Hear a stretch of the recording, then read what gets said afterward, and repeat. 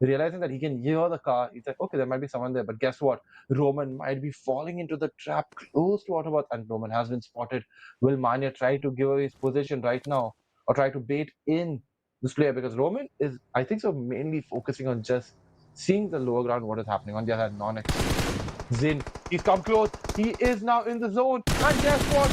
He has been knocked and finished by Admino. You come in, and guess what? They fell for the trap. That's points for Hero Extreme Godlike. But that's information also for Autobots. Both these two teams do not have all their 4 players together. They've lost and had casualties, and therefore they would not be ready for a fight. But let's talk about the circle itself. It's going to take a shift, and another eastern shift. It seems like we might actually end up on the shores of either Lipoka or Kimeshki. I think Kimeshki will be a little bit of a tough one, but maybe somewhere around Lipoka. And that could be a very interesting one, because right as now, around 20 to 30%, it's just waterlands, and no space in those waterlands for anybody to hold their breath or stand and shoot. So therefore, the rest 60% is going to be a big cluster of teams, a lot of unprecedented fights that teams have to take upon. A lot of fights that have to be taken upon, but one team who's just chilling outside the zone is none other than WELT. WELT Esports, one of the 2 teams that have 3 chicken dinners in their name. And why do they have those 3 chicken dinners? Because they have to make it to the top 8. And why do you want to make it to the top 8? To get to qualify for the Grand Final LAN that's taking place in Chennai. And to get your tickets as a fan, to participate, to engage with the community, you can go on the app of Kin, download it now, register yourself, buy the tickets, and be a part and watch the intense and exciting BGMI action of the Grand Finals of the Chennai Esports Global Championship. But talking about WELT Esports, this team has surprised me. Generally speaking, they have surprised me. Very consistent with their finishes, very consistent with their placement points. Not letting go. Many times I see them in the top 5. No matter what, they find a way. And how do they do that? Late rotation, edge to edge. They're not going for unnecessary duels, and this could be seen. They have consistent amount of finish points, 67. Not the highest, but not the lowest either. The reason being, and this is something that I like about WELT, that they've, just like how we ended up seeing a strategy where teams kind of decide to stick together and to see how far and long that they can find value, but then the roster shuffle happens. I think WELT, before the transfer window itself, had their playing for sorted. And that kind of gave them a lot more extra opportunity to practice along the lines for the next upcoming tournaments, and that now is showing their time that they've put into, where the same case cannot be said for Team Tamilas. Team Tamilas, the Meta Ninja change to Team Tamilas that happened, and with Dragon going over there with Poco, we thought it could work out because Meta Ninja, this lineup is working out. However, it doesn't seem to be the case. Whereas for WELT, that standing roster that they built a little before CEGC, a little before the transfer window itself, and the time that they had to practice. And this is the reason I was talking again about extending your gameplay time in a tournament. And if you do it right, you might end up having a chance for the championship title itself. And maybe MADKING also employ a team's name that I did not take during the overall standings. And I think that this is the reason we've not seen them do much. On day 1 at least, we saw them being a little aggressive, but today it seems like they are being a tad bit aggressive on a really valiant team who are looking for qualification. That's versatile. And it's down to the last 2 players, Aimbot and Somraj, and I don't think they're going back to revive their players. They're gonna just back off. MADKINGs have a better position there. Going back means them giving MADKINGs opportunity for extra points, whereas MADKINGs are not closer to qualification, whereas VXT Versatile need those points, and they have to play smart about it. And look at this approach. They are in the ridges, but in various different directions, meaning even if you try to fight with one, another is going to provide cover fire and take you down, and I think that's what happened. While they were rotating, they spotted a player, maybe thought they could fight with it, but Versatile, they were not ready to be surrounded by the wrath coming in from MADKINGs. And it seems like a lot of teams who are closer to qualification are either having a very early elimination, or the teams who are at the bottom who don't stand a chance for qualification, they're losing their points and giving it to the teams who are going to be qualifying, Draco. Exactly. I mean, now it's only a matter of time. Like, you are in the last 6 games of the day. ESTM has 4 games. How do you go forward with it? How do you play forward? Do you want to go for aggressive fights? And I think so. This has been one game where we've seen a lot of initial face-offs between teams. Normally, we have seen zones where we stage three, and still there are 60 players, 62 players as such. But now there's an opportunity for the team that Godlike to maybe creep their way and maybe take up a fight against either NONX or Rising Esports. Here, Extreme Godlike. While we started the day, they were sitting at the 9th position, and just above them was Blitz. Blitz not playing in this lobby is an opportunity for Hero Extreme Godlike to grab points, make it to the top 8, push them out, and maybe even create enough difference that maybe if Blitz flop, that's going to be Hero Extreme Godlike in the top 8. But not the same storylines can be relayed for Meta Ninja nor Mad Kings. Maybe FS, slight glimpse of if they can, because right now they're at the spot of hashtag 12, and that could give them maybe a chance at 74, but again they need 50 points and they have to have a splendid day today. At least I think 2 chicken dinners are a must for FS if they're thinking of a qualification, and so far they've started that bit slow.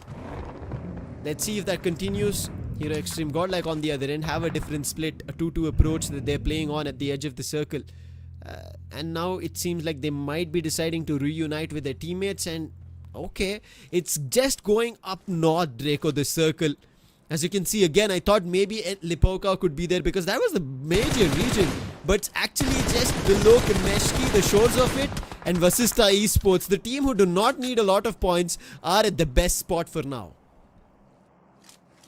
I mean, if you take a look at the rotation by them, they went, if I'm trying to figure it out, they went all the way from northeast, coming to the north, taking a complete pendulum rotation and coming to the center of the zone.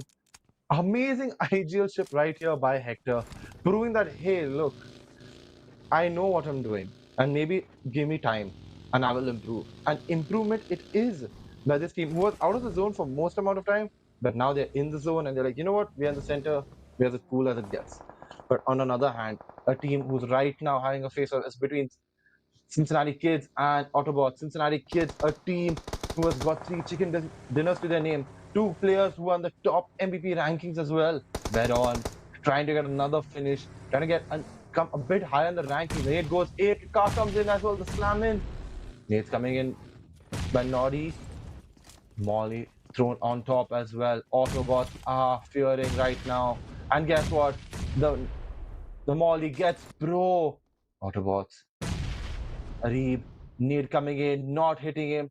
Players deciding, you know what, we're going to go with a shotgun, pushing forward. But a nade by Ralph. And Naughty goes down. Finish will not be grabbed though. Oh, Ralphie makes a jump. Flock, nice read of it.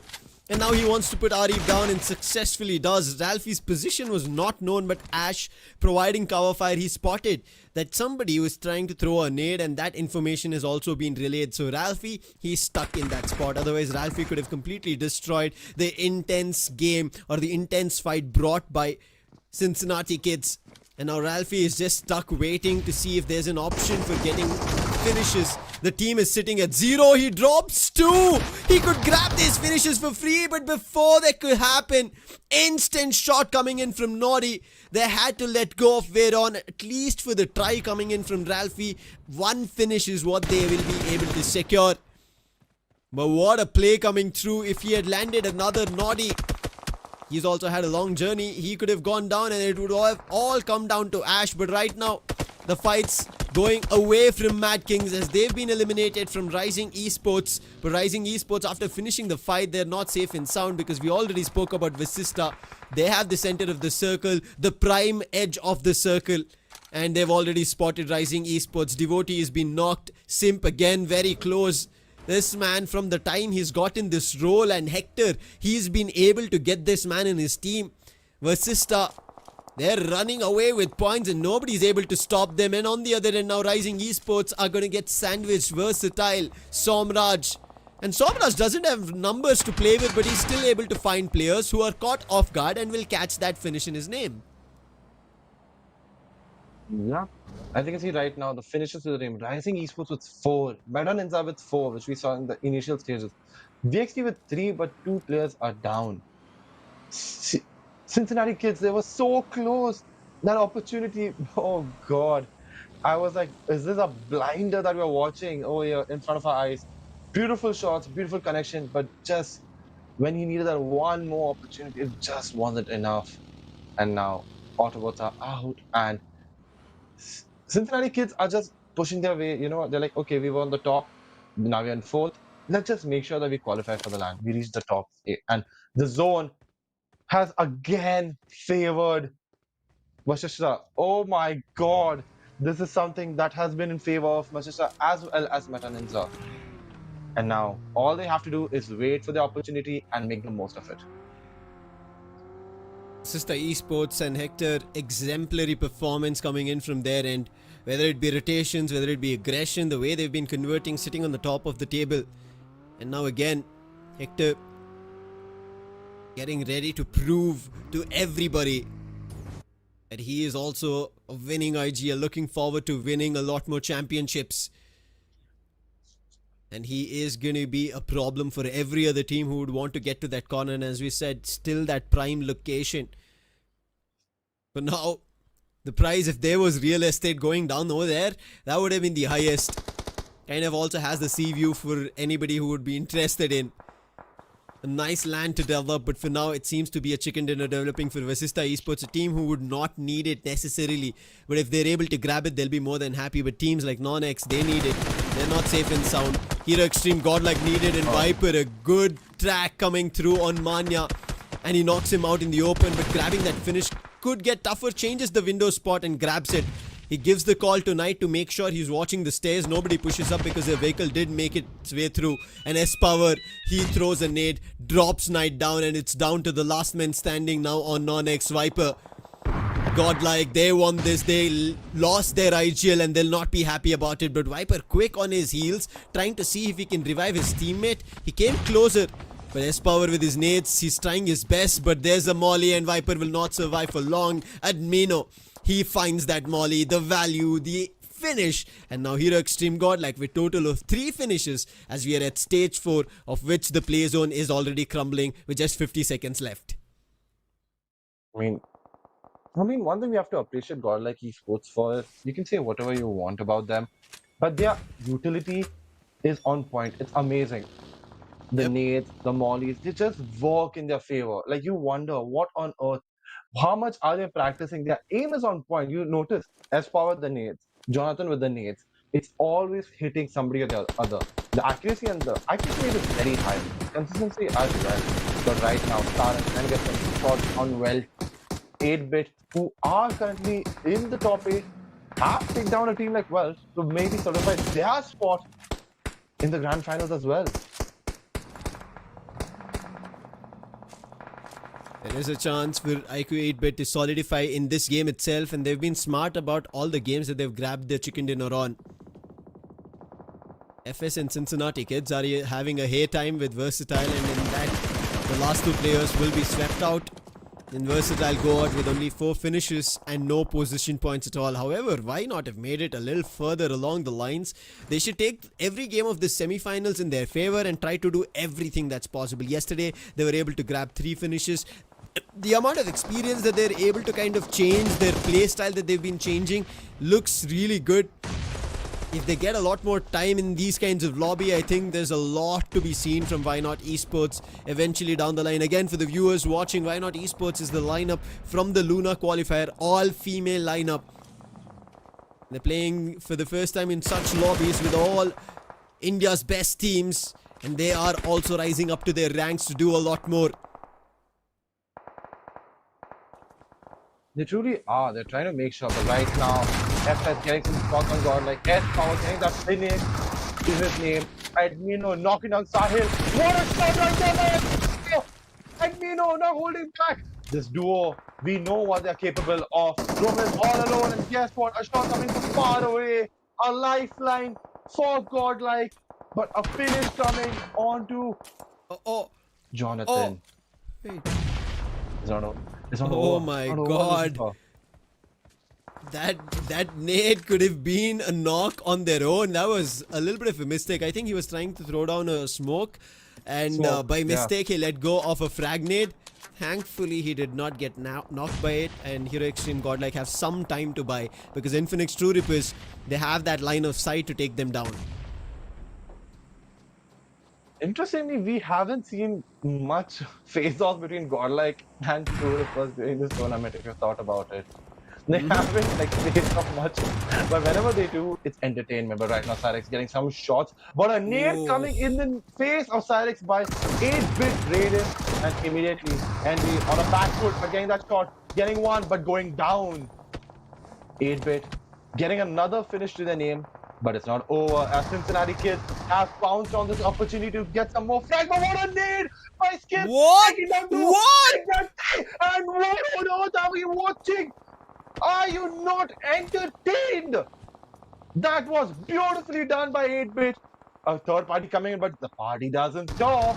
Now it's S-Power looking at his former team. Can he get some shots? No, he can't. Skip takes him out, and down out he goes. And now, will that be the same fate for Admino as well?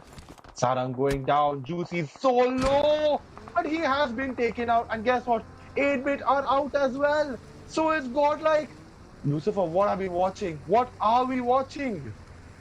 This is the entire picture of a performance that we would have wanted right from day one, and it was. But it's inclined to a lot bigger climatic performances coming through, and there is the charge up coming in from Infinix True Rippers because they know they need a lot of points to climb up. They're in the bottoms in the overall standing for now, and Meta Ninja's shadow is hiding in that hovercraft. Finds one. Can he find two? Yes, he does. Going in for those finishes, irrespective of whatever he ends up in possession points. He wants those finishes. Tried his best, wanted to grab the second one as well, but Hirsch came from backlines, made sure he puts a stop to Shadow, and with that, Meta Ninja are also put to rest here on ERANGEL. Down to the last three teams. Vasista Esports already in the greater position. True Rippers ready, but they've lost the player. On the other end, Welt, who have somehow just cut sound. They've not done anything. They had a clash option with somebody, and after that they decided, hey, the position in the circle doesn't seem good. We are out in the open. Let's just cut everything. They've destroyed their own vehicles, making it a complete cover in their favor. But how do they conclude this fight? Because they're not at the center of the circle. They're at the edges of it, and True Rippers are right next to them, and True Rippers will be faced to make a move. They are forcing their hand. They will move, but I think Welt will be ready to greet them, and there it is. The shots coming through. One down, make it two, and True Rippers will have only one last survivor, Skill, and he's trying to play for survival. They're hearing the sound. He's taking a different approach, I guess, but in the meantime, even why not have made it in? And that's what I was wondering. We had top 4 teams, not 3. And Sham goes down as Vasista Esports now have heard that noise and now ready to fire upon Welt, and that is going to be Simp in charge. He is going to look forward to a lot more. Why not? In the meanwhile, will be stuck, and Javin, he will find them, throw a javelin, and with that, get finishes in his team's name and instantly jump up to total of 4. 2 finishes in their name, and guess what? Now, True Rippers, Skill, just he knows his opportunity. He's like actually making it to the top, so that's all that matters. Max also getting this flank. What a spray to knock down Sky shot, but Sim, he's not holding back. He's going on his own. He is not worried. Some of the nade comes in, want to go. What a nade! And there's an entourage of nades coming on the path of Welt, and that would be that. A winner, chicken dinner for Vasista Esports. Lucifer, I must say this. This was amazing gameplay seen right here, and coordination by this team. They are not stopping. They're on top, and they're like, you know what? We'll just continue this. We're going to burst forward. We're going to make sure that we are in first. And guess what? They've done it with precision and, genuinely speaking, in awe. They left us in awe because you saw since the beginning. Their rotation was from one end of the map to the other end, and that to the center each time. They need to worry. They're like, we are not going to take shots. Anybody comes to others, okay, fine. But otherwise, we aren't engaging. But I think at the very beginning, the decision made by Hector to get inside the circle and to a position, once he saw that it's going to be an extreme northeast circle, he said, hey, this is the best position. And when I even I thought it could be a circle just below Kimeshki, but I was like, hey, that's very little land left, and I don't think BGMI is going to let a hard shift go in that direction at all times or any position, because there's very little land left, and it actually goes there. And Visisa Esports from there on just bank upon a chicken dinner, and they had everything going for them. Welt had the opportunity, we spoke about it. Infinix True Rippers, they moved in that direction, and Welt saw like, hey, if we let them pass through us, they're going to see us, they're going to be the ones who are going to knock on us, and we are going to be the ones going out of the game. So Welt, it was actually a calculated fight that they took, but Visista Esports were a lot more closer for Welt to instantly answer back, and from there on there was nothing much left. But you have to give it to even True Rippers. But before them, I think this game, even though Vasista took away the chicken dinner, the spotlight is on 8-bit. The way Raiden and Skips managed to demolish CK with just nades, and I thought it was just CK about to just finish them off, because there was no chance for 8-bit to get themselves back on equal footing. Raiden and Skips were the survivors, others were knocked, but they instantly popped the nade. Skips with the first knocks, Raiden with the follow-up, and the entire CK squad is wiped out. Even the way how they fended off the other teams around that trench gave them the opportunity. But here is the thing, right now, after getting so many points, which team has grabbed enough to get back to top 8, or which team hasn't, is the question that we have on our mind. All of this will be answered after this break. Don't go anywhere.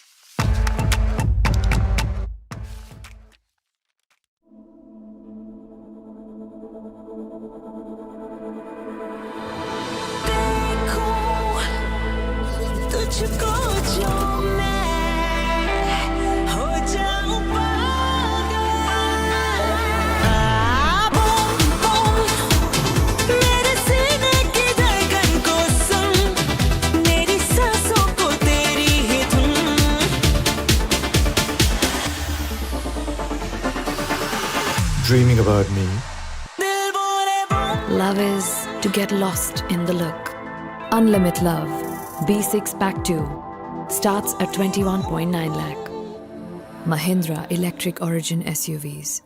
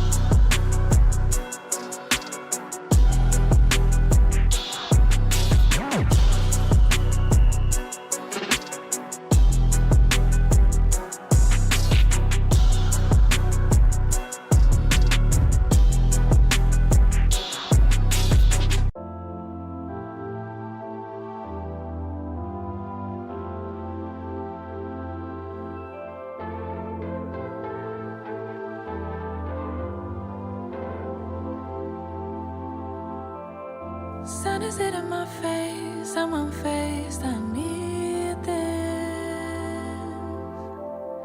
Calling out my name, say meet me, CDs away. Now I go under, hold my breath and flow. Trust the current takes me safe for sure. Now this is my remedy, remedy. Let the seas sway with me, regaining my energy, energy. Let the seas sway with me, sway with me.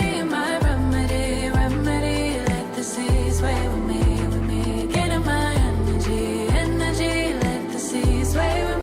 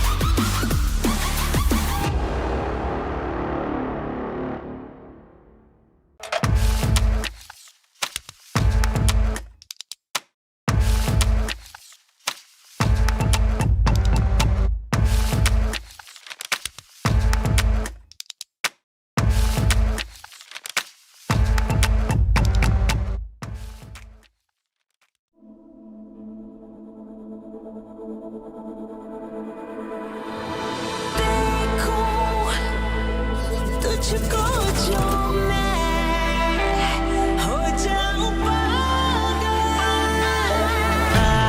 Boom boom मेरे सीने की धड़कन को सुन मेरी सांसों को तेरी ही धुन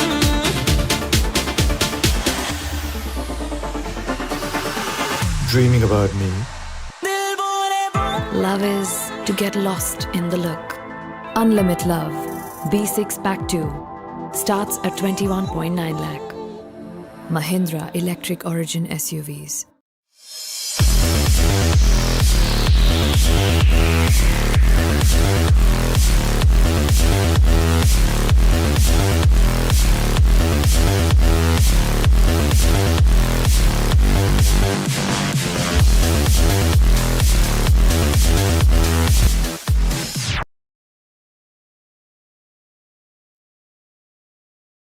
And welcome back to the Chennai Esports Global Championship 2025. My name is Drake Corexia. I'm here with Raider. And game one was thrilling. There were so many moments to talk about. Raider, what are your thoughts Yeah. about the game? First of all, I think I should say congratulations for Sista, because I do believe right now, after this particular matchup, you definitely have secured the spot in the top 8 teams going for the grand finale. The way they have been consistent throughout the last 3 days, and eventually the way they started off today, it's pretty amazing. Having a bit of a chicken, and of course, the frags are not that much, but then again, the zone placement and the control that Sista brings to their gameplay.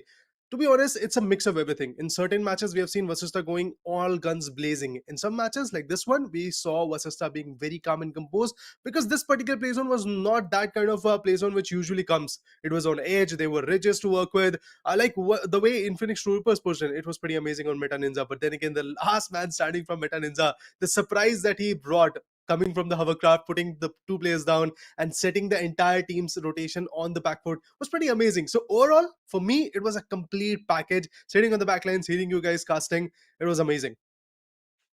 Yeah, generally, it was an amazing game to cast as well. Yeah. You just tend to wonder, like, what more can these teams do? And a team like Vasista in the last zone, Simp was just going. If you notice, he was just running forward. He was like, I want to get all 3 finishes.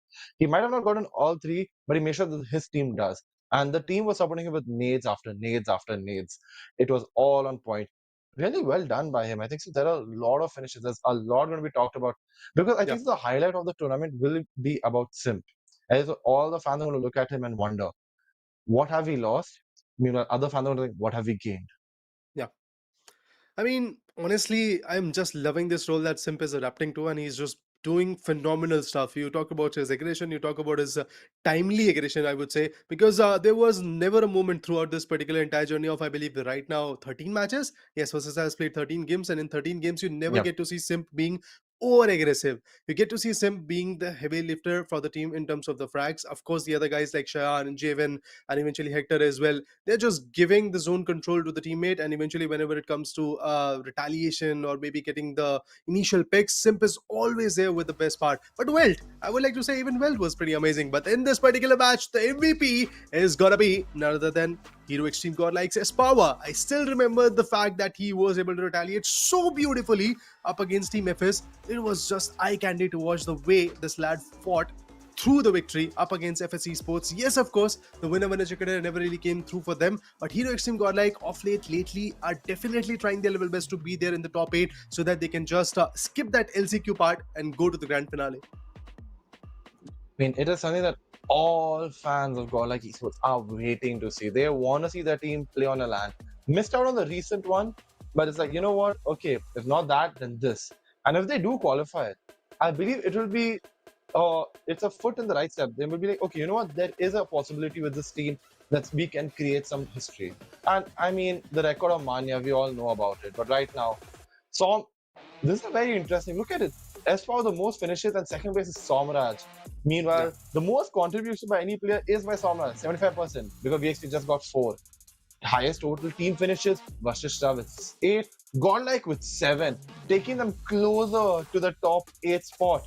But one thing we have to talk about, one thing which we have to focus on is this team is not slowing down. But right now, if you look at the total, Vashishta with 18, the only team in this game to have double-digit points. Meanwhile, the rest of them, there are 4 teams on 9. Raider. I mean, there were so many teams who went out aggressive. Like, look at what Igo Edbert was able to do. Hero Extreme Godlike, they were aggressive. Rising Esports, VXT, despite of the fact that they went out quite early, they still were able to wipe out a squad or two. That's pretty great to watch. But honestly, why not? After seeing them in the top 3, I was very, very happy that yes, why not once again has pulled off something magical. But with regards to their finish points, again, they are lacking. And just 6 points is not going to cut the deal. I believe that LCQ part is definitely a reality for why not. But Hero Extreme Godlike, there's still no way to be found in this top 8 even after that kind of performance, even after getting 9 points. But never mind, guys. Versus Star with 141, as explained on day number 1, that the cutoff might actually go to 131 or 140, 130 or somewhere around 135 at max. I think Versus has already done their part. So yes, that's exactly why I just said. And congratulations to them for being being one of the top 16 teams in the grand finale. Pretty amazing gameplay so far. 3 winner chickeners, adding themselves in the list with Welt and Cincinnati kids, who also have secured 3 winner chickeners each. 1 plus God's Reign. The first 2 days for them were amazing. Lately they are slipping, but I believe still they are in the contention. And even Hero Extreme Godlike is out there in the contention. Of course, they are being traced by teams like Versatile, teams like Vata Ninja, teams like FS Esports, even Victorious Simus. I would like to add them in the list, who can easily dethrone these lads. So they have to be very, very cautious about the play that they are going to establish. But for Team IQ Soul and all the other teams who are there in the last page, they really have to buckle up. Just 4 more matches, and after that, you have the next journey of LCQ, and which is definitely going to be tough. LCQ is going to be one hell of a challenge. I mean, it truly will be one hell of a challenge. But right now, we are going to the map of Miramar, where teams from Group A and C will be facing off against each other. It's the same again from the last heat. I think so. This will be a little bit of a break for teams like God's Reign, for teams like Remnant X Spark and Blitz. That hey, let us find out how much the other teams have got, how many points have they gotten in these 2 games, and then the teams from Group B have got 4 games in a row, which will be all about their endurance. But right now, we're going to Miramar. It'll be very interesting to find out what is happening. And now the match has begun, and the flight path is going to be very interesting to watch, Raider. Indeed, it is. It starts from Elazar, from the northern eastern corner, all the way to the southwestern one. Pathona, Valadilmar, drops like those are going to be very, very important for very calm and composed teams. I definitely would love to see how Blitz is going to perform in this one, because the thing is, they are now dropped to the 8th spot. When we started the day yesterday, we were talking about them sitting at the 5th spot, being a little bit comfortable. But I always had my doubts with them, because they were not being consistent with their performance. Even OnePlus God's Reign for the same sake. But they still were able to get some points here and there. Not same for Blitz. So this is a very important match, because Hero Extreme Godlike is playing their second game for the day. And as they're playing their second match, that means 2 more matches left after this one. So Godlike would like to count this one in and eventually put up a good score on the board. Due to that, Blitz is the only vulnerable team who is there in the top 8 who can easily slip out of the top 8. So let's see what Godlike is going to do. And even more important than that is going to be how Blitz is going to retaliate. For now, OnePlus K9 again with a very interesting roster. JD playing with the teams. Amit is out there. Yesterday's roster has been repeated once again from the sides of OnePlus K9. Some big changes may be coming through in the near future. But Blitz, I definitely have to see what they're going to do. Oh my god, there you go. Amit goes down. I talked about him. A roster which makes you a little bit vulnerable. And Amit is down. Slug is coming closer to them. MADKING will have the benefit of doubt at that point, and I think they might actually secure one more. I mean, it's interesting to see what the zone will be as well right now. MADKING just seeing if they can get this frag and put K9 on the back foot. Amit is already knocked. All they have to do is confirm the finish, but right now Slug trying to give some form of cover. He's been spotted. Oh, Shadow's been taken so low. That connection, it was all about how much damage output there. Slug bursting forward, an opportunity, a spray coming in again. Shadow's low, and he's been taken down. But guess what? Pro is coming there to give backup to his teammate. And guess what? They all are out of the zone. Meanwhile, Ninja Boy taking down Pro. Slug not holding back. They realized the last game wasn't ideal. The shots coming in, and Slug has been knocked as well. On the other hand, Clutch God has been knocked, and now Ninja Boy, the back MVP, 2 MVPs awards under his name. But that is enough because this MVP doesn't want to slow down at all. He doesn't want to. He wants to be there for his team, support them. And after these duels of a 4v4 between these two teams, K9 stands tall. Both of them right now sitting at the last page of the leaderboard at 19th and 20th position respectively. K9 survives. But guys, from today itself, the CS action will be live in the Jawaharlal Nehru Indoor Stadium in Chennai. Tickets are live on Kin. Go ahead and purchase it so that you can be the part of action on 14th of November where the BGMI Grand Finale will be starting. But coming back to the game, AUTOBOTZ, even they are kind of struggling in terms of the points that they really need. Right now, sitting at the 17th spot with just 57 points. Teams like IQ Soul, Rising Esports, K9, these teams are actually pretty close to them. And in order to qualify, in order to be there with the smile on their face and eventually with the escape path from LCQ, you really have to buckle up. Otherwise, LCQ is going to be one tough journey. I think Why Not is already preparing for that. Teams like MADKING is already preparing for that. IQ Team Tamilas, I think they're also going to be a part of LCQ action for sure. Wildfang, same goes for them. A very big deficit in terms of points. Like Wildfang is sitting at 19 points right now, where the tabletop of Vasista is already at 141 and the cutoff right now is of 97 points for Blitz Esports. Wildfang is super duper far away. So that in itself puts a big amount of pressure. But I think now that they know that it's near impossible to get themselves into the top 8 to qualify from semis to grands, they can just build their momentum by being aggressive, by doing something which was not textbook, by exploring something different, so that from tomorrow when the LCQ starts, they tend to give better value to the team and cater to the overall standing, probably get their qualification from the top 8 in LCQ. Big story to be written from all these teams, but it seems like that Why Not versus AUTOBOTZ could be initiated at any time. They know, they have got the information, and Iris is gonna go taken down. Ari with a beautiful UMP shot from long distance, but he still connects. That puts Why Not Esports on the back foot. I mean, it does put them on the back foot. And now both these teams are either building a momentum for the LCQ because they both know that the chances to make it to the top 8 during the semifinals is drastically low or very close to none. On the other hand, Pupi Gaming is alone staring down at 3 players formula. But guess what? Baby Bot out of nowhere getting knocked down, and this could be the end of the journey for Why Not Esports if Pupi Gaming has been discovered, if her location is known. And right now, as you can see, the zone is not favoring either of these two teams. It is very much a southwestern zone, a bit more central, but it supports a team like WELT Esports, the one team who is in second place right now, as well as the table toppers in Vasista. They have made sure that this zone is working in their favor.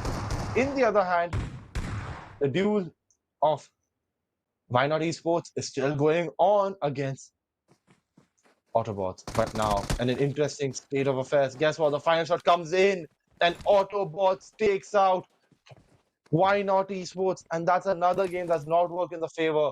But now, AUTOBOTZ have all the opportunity to loot and then make this run into the center of the zone. With this 4 frags, they definitely have pushed themselves into the second page of the leaderboard. And honestly, today I'm going to talk all about leaderboard. It's really very important to talk about the leaderboard today. It's the last day of semi-finale. Qualifications are on the line. An entire journey of next 4 days where you can easily analyze all the gameplays from the next bottom 16 teams. That will be a blessing in disguise for sure. I think even Hero Extreme Godlike, they're eyeing for the top 8 spot. They're super duper close. And failing to get the top 8 will be a big unfortunate situation for them. They're already north of 90 points. I believe if I just recall it correctly, it's 93 points that they have got in 14 matches, including this one. But yeah, it's just the start of their 14th game. A total of 16 games per team. That means 2 more matches after this. Hero Extreme Godlike definitely has got what it takes to be there in the top spot, in the top 8. I mean, lately, Manya getting the zone placement, Edmino being the savior for the team as usual, Jonathan building up the momentum, and Rondo, he just goes all guns blazing. And then eventually you talk about what S-Power has done. In the previous matchup, he became the MVP as well. 7 finishes in the past game. A lot of things that we can talk about Hero Extreme Godlike. But Welt, what a eye candy their performance has been. At the second spot with 131 points. To be honest, I'm also looking forward to see them in the grand finale just from the semis. After that particular previous match where they survived till the top 2 up against Vasista, their qualification is also pretty much 99% sealed. So yeah, that means the next in line, I believe around 6 more slots are available for the semis to grands qualification. And OnePlus God's Reign is closest enough. Cincinnati Kids, they have also done their part. ICO 8-Bit, NONX, Revenant X-Park, Blitz, Hero Extreme Godlike, Versatile. These teams are those teams who need consistency so that they can finalize their qualification from here only.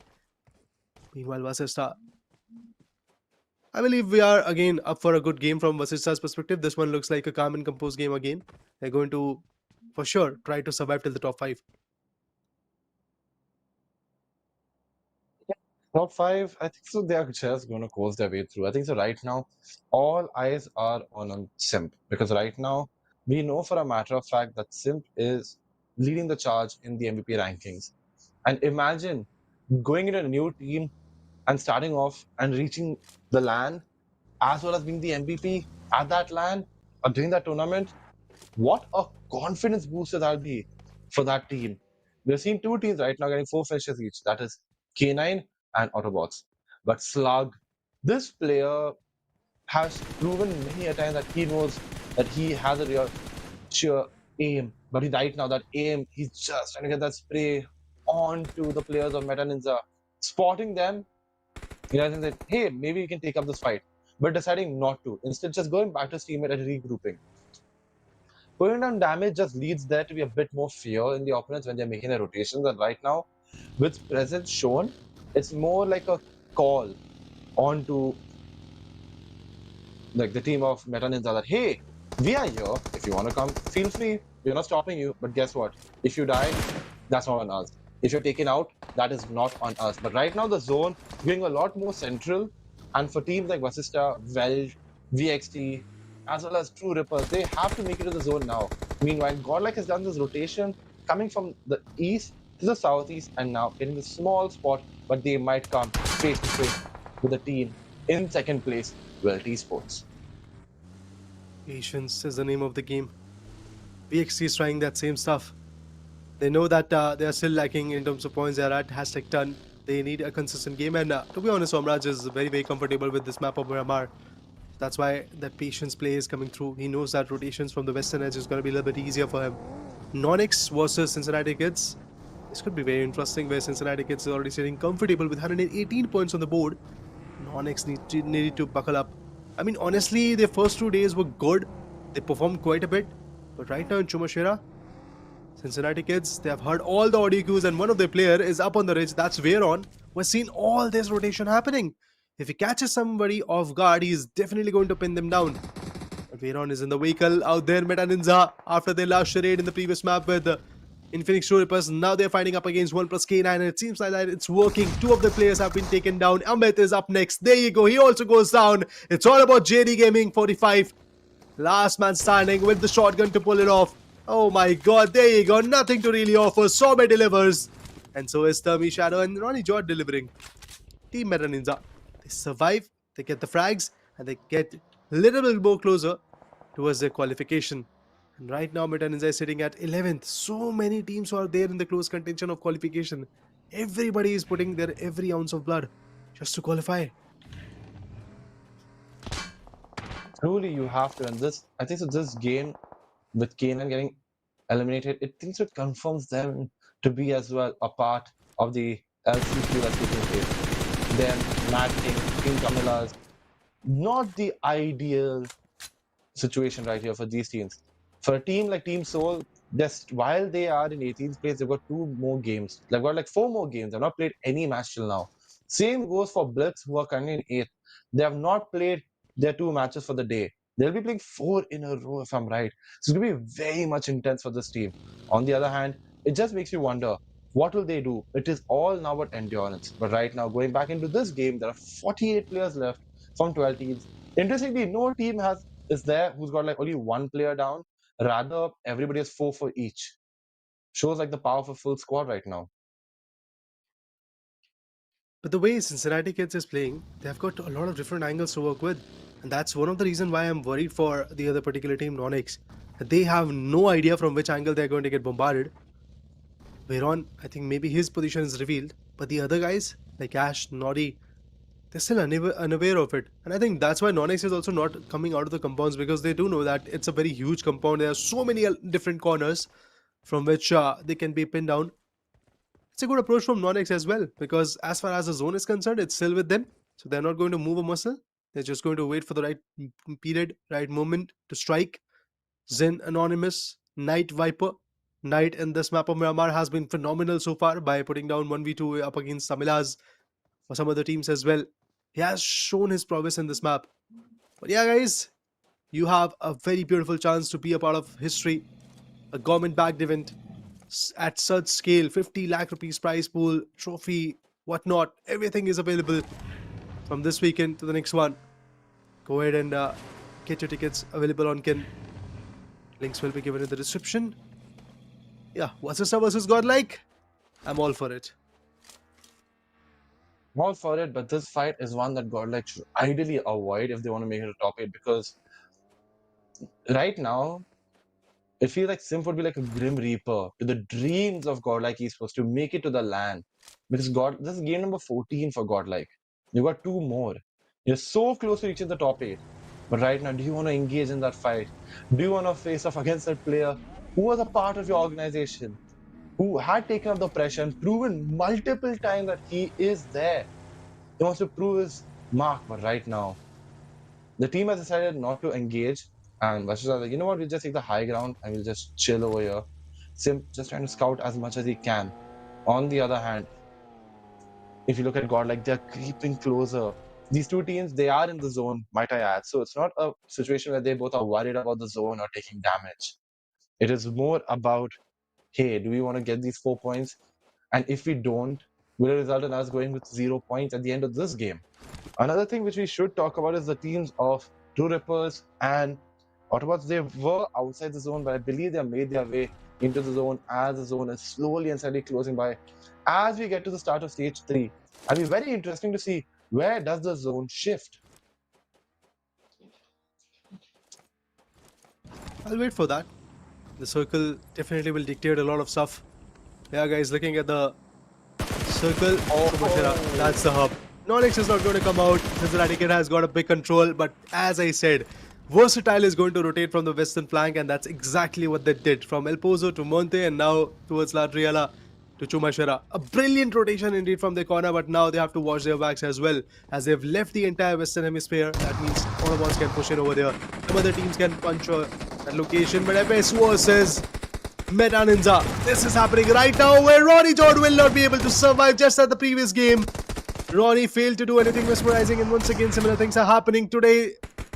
is getting on the backlines. Roman goes down. Sahil up next. He could be the next one, but no, he retaliates. Brilliant. Now Tommy is down, and FS Esports has got the upper hand. They've given the damage. They've got the knockout. Some, he also gets countered. But there you go. Meta Ninja finally down to dust. After getting 4 amazing frags, they've got nothing to really offer. And it's chance for FS Esports to do something mesmerizing. And there is nobody else to get that third party. So it's a open fiesta for them. But Hero Extreme Godlike, they're getting pincered. Hero Extreme Godlike versus Ico 8-bit. It's going to be fun to watch what happens over there as well. Because both the teams, they're eyeing for inconsistency. Where Ico 8-bit is there in top 8 with 109 points. Godlike wants to enter that same area, same qualifications arena.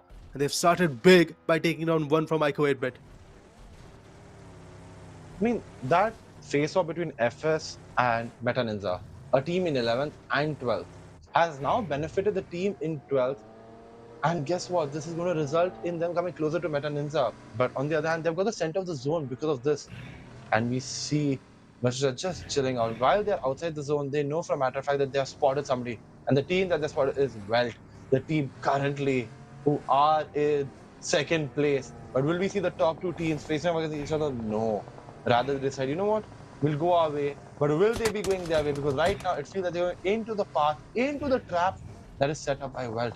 Since the minute he is on the low ground, the minute WELT realize that they are the higher ground, they could create something. And guess what? The plane has been seen right there. But Vasishta's location has also been given away. It's all left on these teams. The team of Cincinnati kids, 8-bit, all a part of the top 8 right now. But will NONX spoil the party for them? We'll find out. Indeed, pretty important question. But I think right now, teams like Blitz, IQ Soul, all the teams from Group B would be watching entire action pretty keenly. Because they have been missing on a lot of opportunities, specifically talking about IQ Soul and all the other teams who are there in the Group B who have not yet performed. Seeing these two groups, fighting for back-to-back 2 matches, they tend to have a better idea, definitely. And that analysis part has to be done because this is the last day to do it. In terms of impacting on the leaderboard, this is the best opportunity they have got. And I think for Blitz, they're already in top 8. They just need to maintain that kind of forum, maintain that kind of approach. 97 points is where Blitz is sitting right now, and 90, I think 4 or 5 is where Hero Extreme Godlike has got themselves right now. But yes, number of matches for Blitz is going to be much more. They're going to play 4 consecutive back-to-back matches. Even same goes for IQ Soul. All of that can really benefit them quite a bit. Even Remnant Spark. But yes, versatile. Really expecting something big from their corner as they are super duper close to being in the top 8. It's just a gap of 10 to 15 points. If they can pull that through, they might be in top 8 and they might be able to build a consistent approach. Although remember guys, these 2 groups are now left with just 2 more matches each.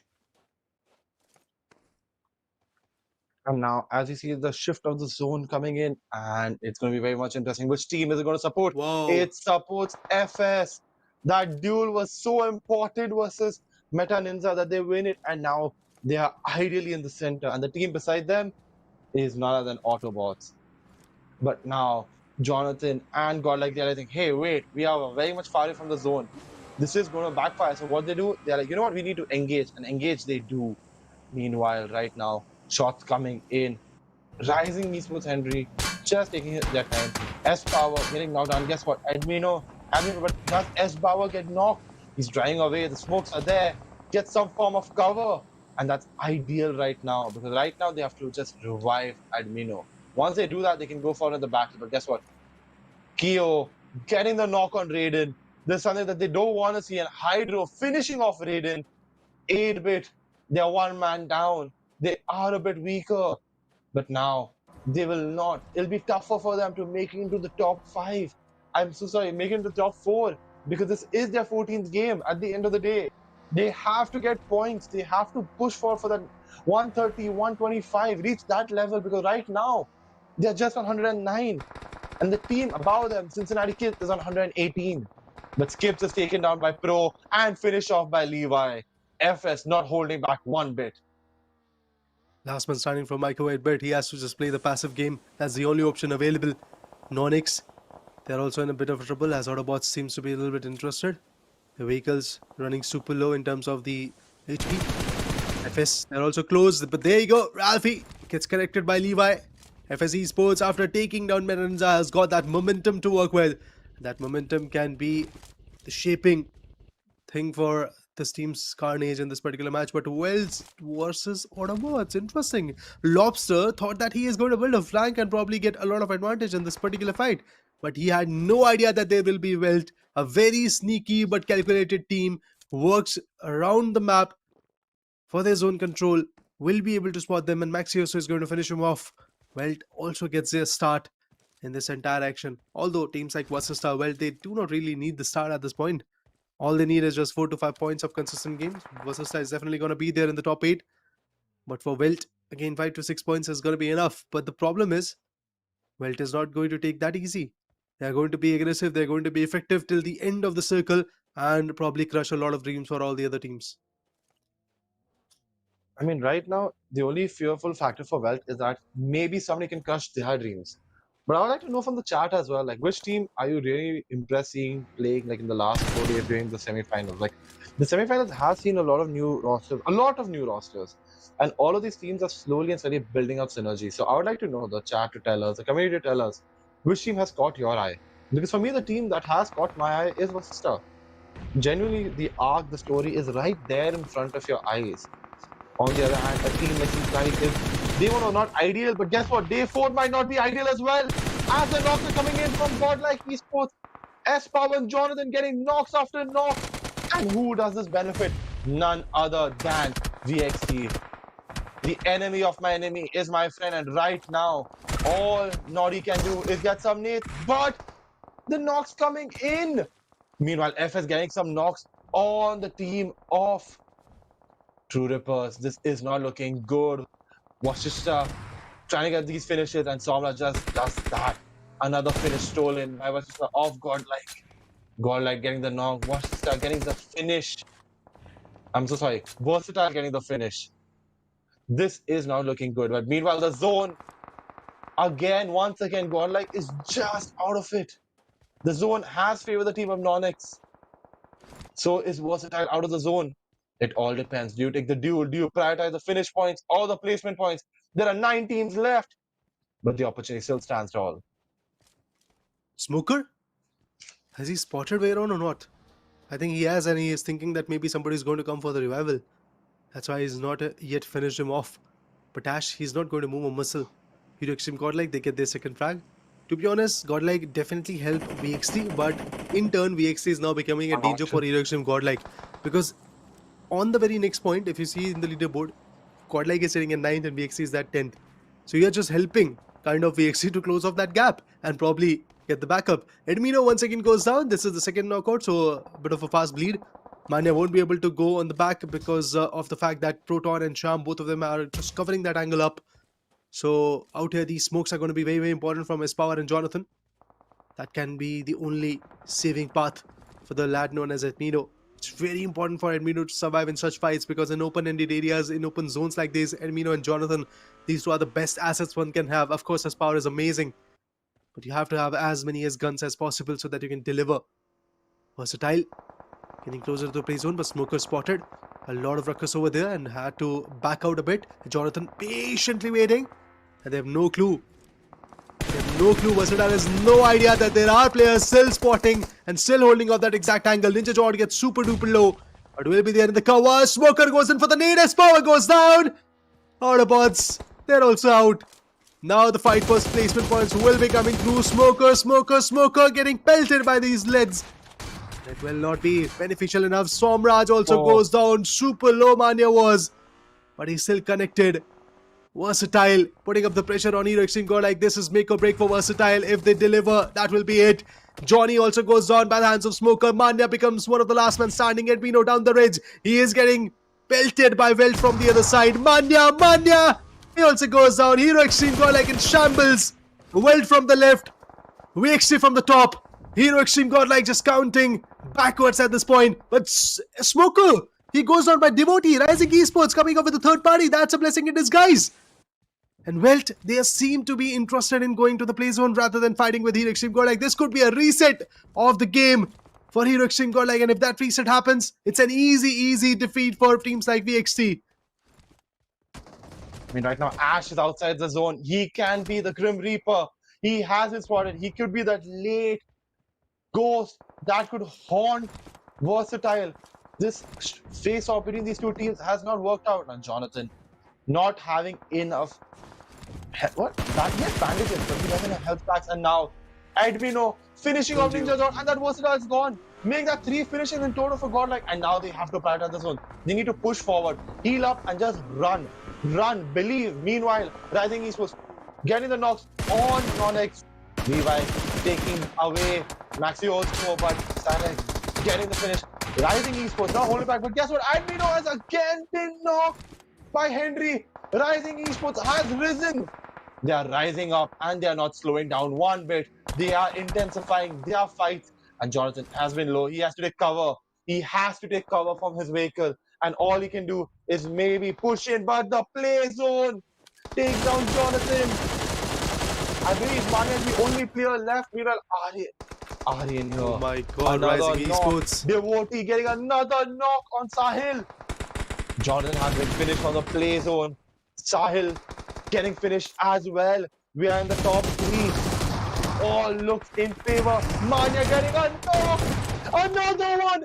But no, at the very end, when everything was working for him, Sham with the cover fire, taking him out. And now it's only a matter of time if maybe Proton gets taken out of nowhere. But I believe it'll be Rising Esports who love to take out Proton. And that is that. Proton is out. Sham realizing all he can do is just wait and pray. I play the fight. 1 shot, 1 kill, and that will be that. And winner, chicken dinner goes in the name of Rising Esports. A good performance by this team, pushing them a little bit above. A lot of finishes to the name. Will this be enough? Will this build up momentum for them? That's a big question, to be honest, because Rising Esports, to be honest, they were struggling quite a bit. They were stuck at the 3rd page, but I believe their jump has been substantial. They have jumped all the way towards 13th position, so that's a massive jump for them with this particular winner chicken. And I believe of 22 points, a very important winner chicken. And as they're counting backwards with regards to the number of matches they're left with, just 2 more. I think from here, right now, sitting at 79 points to getting qualified, it is possible, but with only 2 good winner chickeners, 2 more winner chickeners, to be honest, which is going to be very, very difficult. Rising Esports, this time, the only advantage they had was they were able to kind of calculate their manpower, keep FS and WELT Esports at bay. Hero Extreme Godlike, they were stuck in a different fight with VXC, Cincinnati Kid, they went taken down. So all those teams who could have really performed well in this play zone of Chumashera, which actually at the end period never really came in Chumashera region, was pretty amazing. I mean, FS Esports, they were, for a brief time period, I would say, were amazing. The way they were dominating, the way they were putting up the finishes, the way they were pinching on teams, be it from Ico 8-bit or be it wiping out Meta Ninja or just pressurizing Rising Esports for a bit. Everything was happening in a very good way, but Edmino getting taken down from Hero Extreme Godlike, then Jonathan falling down to the play zone. Manya tried his level best, got a 1v2, I believe, but eventually the finishes never really came through.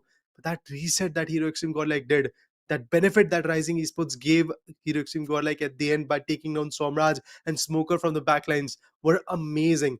Anyway, guys, all said and done. Second match is over. We'll be back after a quick short break with a lot of stats and a lot of good matches to talk about. Stay tuned.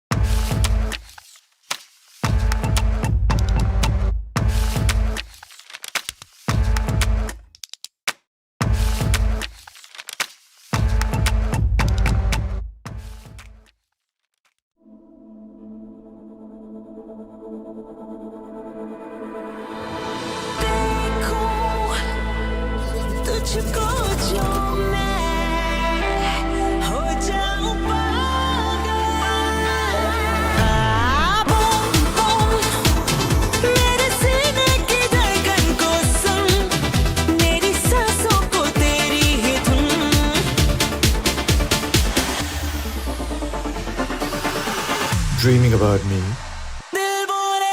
Love is to get lost in the look. Unlimited Love B6 Pack 2 starts at 21.9 lakh. Mahindra Electric Origin SUVs.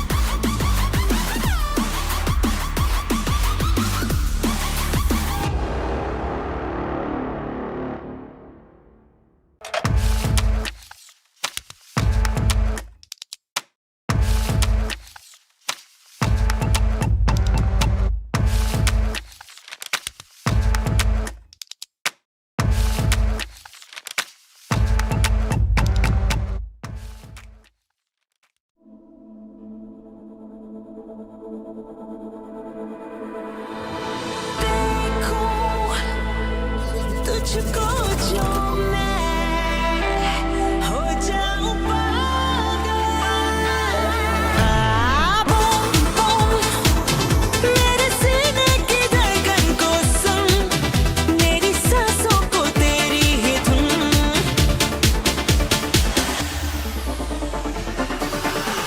Dreaming about me. Love is to get lost in the look. Unlimited Love B6 Pack 2 starts at 21.9 lakh. Mahindra Electric Origin SUVs.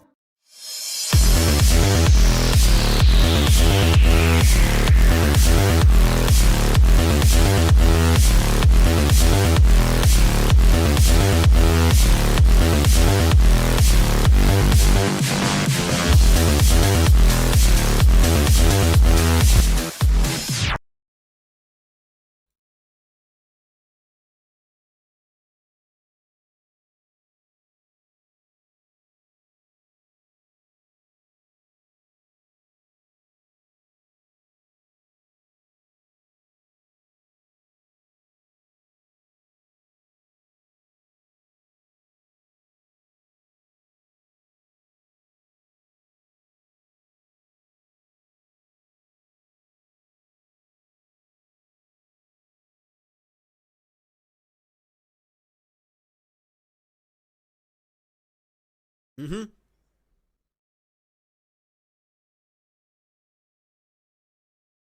It feels a little too late.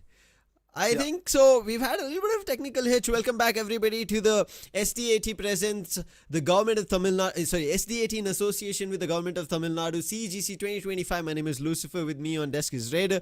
We were just discussing about how this tournament right now coming to a government-backed global esports IP and how teams are already playing. And you mentioned about Rising Esports getting their chicken dinner on semi-finals day 4. A little too late is what I feel, Raider. I thought maybe this would have been a performance we would have seen a little bit earlier while we were talking about them. Let's talk about the MVP. It is going to be Cyrax with 7 finishes, hashtag 15. 58 contribution in terms of finish percentage.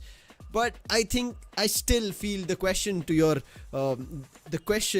to what you asked, the answer is it's still late, because from here on they need around 50 plus points in the next 2 games. If they had 2 more, if they had 3 more maybe, but 2 more games, nah, that's too tough.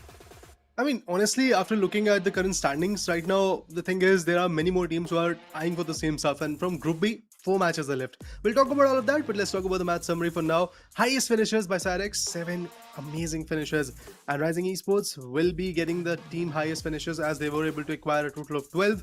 On the other corner, best rating is also for them only. And then eventually, if you talk about the guy who had given the best contribution to the team, is going to be WELT Esports' Sham.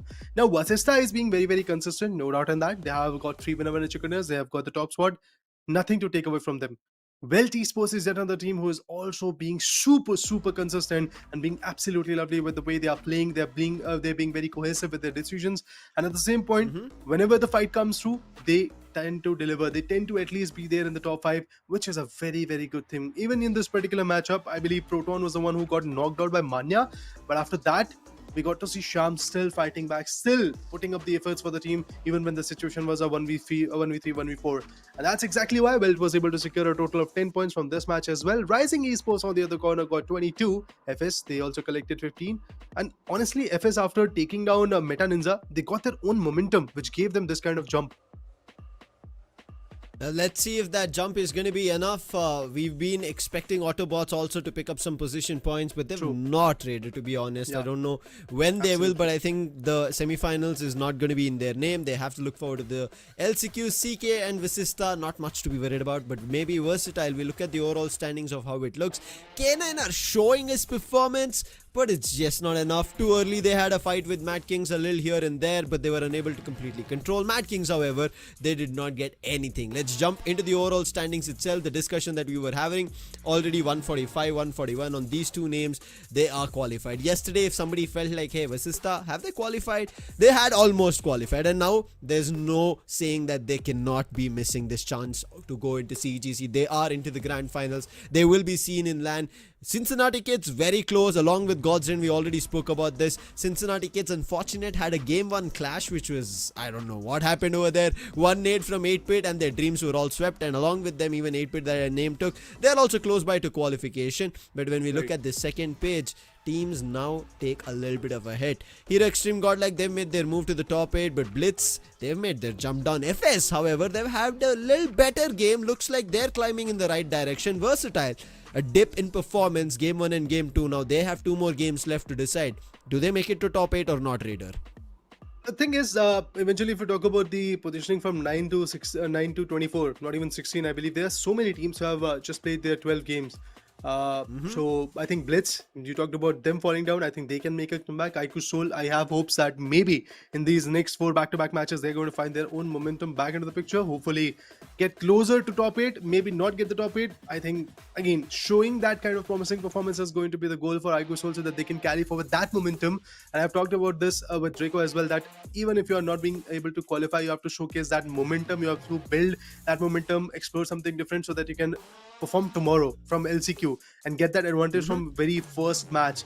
And for that reason, guys, I think Group A and B, one hell of a fight will be there in the map of ERANGEL, which will be getting started pretty soon. And let's talk about the teams who are going to be there. From Group A, Hero XTREME GODLIKE playing their 3rd consecutive matchup. Same goes for Cincinnati Kids, MADKING, AUTOBOTZ, FS, NONX, WELT, and Why Not Esports. I mean, honestly, Why Not in some matches have shown promising stuff. Even in the first game, I believe the way They survived till the top 3. They got, I think, 4 placement points, but 2 finishes. That finish marker, or should I say that combination of finish and placement, is not really working for them, because in some matches Pew Pew has gone all guns blazing. She got, I think, 3 to 4 frags in a particular match up against FS or NONX, I believe. That was NONX. Yeah. So that combination of aggression and passive zone control is not yet there from Why Not. Yeah, they are slowly coping up to this lobby. It Right. has taken time. Semi-finals might not be their qualification yet. The way they qualified from the Luna qualifiers, everybody had a lot of expectations, but it does happen coming to a different lobby. But Group B teams, they're going to be playing their first game. Soul, Marcos, Team Tamilas, Revenant, X-Spark, God's Reign, Wild, Fang, Blitz, and Victorissimus. These are your Group B 8 teams who did not play in the first 2 games of ERANGEL and Miramar, and now they're going to be jumping into it. So now they have a chance to topple the teams who have just 2 games left. And talking about the 2 games, the group which is right now going to be sitting out is going to be Group C. That is Orangutan, Vasista, 8-Bit, Meta Ninja, True Rippers, K9, Versatile, and Rising Esports. Now with them sitting out, we have to see how it changes the fact, because we already spoke about Vasista. They've qualified. 8-Bit very close to qualification. Meta Ninja, I don't know what they'll be doing. True Rippers still a little worried, but I don't think K9 will have a chance here. Rising as well, as I said, maybe a little too late. And Versatile, they are yet close and they might stand a chance. But if somebody from Group B starts causing trouble, the trouble will land them in an opportunity of lands to not qualify in the semi-finals, Raider. And for that reason, I believe Heroics Team Godlike definitely has to buckle up once again. I mean, yeah, the last 2 matches were good. They definitely performed in ERANGEL, Espawa being the MVP of that particular matchup. And then eventually in the very next match, we got to see Espawa somehow getting eliminated early. But then Jonathan, Edmino, Manya till the end was fighting back in the top 3. So all of that was good. But the thing is, Revenant X-Park is going to play their first game for the day. And they have still got a total of 4, including the one they are going to play right now. That means, despite the fact that Heroics Team Godlike has got around, I believe, 2 more points than Revenant X-Park has got 2 more matches than Heroics Team Godlike on paper right now. So that can actually push once again Heroics Team Godlike and even NONX, ICO 8-Bit to some extent out of the lobby. OnePlus God's Reign, they're also in the top 8. They are at the 4th spot, but they have got their 4 matches still intact. So I think they are not going to be going anywhere. They can easily get 5 points average per match and get a 140 points of score at the end of the day. That is at least something that I expect from them, despite of the fact that from day number 1 to day number 3, their consistency has been dropped significantly. But that impact is still going to be there as they have number of matches and they know that these are the last final matches. So for that reason, I think ICO 8-Bit, NONX, Heroics Team Godlike, these 3 teams definitely have to buckle up because something interesting is bound to happen for them. Yeah, Group B seems to be the heavy hitter group here with Soul, Marcos, Team Tamilas. We thought could be a heavy hitter. Dragon's been done a couple of times. He's found value. Poco has been there. Rico had a couple of glimpses. Revenant X-Park on the other end, after day 1's performance, they've picked up drastically. Their phenomenal performance yesterday got them to the top 8 and they're still there. Hopefully, once they start this game, and as you already mentioned, there are 4 games in total that will be starting now. They have a lot to run for. Along with them, God's Reign, we already spoke about them. They're sitting at 120. They get a couple of points. They get 10 in double digits, and I think that 130 should give them qualification. Not much to be worried about. Blitz and then Victorissimus. They also had a yesterday comeback, if you would want to per se, because OAS and team were able to also secure themselves a lot of points.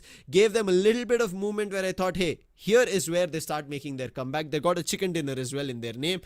But just like we saw what Rising Esports did right now, and we were talking about if they have a chance, because Rising Esports are just above Victorissimus with that point that they got. So looking at that perspective, I feel like maybe not Raider, because it's at a tough spot for a lot of teams. As you said, every team is going to be playing 16 matches in total, 24 matches we're going to be seeing on live stream, and out of that, a lot of teams, especially teams which are already sitting in Group C, have played 14 games. That tells us that the other teams are now gearing up for their next few matches, and meaning they have the last 2 on Group C. So things could get difficult for already Rising Esports. Victorissimus, however, could be a better one because they have 4 more games left.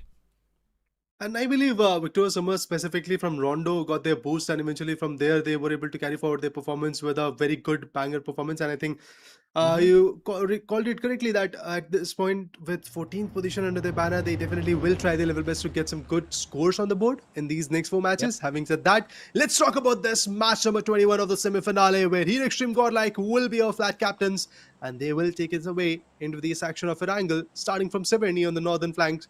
and going all the way towards military base. One of the best flight paths one can have, as it is going to cut the map in slightly in a half ratio, in 45 to 55% ratio. But it seems like that all the hot drops are pretty much covered up. Teams going for 70, they can go over there like FSC Sports, and then eventually you have Rozok, School is there, Pochinki, Ferripier, even Primos to some extent is going to be there. Yes, Georgipur is going to be a little bit tough. Northwest City, Southwest City, it's going to be a bit tough rotation to really talk about. And I think with that, some fights are bound to happen. Vasista Esports, they're not there into the action. That means that Northwest City of Georgipur is not going to get covered. So Autobots, Mad Kings, they can rotate to those locations and get some good scores on the board. A lot of scores is what everybody is looking forward to. Points that they need to grab, stand on top of the overall leaderboard, get their score standing sorted. But as you said, this is the best flight path that anybody would want. Not a lot of drop clashes. People will be able to get to their loot safe and sound. Even if they have a drop clash, they will still have an opportunity to kind of push others off. However, defend their opportunities. Let's see how that works out. But I'm kind of inclining towards teams who are now having very less chances of qualification against teams who still have chances of qualification, who could become a problem, like how it happened for Group C teams. A lot of them who had an opportunity, if Rising Esports started from the very beginning, they would have had an opportunity, but they didn't. They played a little too late, and because of that, their chances are looking a little bleak. Versatile, they played their 2 games at the start of today, meaning now they're not going to be playing. They're going to be waiting for the next 2 games when Group A sit out. So I'm thinking of where this could go, but the circle says, just like how we saw the start of ERANGEL today, a northeastern, this time a little southern eastern is what we are seeing. Maybe Milta power is something at the edges that we expect to the last circles to be seen, but for now we have no clashes. Oh wait, a little too early. A little of bullets being pelted, but yeah, that's the only clash maybe you could see now. I really wanted to talk about Wild Fangs, and look at this, the circle is towards them. You talked about Milta being the hub of the final play zone. I also believe that if not Milta, but then again, that direction is going to be in the part of final circles where Wild Fang can really hurt a lot of teams who are trying to get qualified, or maybe who have got some good points. They can be eliminated by Wild Fang. As now, Wild Fang know that there is no chance that they're going to get their ticket to Grand Final from semis. They definitely have to fight the LCQ battle.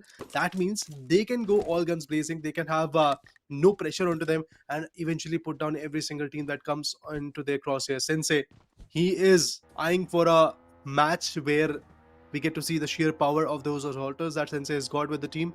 We really want to see how Sensei is going to perform because it's his home zone, to be honest. NONX on the other corner, they get taken down. NONX Viper goes down by the hands of his power. Hero Extreme Godlike, they've started, and it's a free situation for them. Nobody is going to come for the revival because it's a wide open knock.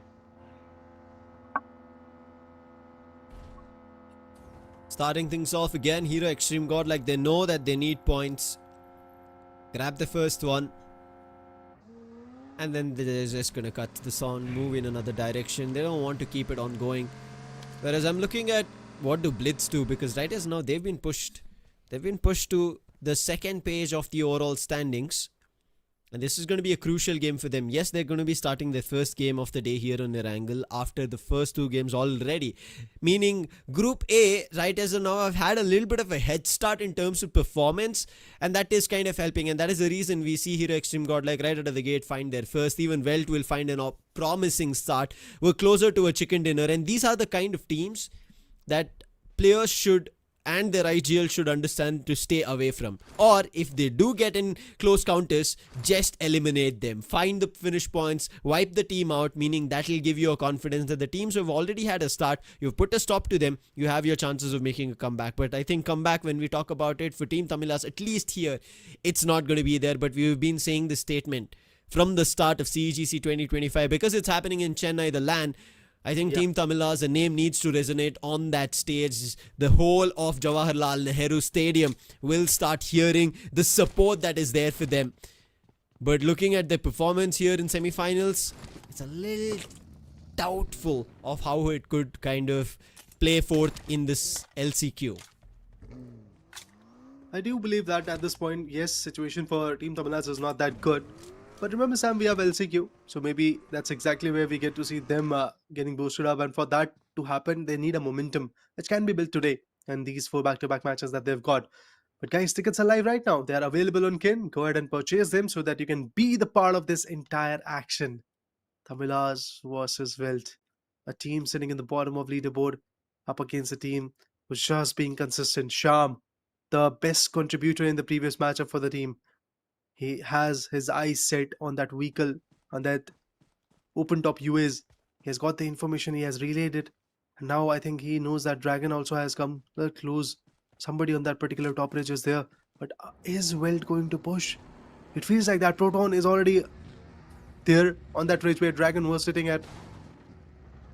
But feels like the players will back out. This is the Primorsk area where this entire situation is happening. Welt can easily control a lot of area. But I do not really understand why fighting outside the play zone is a priority for Welt at this point.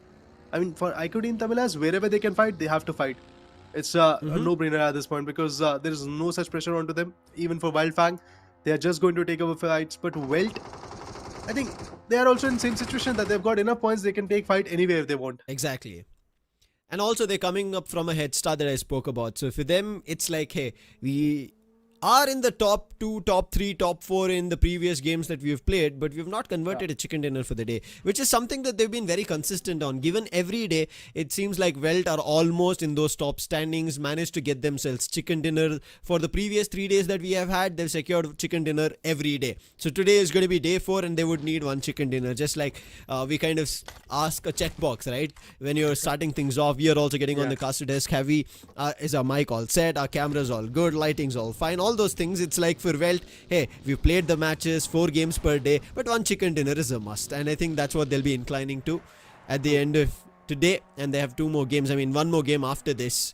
But I think when we were talking about Welt, there's one thing that I've kind of understood in terms of their playstyle, or at least seen, while we kind of have spoken about Maxi also being that clutch master that we saw on day 1. I think there is somewhere that Proton becomes a little bit of a crucial factor that plays for the team. If Proton goes down and they do not have enough members alive, it becomes a problem where they don't have a chance of a chicken dinner.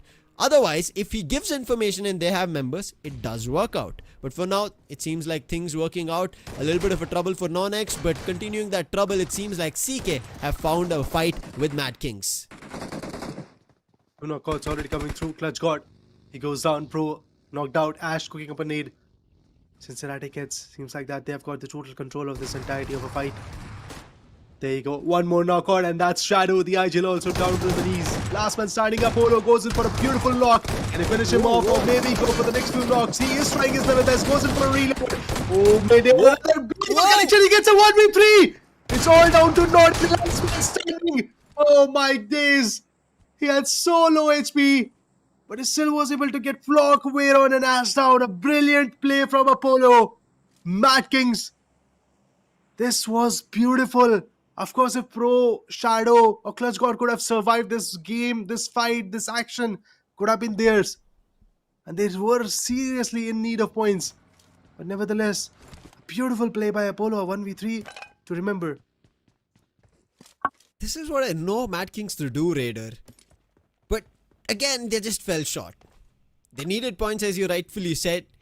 But again, their qualification here in semi-finals doesn't seem to be the case. However, they're not eliminated. Of all of you watching, all the teams who will be left out of the top 8 still move towards the next stage called the last chance qualifier, which is going to be happening immediately tomorrow. So don't be worried about in case your favorite players or teams are left out here on semi-finals. They'll be making their moves in the LCQ, making their way towards the grand finals to the top 8. They'll be fighting from the 8th of November till the 11th of November before all the teams start flying out to Chennai for the Jawaharlal Nehru Indoor Stadium, CEGC 2025, a government-backed IP, a global IP, first of its kind here in our nation. And as we said, what a time to be alive for Indian esports, with esports having its recognition from the government as well, completely separating the different kinds of gaming to actual esports, where our players are putting night and day, sweat and blood, and finding bigger stages and value.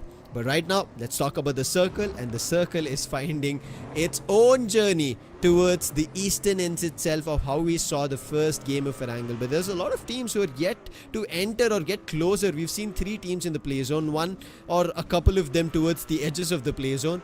That tells us that teams are still taking a little bit of their own time. But let's see if that's going to be enough.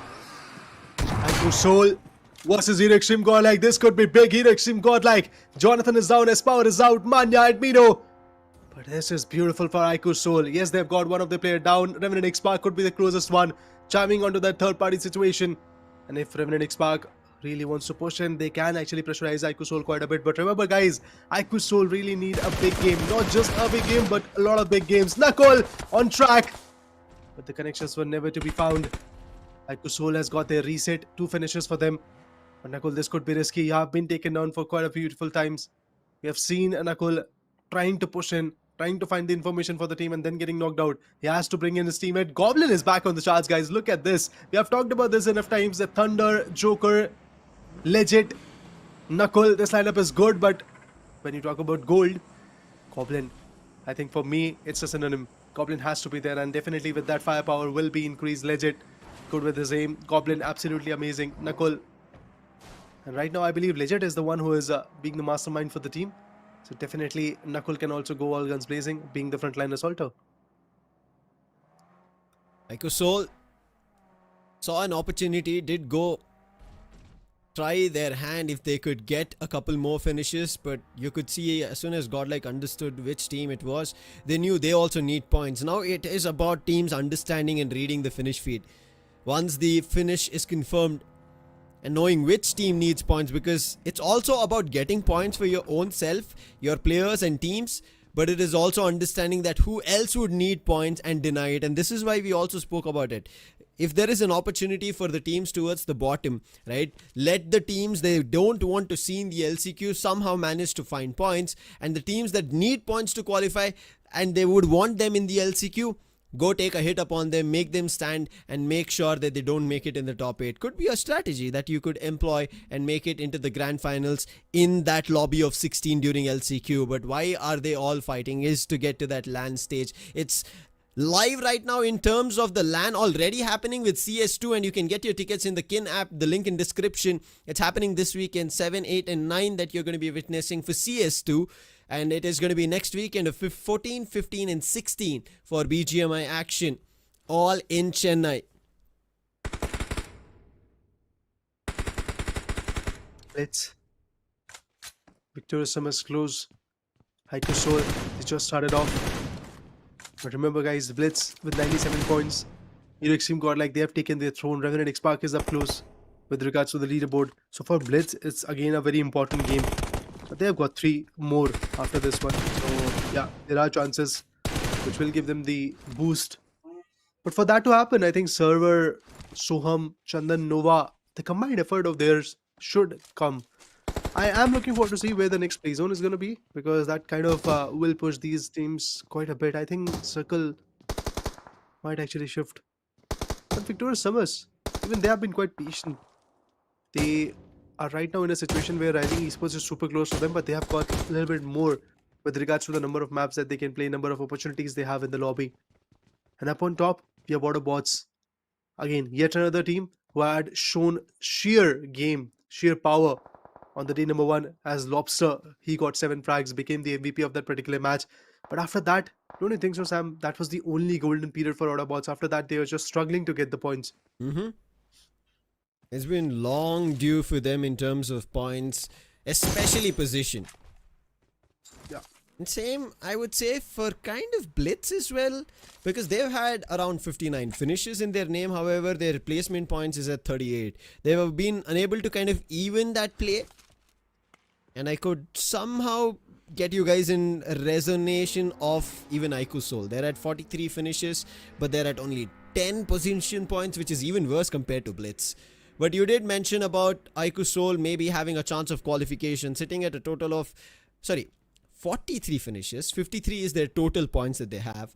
So for them also, in case they want to qualify, that has to be a 70 plus total day that they have to conclude on, which for me is again unlikely. So I think we would be maybe seeing iQsoul. So iQsoul could be trouble for a lot of other teams to disengage and make sure that they don't qualify into the semi-finals with ease. Maybe bring them down, drag them down to even the LCQ, and then again become a trouble for them, and maybe iQsoul just qualified then. But for now, Victorism is a team who needs opportunity for qualification. They start off, this is their group, and they start off fighting off with AUTOBOTZ. We just saw on the finish feed, they've had an opportunity to take down 2 of their players, but it has to be converting it, and it seems like it is AUTOBOTZ who are converting and getting finishes in their name, whereas AUTOBOTZ, all their players are still surviving. Fury goes down.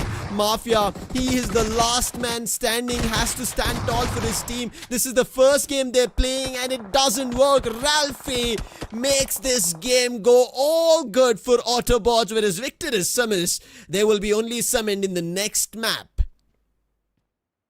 Oh my god, AUTOBOTZ, brilliant play from their corner. They needed this kind of performance, and they are bringing in the heat. iQsoul on the other corner, they're also facing the backlash. At this moment, some knockouts on them. Maxi also getting pelted by the bullets. Here Extreme Godlike stuck in the watchtower, and as we can see, the circle, it's coming a little bit towards shelter, where I believe Blitz can pull off a good game. Chandan, he goes down as soon as I talked about Blitz. Lobster, we talked about his momentum, we talked about his team's effort being not there for the next 3 days. It feels like that they've heard us, and they want to make a big comeback. Joker and Nakul, they're out, which is a big damage to the entire lineup, because now Goblin and Legit have to pull off a big game. We talked about this, that in 4 matches, if there is a possibility that these 2 lads will be able to, this particular team, should I say, if they will be able to get around 70 points, maybe they're going to qualify. And for that to happen, a 20-point average per match or 17-18 point average per match has to be there, which is now looking doubtful. But for now, they're still fighting, trying to give their best with 2 finishes. They've lost 2 players, and Blitz is who they're taking upon. Blitz have a better opportunity of qualification. They have better numbers on the overall standings.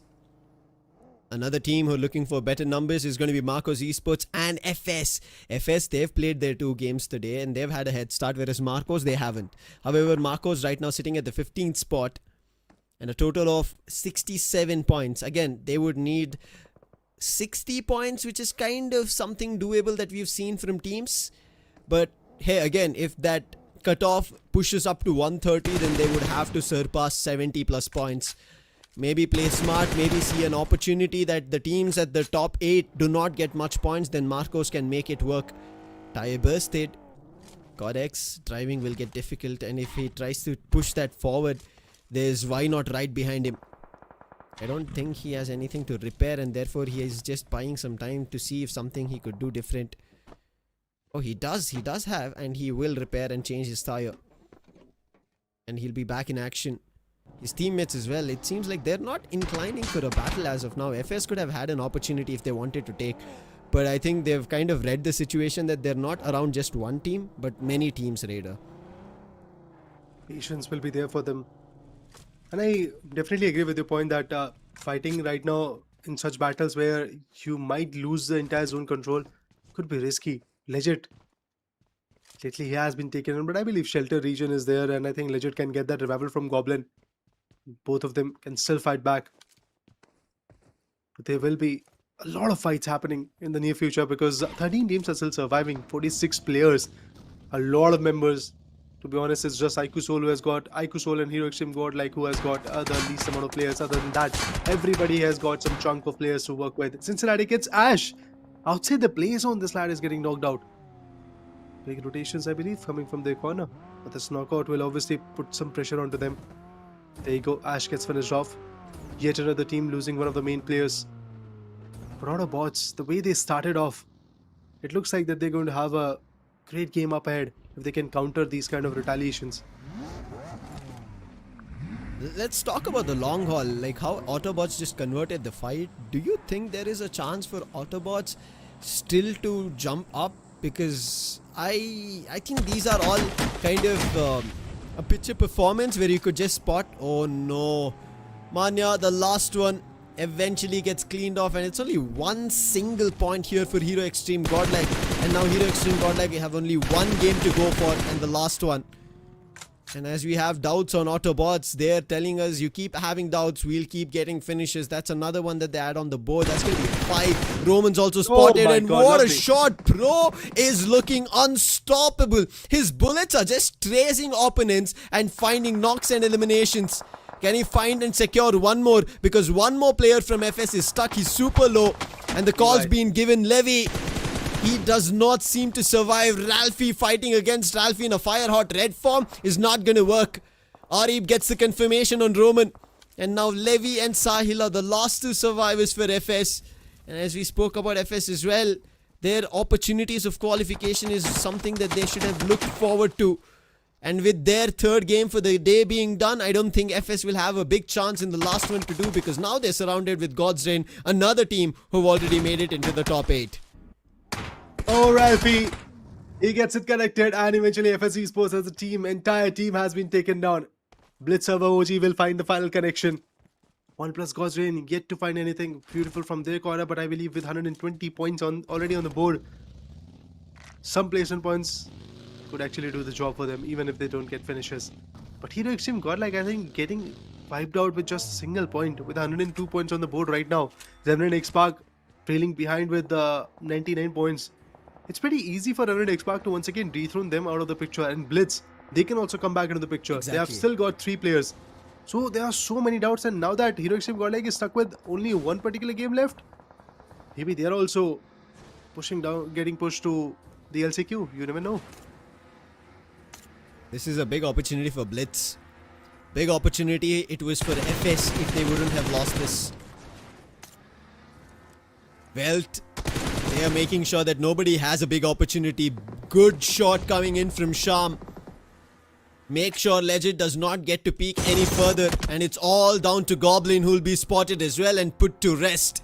What a shot coming in. And this is why I said he's a tall man, Proton. Indeed, even in IRL. And now he stands tall, puts Aiku's soul down, and that's going to be Welt sealing their confirmation. They'd already done it in terms of top 8, and now they're going to be hitting even pretty hard. But Sham goes down. Gokul trying to get to a safe spot, but they're not close to the circle, and therefore playing at the edges of the circle or play zone is tough. Proton goes down, and this is why I say as soon as we see Proton going down, it is striking fear for Welt, and maybe even full-on elimination is what we just now see. And now Revenant X-Park right in front of Blitz. The teams around the 7, 8 and 9 position are fighting around the edges of the play zone, and if Blitz actually secure this, they might even push down Revenant X-Park and get to a better spot at the end of this game. And imagine Blitz, this is their first game for the day here, Raider. Exactly, and the kind of play they are establishing is already quite good. AUTOBOTZ could be one of the biggest fear factor for Blitz, and if AUTOBOTZ gets a win of the chicken dinner, their jump will be substantial. They will come straight up to the top parts of the second page and be a contender for Blitz in the near future. They both are in the same lobby, so that's again one of the very interesting play that is supposed to happen. Cincinnati Kids right now, after Ash getting stuck outside the play zone, now it's Flox who has been taken down. Naughty pretty close, but 1+ God's Reign, all the players of that particular team are already converging onto that knock. It's going to be difficult, but why not Esports? Lovely survival from their corner as well. They have been surviving for so long. Finishes, yeah, that's a concern. But still, that manpower is going to put a lot of pressure on Revenant X-Park to work with. Let's see if why not can be a thorn in somebody's journey here in the semis and deny them from qualification. And as we've said, their rotations have been phenomenal. Day 1, as I said, somehow they dodge all of it. But right now, Cincinnati Kids, they don't have any pressure, but they will try their best to dodge a lot of things. 5 finishes in total. Ash goes down. It's only up to Veron. Veron had an opportunity previously, and Savior was, it was this game itself almost a polo with a big clutch if it would have happened. Yes. An ace clutch. But unfortunately, that did not happen. Gave Cincinnati Kids the opportunity, get themselves 5 finishes. But right now, the fight that you spoke about, why not, and Revenant X-Park might be coming into play. And it does. The first knock on Iris. Yes, getting the opening knock. Then Pew Pew. Even before that, Vixen got taken down. So the last member standing from Minor Esports, Baby Bot. She's cooking up a nade. But let's see if that placement is going to be accurate. And even if the placement is accurate, she has to get a 1v4. Oh, Trace God gets taken down. Baby Bot's nade was precise. She got one. But as I said, the problem is she has to get 3 more. And keeping in mind that there are so many more teams who are hearing all this commotion happening, so they can also connect quite a few dots. Wild Fang, they're also in trouble as one of their own, Kana, has been taken down. There's a knock happening. Marco's Esports struggling, lacking in terms of the points. They're still fighting back. They're still putting up some good scores, and these teams can easily hinder qualifications for a lot of others. But Blitz, they are getting the points. Baby Board also gets finished off, and NONX Spark, I think they have already taken the top 8 spot right now, and Hero Extreme Godlike is pushed because of the fact that NONX Spark has actually wiped an entire squad. They're still there and have got the placement point player as well, but this nade from Dreams, White Tiger, is down. Marcos, they need points. This is their game that they start off as the first here in ERANGEL. And if they're able to climb up the ladder, they might stand a chance for top 8. As I said, first game meaning they have 3 more after this. NONX, silently they've been finding frags because they also know they're in the top 8. They want to keep it there. They do not want to give chance for anybody else. But Revenant X Spark, they have different ideas. On the finish feed, we just see that happening. And now on live action, as we have 6 finishes in their name, and they're not looking like they want to stop Fierce. While his teammates are fighting with NONX, he's spotted Wild Fangs as well. But Wild Fangs, they already have an issue to deal with. That is going to be with Marcos, and Gamla Boy is already on a big flank, which will not allow Wild Fangs to climb up the hill edge. However, we have not seen a big game coming in from Spray God. Maybe if this is where it starts, that gives us a lot more exciting LCQ to look forward to. Wild Fang, Spray God pushing in. There you go, gets Dreams with the DBS trying to make some connections, but Praise God is going to get a turn on Chandan, and Ghana will be shutting down Dreams as well. Revenant Spark up against 1+ God's Reign, and not just that, there's Wild Fang also fighting, Marco's also pitching in. So much is happening in this file circle. It's stage 6 already, and you can see the nades being tossed in, you can see the util being bombarded. Blitz Esports, Blitz, Hero Extreme Godlike, Revenant Spark, these 3 teams are very, very close to each other. And then comes Versatile as well from a different group. So yeah, the bottom positions in terms of qualification are very risky, but Fierce, lovely nade from his corner. He's the last man standing, but still putting up misery for Team Blitz Esports. And in this manner, if he gets one more down, Blitz Esports is whenever the chicken dinner will be in a pickle. I think there's a very good chance that whenever the chicken dinner for Blitz Esports might not come. As 1+ God's Reign, they are now panning out. They are now charging in with the grenades. Nova gets super low. Neo driving by the vehicle, putting up that distraction. And Server up in the Mushroom Tower, still waiting to do some damage. So seeking for that revival. Nothing really is happening in for this team known as Blitz Esports. But Neo goes down. Wow. Lovely. Neo wanted to be the guy roaming around getting the information, but he gets taken down. And as the smoke has been cleared, vision is clear for Marcos also to strike. Blitz, they might have a watchtower, but it's not an easy position to fight off from, but they're trying to do their best. Justin gets confirmed. Blitz trying their best, but Aqua, a good nade, and Server is down. The revive successful, so they were almost about to be a 3-man squad, but that nade coming in from Aquinox just looking brilliant, and then the confirmation to follow up. So Justin will be revived, much of a trouble. But it is stage 7, and the play zone will now start stringing as the clock comes to 0 after the stage 7 forming. So the play zone will start constricting players, and God's Reign need to make a move. Neo has already been confirmed. Justin will be revived, and on the other end, Delta has his size sets on Marcos, because Marcos also made a move towards Blitz. Can they find any value? But in this, it's a sandwich for Blitz. They're stuck in a rock and hard place in that tower, and there is a nade. Aqua, his nades has been name of precision. And another player down. It's all up to Noah, who's actually jumped out of the building once again. This time not to save his team, but to save himself. But a nice smally lands through the smoke, and Noah has no place to run, and it is GDR to end everybody's dream of getting a dinner and get it themselves and qualify in a better position, take away a lot of points. 1+ God's Reign it is. A winner, chicken dinner. A very interesting winner chicken from the sides of 1+ God's Reign. They played a passive game for a lot of time, but then eventually they started to strike, and then Blitz stuck in the Mushroom Tower, could not do really anything. It was pretty amazing battle coming in from their sides. I really was hoping that Marcos could have done more, but they came in very late into the fight, and the fact that 1+ God's Reign had actually fanned out in their angle as well, they were just keeping them at the bay. But remember, guys, it was just a single individual. I think Aqua was the one who was holding off that particular corner. So they could have actually charged Aqua and Just isolated nades. him and eventually just put them down. But never mind. Nevertheless, Marcos gave up the opportunity and OnePlus Godsend was like, thank you. We'll take it away. We'll take this winner and chicken at home and eventually just boost up our positioning even more. And of course, guys, with this, I think even OnePlus Godsend, Vasista, and WELT, these are the three teams who have made sure that they are definitely moving on to the grand finale right from the semis. That means the next 5 slots are up for grabs. Hero Extreme Godlike, Yeah. I believe they have already been pushed in because Remnant X-Pac, they survived till, I think, top 3, top 4. So good position points, good frags are also coming in. So that gap of just 2 points or 3 points, which was there in between Godlike and Remnant X-Pac, is now in favor of Remnant X-Pac. And the fact is, Godlike is left with just one more game. I think they are in big trouble. Big trouble, yes, indeed, because as you said, the other teams, Revenant, X-Pac, even Blitz, because they made it till that all the way till top 2, they got themselves 6 position points. They already had a couple of frags going in their name. Even Marcos made a movement, and now they have 3 more games to play after us seeing the overall standings, the match standings, the MVP, all of that, right? So now a lot of teams in Group A have to start wondering because they're done with their games for now. Their last game is going to be at the end of the day. We'll see how that pans out between the difference that they have. How far could they look out for in terms of total points they need in the last game after this break.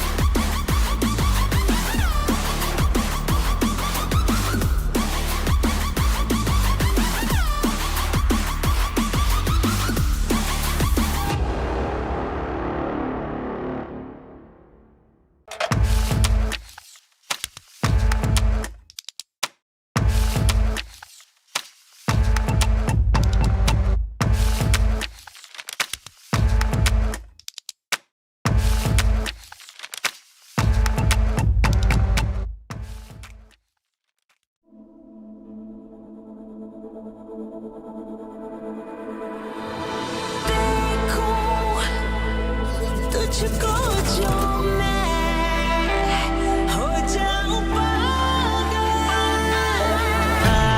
Boom boom मेरे सीने की धड़कन को सुन मेरी सांसों को तेरी ही धुन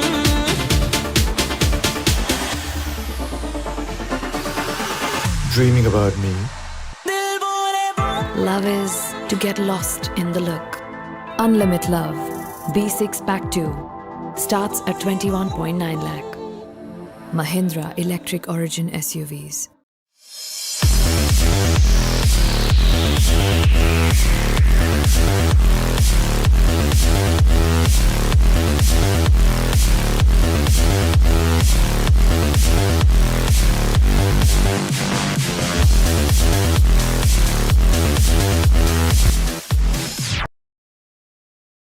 Hold on, treading water in this big storm now.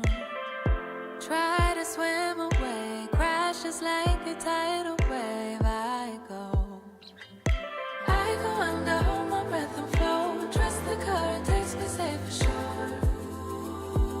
Now this is my remedy, remedy. Let the seas sway with me, regaining my energy, energy. Let the seas sway with me, my remedy, remedy. Let the seas sway with me, regaining my energy, energy. Let the seas sway with me, sway with me.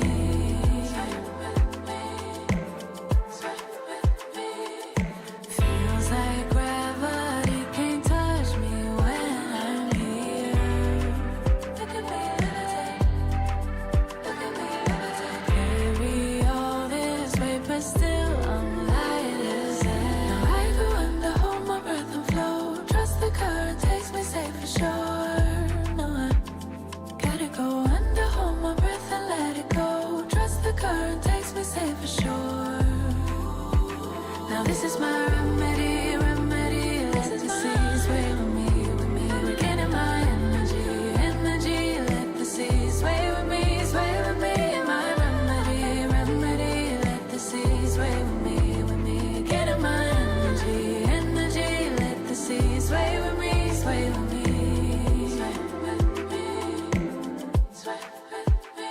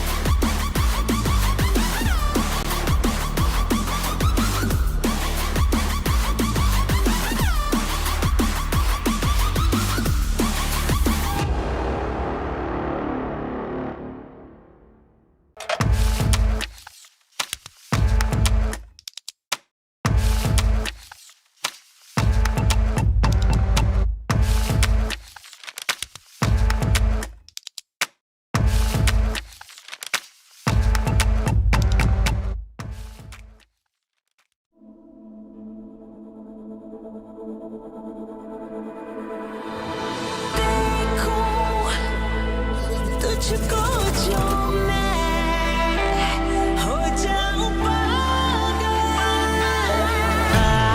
Boom boom मेरे सीने की धड़कन को सुन मेरी सांसों को तेरी ही धुन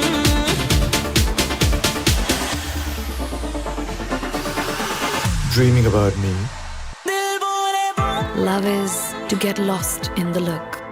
Unlimit Love B6 Pack 2 starts at 21.9 lakh. Mahindra Electric Origin SUVs.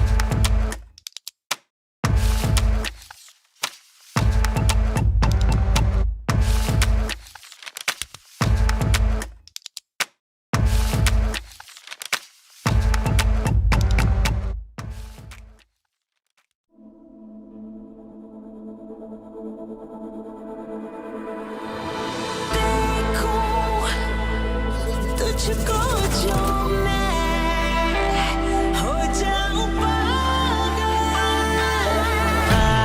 Boom boom मेरे सीने की धड़कन को सुन मेरी सांसों को तेरी ही धुन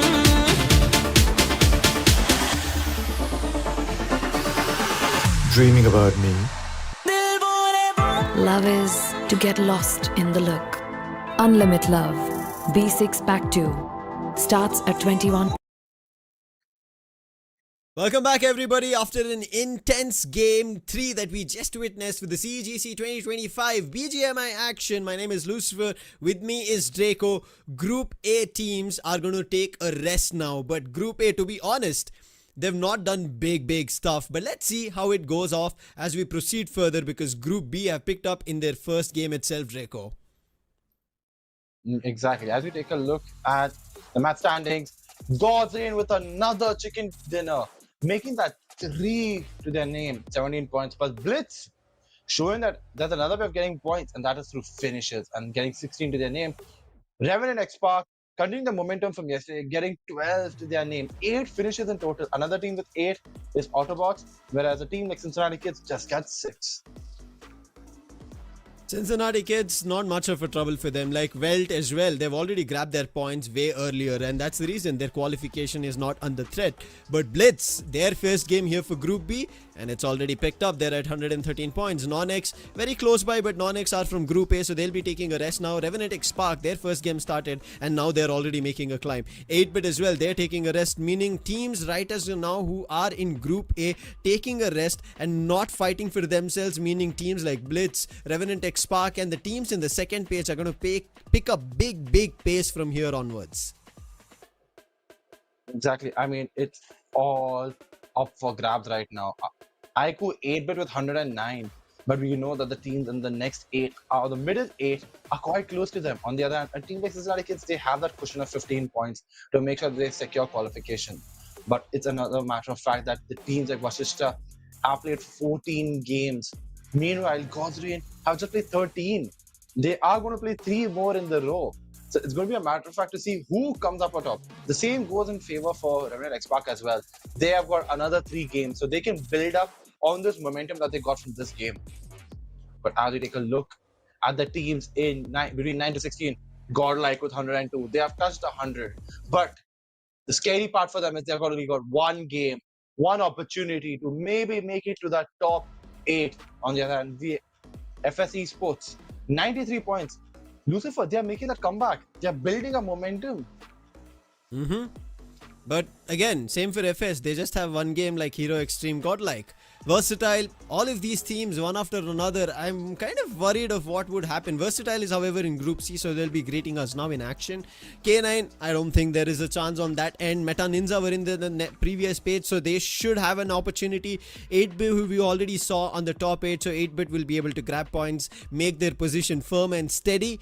And on the other end, Rising Esports, do they make a change? Because the game before they took a break, they got a chicken dinner. So maybe if they change that pace and continue it forward, fingers crossed, because right as now I can see some teams, even though we saw the 100 being reached by teams, there still could be an option lesser than 120 for at least one team, if this is how the pace continues for the next 2 games before we come to the conclusion of the last. I mean, exactly. The one team that needs to worry big time is NONX. Not having the ideal day. They are on 111 points. You must have seen them in the top 8, but 15 games to their name. The team above them with 15 games already played is Cincinnati Kids 128. They have that cushion. NONX doesn't. It's all left on the last game. If a team like Revenant X-Park, who've got 3 games left, a team like 8-bit, who've got 2 games left, if they somehow goes forward, it will result in NONX coming in 8th, and then a team like GODLIKE and NONX, because they are the same group, they will face off against each other to maybe see which team finishes in 8th. Oh, this is going to get intense. It all depends on the final game, though, of Group A and B to see where NONX will stand after the teams from Group C play their games. But the next game is Miramar. I really like how we are kind of ending Group C games very early, because most of the teams have almost sealed their qualification for top 8 in the semi-finals itself. Vasishta, they've already done. They're at the top of it. 8-bit very close to. They have 2 games, and I'm for sure in terms of the performance that we've seen, and we've already called Juicy the Mr. Consistent, right? Make their team qualify. He's going to do that. True Rippers and Meta Ninja might be the ones I would kind of keep out. Maybe even still Meta Ninja stand a chance. I'm not too sure, along with K9. But Versatile, they're also going to make their qualification, is how it seems, but it's going to be a little tough. 2 games including an opportunity for a chicken dinner. Versatile have that, but it's not been ever consistent. But along with them, rivaling is going to be Rising Esports, who just got a chicken dinner. So the three names that I can see already. Vasista, 8-bit, who almost have qualification. Versatile should have had by now, but a little bit of an inconsistency. Could become their own dilemma of a problem if Rising Esports and maybe even Meta Ninja have a splurge of a big change in their next two games. Yep. But it's only 2 games. Each of these teams have 2 games. But the teams like God's Raid, R&T, Revenant, X-Park, even for matter of fact, Blitz, if I'm right, Blitz has played 4. No, Blitz has also played 3 games. They've got 3 games left. So Yes, these they're 3 teams are in the top. They have 3 games as well. So they are in the top 8. They can build up that cushion. So every single team that's played 15 now have an opportunity to fear. And the team who must be really worried is right around NONX, because they are like, okay, we haven't had the best day 4. When it truly matters, when it takes that one leap of faith, a jump to secure CFT into the grand finals. The goal is top 8, otherwise LCQ. And then these points do not matter. It's a restart. It's a reshuffle. And it's all left to them, to the top 16 teams then. Yeah, you fight out as a whole. There is no groups. There is not going to be any more changes. You wouldn't have another safety net here in LCQ that starts off tomorrow. But I think Group C, a very comfortable group in terms of they know their play style, they know the teams who are qualifying. They have a lot more teams who could still manage an opportunity of qualification. Group B, a little dicey, but they are the group with a lot of matches still left. And when you go to Group A, big names such as Hero XTREME, GODLIKE, who are so close to qualification, but because of Revenant, X-Park, because of Blitz making a climb, they've been pushed out. Now 8-bit will start making a climb, and as you spoke about the cushion, right, that's something that 8-bit will also try to secure in the next two games that they have. But one team I got a little worried about and was kind of getting inclined to be happy about them was FS. Almost looked like they were picking up pace. They were so close to get to the top 8, but that fight which happened with, I think, WELT, that distant spray coming through, and then FS started just faltering, and that is the reason I've been calling that, well, this team together for such a long time, they have done amazing stuff. They're the only team in Group A who have confirmed their qualification, along with NONX, who are very close by. Again, NONX have been in everybody's shadows, right? They've rather not been their own shadow, they've been everybody else's shadow and picked up points.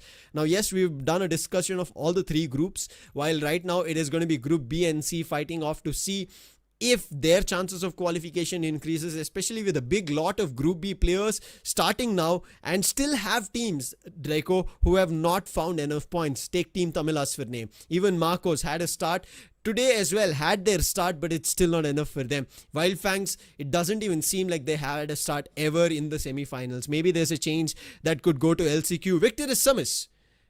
I don't know. They had a change yesterday, but today it is a same elimination spree that they're just getting caught out from various different teams. I mean, yeah, exactly. Like, you expect from these teams much better performance. Like, just being honest, you expect a much better performance, but it's just not happening. I mean, we can now confirm, like, I mean, the teams like Seoul, K9, MADKING, Dream Runners, they are in the bottom half. Seoul have, I must say, they have 3 games left. We have seen 22 be the median amount of points. Today, not so many finishes. If you see God's Rain, 17 total points for them with their chicken dinner. But even if you get 20, you've got 3 more games. There is no rondo. There is an opportunity for you to play on these maps your way and just bursting forward. They have a slim hope, but the slim hope is they have to get 3 chicken dinners. That's the minimum for them. So it's all depends on this game. If they get this game, then you feel like, hold up, what is this dark horse situation? But for that to happen, miracles need to happen, per se. I think a lot of prayers is something that every team and their fans will be willing for. But hey, again, I'm not banking too much on these prayers or a miracle to happen, because none of these teams are going to be eliminated, right? So I think it's about teams who've had their best performance coming in from day one, or at least after day one's performance, they realized where they were falling short and they picked up. So they're for sure going to be qualifying. And the next 16 teams just move to the LCQ. I think right now we have to come to that conclusion with just 3 more games left to end the day. I think that's a lot to ask for teams with 3 games or 2 games left with just back-to-back chicken dinners if they need it. Not going to happen so easily. Let's talk about the top fraggers as we are prepping up for Group B and C game. Vasista Esports is Simp. He's just increasing now and then after every game. He's at a total of 30. However, FS's Sahil OP has followed suit. Now, for people who are watching this and who have watched closely of the lineups right before the transfer window and after the transfer window, Sahil was there with Vasistha Esports. After Sim came through, Sahil was not there, but Sahil is still performing on the other end as well with 29 finishes of his own. Trace at 29 as well. Skips had a big splurge of nade that he did with Raiden. He's at 26. But on the other end, Blitz Server, who was trying to keep his teammates afloat on that Mushroom Tower, Watchtower, on one end with Marcos, on another end with God's Reign, tried his best, will still come up to the top 5 of the top fraggers. Yeah, exactly. In the when you'd seen these rankings first at the start of the day, there were 2 players who were there, and they were from CK, Flock and Veron. They were on 22 and 23 each, but now Skips has made sure, you know what, I'll keep this third. He's gone from 3rd to 4th. But Sahil has come out of nowhere today, and he's getting kills after finishes after finishes to his name. But one point you must look over here, the contribution. 41% of the entire team. You could clearly see that this player is not holding back. FS right now, if you take a look, they've got 70 finishes. And if 30 comes from one player, oh my god, what more do you want?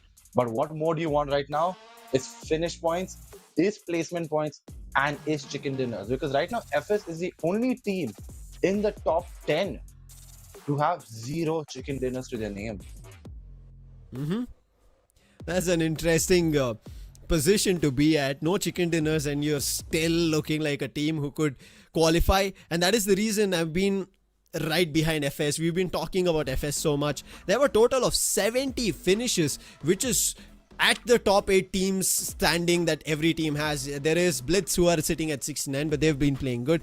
Aiko 8-bit at just 65. So when FS has 70 but only 23 possession points, tells you of how good they've been. So maybe if they grab a chicken dinner when we go to the last game with Group A and B, maybe there is a chance that they make a comeback. Maybe they qualify in the top 8. But I think after so much efforts that FS have put, I will feel bad if they don't qualify in the semis and go to the LCQs. And I'm pretty sure maybe a drop of tear from their IGL will also drop right on their cheek, because after all that, and they lose out by maybe a point or 2 or 3, they will be like, hey, I think we should have decided this a little further down the line, because day 1 was good. Day 2 is somewhere I did not see much from them, but it was again day 3 and day 4 where they started fragging out. I think that is where they have to bring in change in terms of consistency, and we've talked about this, right, when you even mentioned the average. But now that all those averages are out of the gate, let's talk about this matchup, this game that's going to be happening. Game number 4 of the day, we are going to be coming down to, and it is going to be on Miramar. Group B and C playing it out. Now, Group C have already played once on Miramar. Group B, as we said, their first game was ERANGEL, and it was after 2 games preluding to their previous opponents who had already had a chance, and now they're again playing Miramar, but with a team with a group itself, not just a team, who've already had their chance to play on Miramar. So let's see how the day pans out to be for Group B, especially with that group itself needing points for a lot of teams, but at the same time, some teams having enough points who are already close to qualification.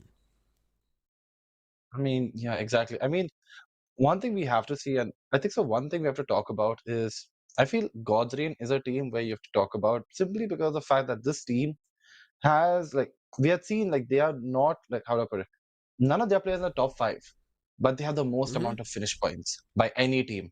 Getting a chicken dinner, but they're comfortably doing it. It's very interesting to see this. They are playing in a way they have, maybe Delta's taking the role, Neo's taking up confidence and telling the calls, getting the calls. But this is something very interesting. Destro, while he's taking a break for himself, I believe this break has worked for the opportunity for the players to be like, I can rise up. Because we all know the pressure on Destro's back. The nickname which was given to him, which he's proven every year. If you take a look at it, every year he might have won a trophy. So now, it's going to be very much interesting to see what happens. But God's Reign, very much curious. But now, if you look at the team head-to-head, 2 teams who are not holding back, Revenant X-Spark and God's Reign, they are in the same group. One team having 88 total finishes, the other with 78. And guess what? Trace God for Revenant X-Spark has 29 of them. And the interesting thing is, Revenant X-Spark picked this pace little late after day 2.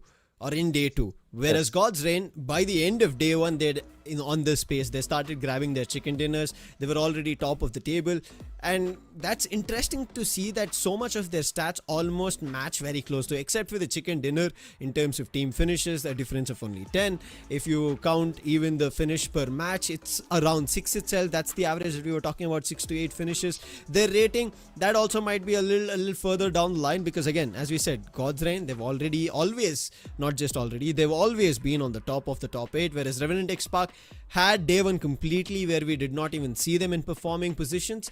Then day 2 they started changing their pace up. Then day 3 was where they started grabbing chicken dinner, and from there on it's looking unstoppable. Even in the previous game they tried their best, maybe did not get a lot of points, but it was enough along with Blitz that they were able to push out Hero Extreme Godlike. So here's the thing, they're doing and moving in the right direction. They are moving in the right direction right now. Like, look, if you think about it, Revenant X Park, a good team, decently newly formed, Punk as the IGL, lot of doubt. Like, the roster shuffles have caused so many probabilities to be like, what is happening? And per se, it's like we are seeing like the team slowly build up. We are talking about this tournament being like a foundation, and what a foundation if you think about it. A tournament backed by the government, a LAN happening in Chennai, and especially fans. If you're not aware, you can get the tickets now on Kin. You can go on the App Store, download the app, and buy your tickets now. As we speak right now, even the CS2 action is taking place. The arena is looking quite beautiful, but obviously there'll be a very different stage for the BGMI phase of the event as well. With that out of the way, with everybody looking forward to and gearing up to the LAN itself, I'm looking and thinking who could take away the championship. Let's have that discussion, right? We've had all the 24 teams. When we go to the LCQ, yes, we'll have the secluded 16. We don't have anybody else adding on upon that, then maybe, which will give us a little less in terms of a trickling down championship leader. But I think we can discuss it now with all the 24 being in place. And I think looking at how it's playing out, it could be Visista Esports. Everybody's been talking about them, and Hector is known for tournaments, right? When he has an opportunity and he strikes hard, he strikes with just trophies, and he has had many. And especially down the line, last year in Chennai, he was able to grab a trophy. But down the line, when you go back to last year, it was not him grabbing the trophy, but the same banner of Visista Esports grabbing a trophy in Chennai itself. Yep. And now with their qualification already in place, it seems like there could be one in the bruise as well, as they're going to be ending semi-finals today. But finally Miramar is underway, and we talk about Visista. They're the first ones to hot drop out of the airplane, and then followed the suit is going to be Versatile, and then the other teams following one after another. One after another. Another thing to note, if you're talking about the teams that have a chance to win this entire event, the Chennai Esports Global Championship, a prize pool of 50 lakhs up on the line. If there's one team, there are a few teams we can talk about. 8-bit, they got LAN experience. Vasishtha, under Hector, LAN experience. Godrian, they are known for their LAN experience. CK, again, they have LAN experience, the score. And Revenant X Park, with the IGL of Punk, they also have LAN experience. They have an experience when the light is there on them. I mean, it's all about how you get comfortable over there, how do you make your comfort zone. And I believe they're doing just that. Like right now, as a player, you can see a bit of a cool animation with all the players going. We'll kind of know now where the zone is as Godrian goes to their drop of Impala, whereas Meta Ninja and Versatile are going close to prison.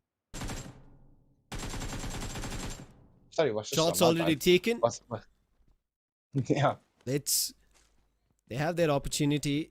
They want a lot more points, and as we said, teams who have a lot more games to go by, they should grab points. They should not allow anybody else an opportunity to get to the top 8, and Blitz have that intention. Blitz were the top team to qualify for the CEGC qualifiers, and they would want to do the same. They do not want to go to the LCQ and then have another set of 16 matches that they have to play. Again, for all the viewers watching, once teams do not qualify from the top 8 in the semi-finals, they have to play the action again for the next 4 days from 8th to 11th, where they'll have 16 matches to play.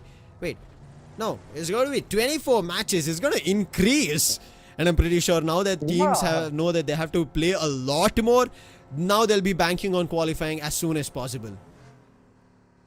Oh my god, imagine going from a phase of having the opportunity to secure your place in 16 games, and now that increasing to 24 24 against the same 15 teams that you're facing off against. They know your drop. They know where you are. And right now, don't forget that you can get the tickets to the Chennai Esports Global Championship live on KIN right now. So all you got to do is download the app now, go and register and buy your tickets and join us at the celebration of esports that is backed by the Tamil Nadu government. But now, as we want to look at the zone to see where these players are going right now, Team IQ Soul are out of the zone. They're quite far away. They're trying to go close. They've got cast their name. Right now, if you think about it, they have everything to lose, but at the same time, they are the only team who everybody is even hoping has the chance to get 3 chicken dinners in a row.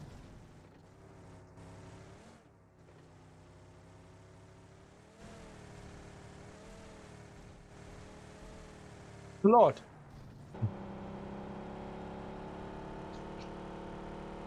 It really is. Genuine.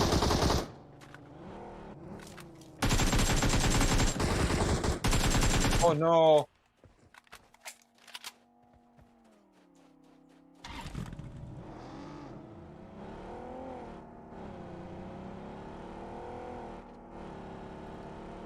They find their right first. now, the situation here is that Lucifer, it feels like a situation that Soul didn't want to be in.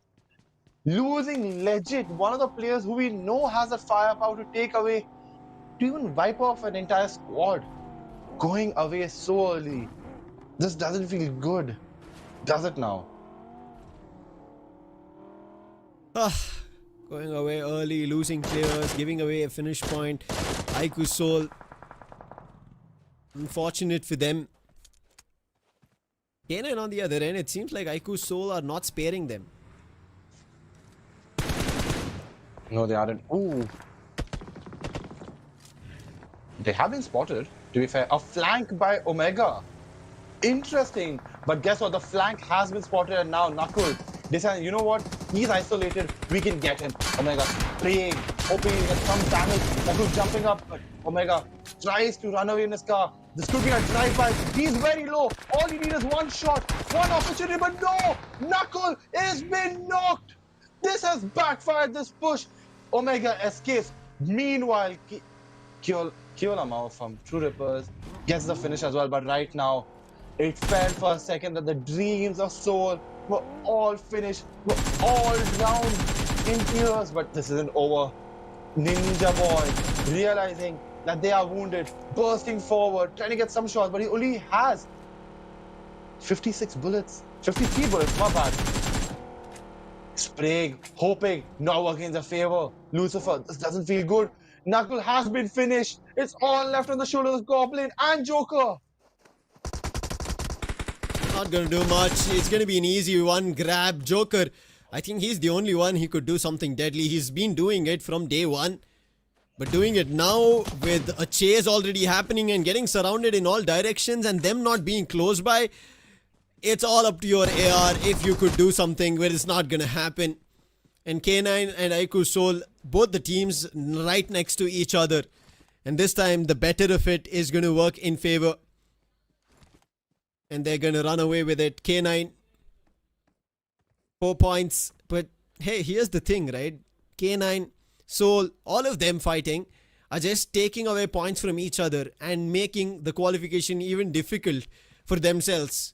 And I think they already have that idea, but at least as we see Omega back in, all the players back in, and it's a 4-man squad back to their main roster, tells us that now they're gearing up for the LCQ. So they're going to take away a couple of experiences here of how teams are playing, because as we said, it's going to be the same teams who are going to be coming in for the the LCQs, but it's just that it'll not be groups. It's going to be all the 16 teams.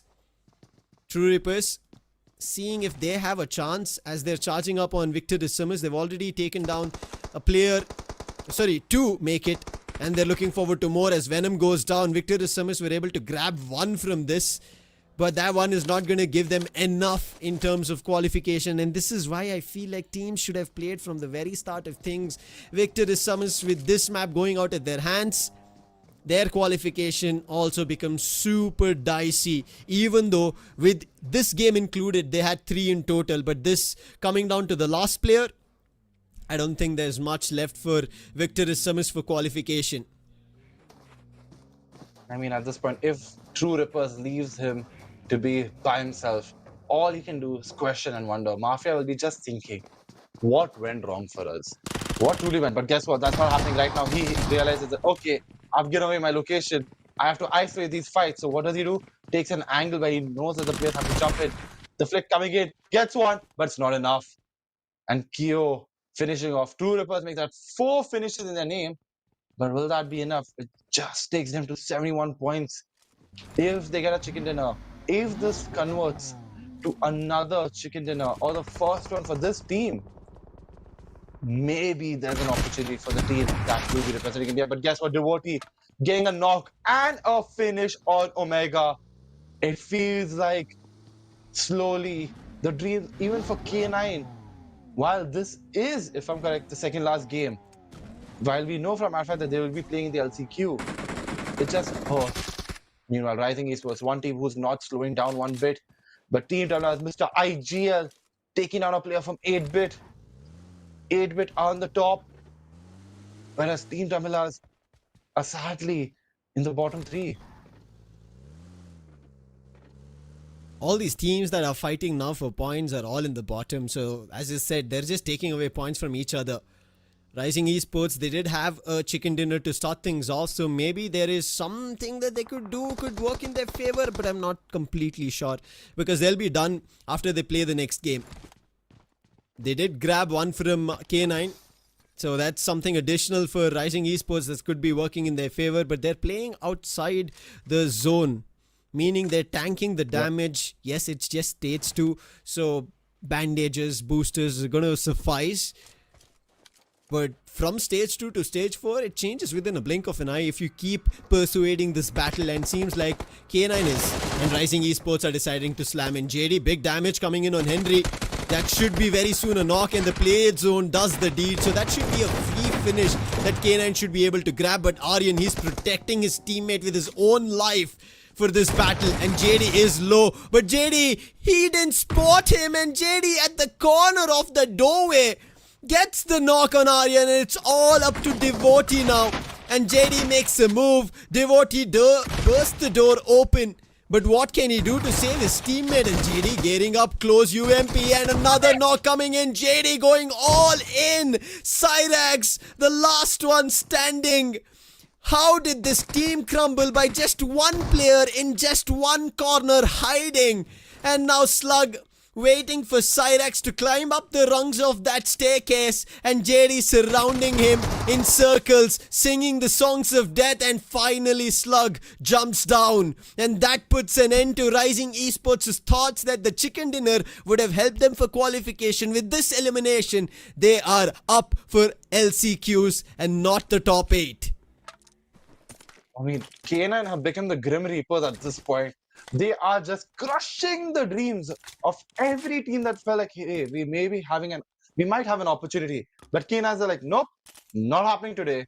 If you're going down, you're going down with us. But one team that has just avoided all of this, genuinely, Lucifer. It feels like the call for like, hey, knock knock, who's there? K9. K9 who? K9 take you down. That's what is happening right now. Soul's gone. Rising Esports gone. Who will be the next victim of K9 Esports? That was a team of just 2 players, if you think about it. JD and Slug. This duo was terrifying. Wish there was an ace. This is me being a little bit greedy and also in favor of JD. That youngster has a lot of capability. But capability when the striking hammer decides, it is also a name that I would talk about is Spray God, playing for Wild Fangs.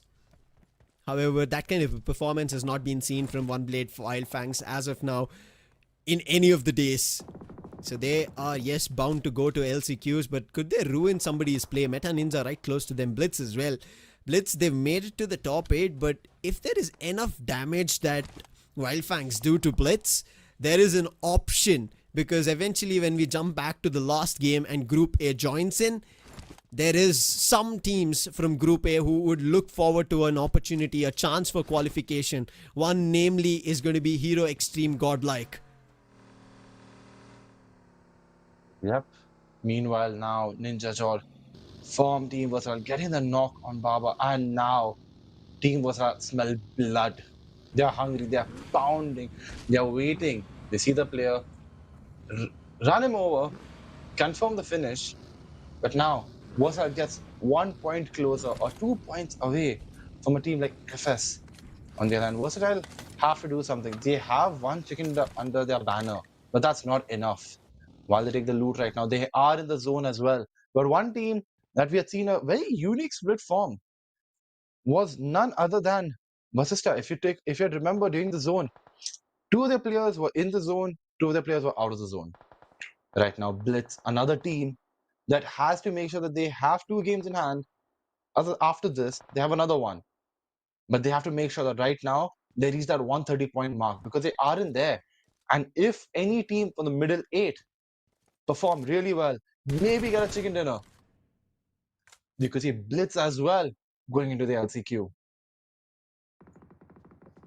But for that, Blitz would have to fumble their game here, next one, and the last. So 3 consecutive games.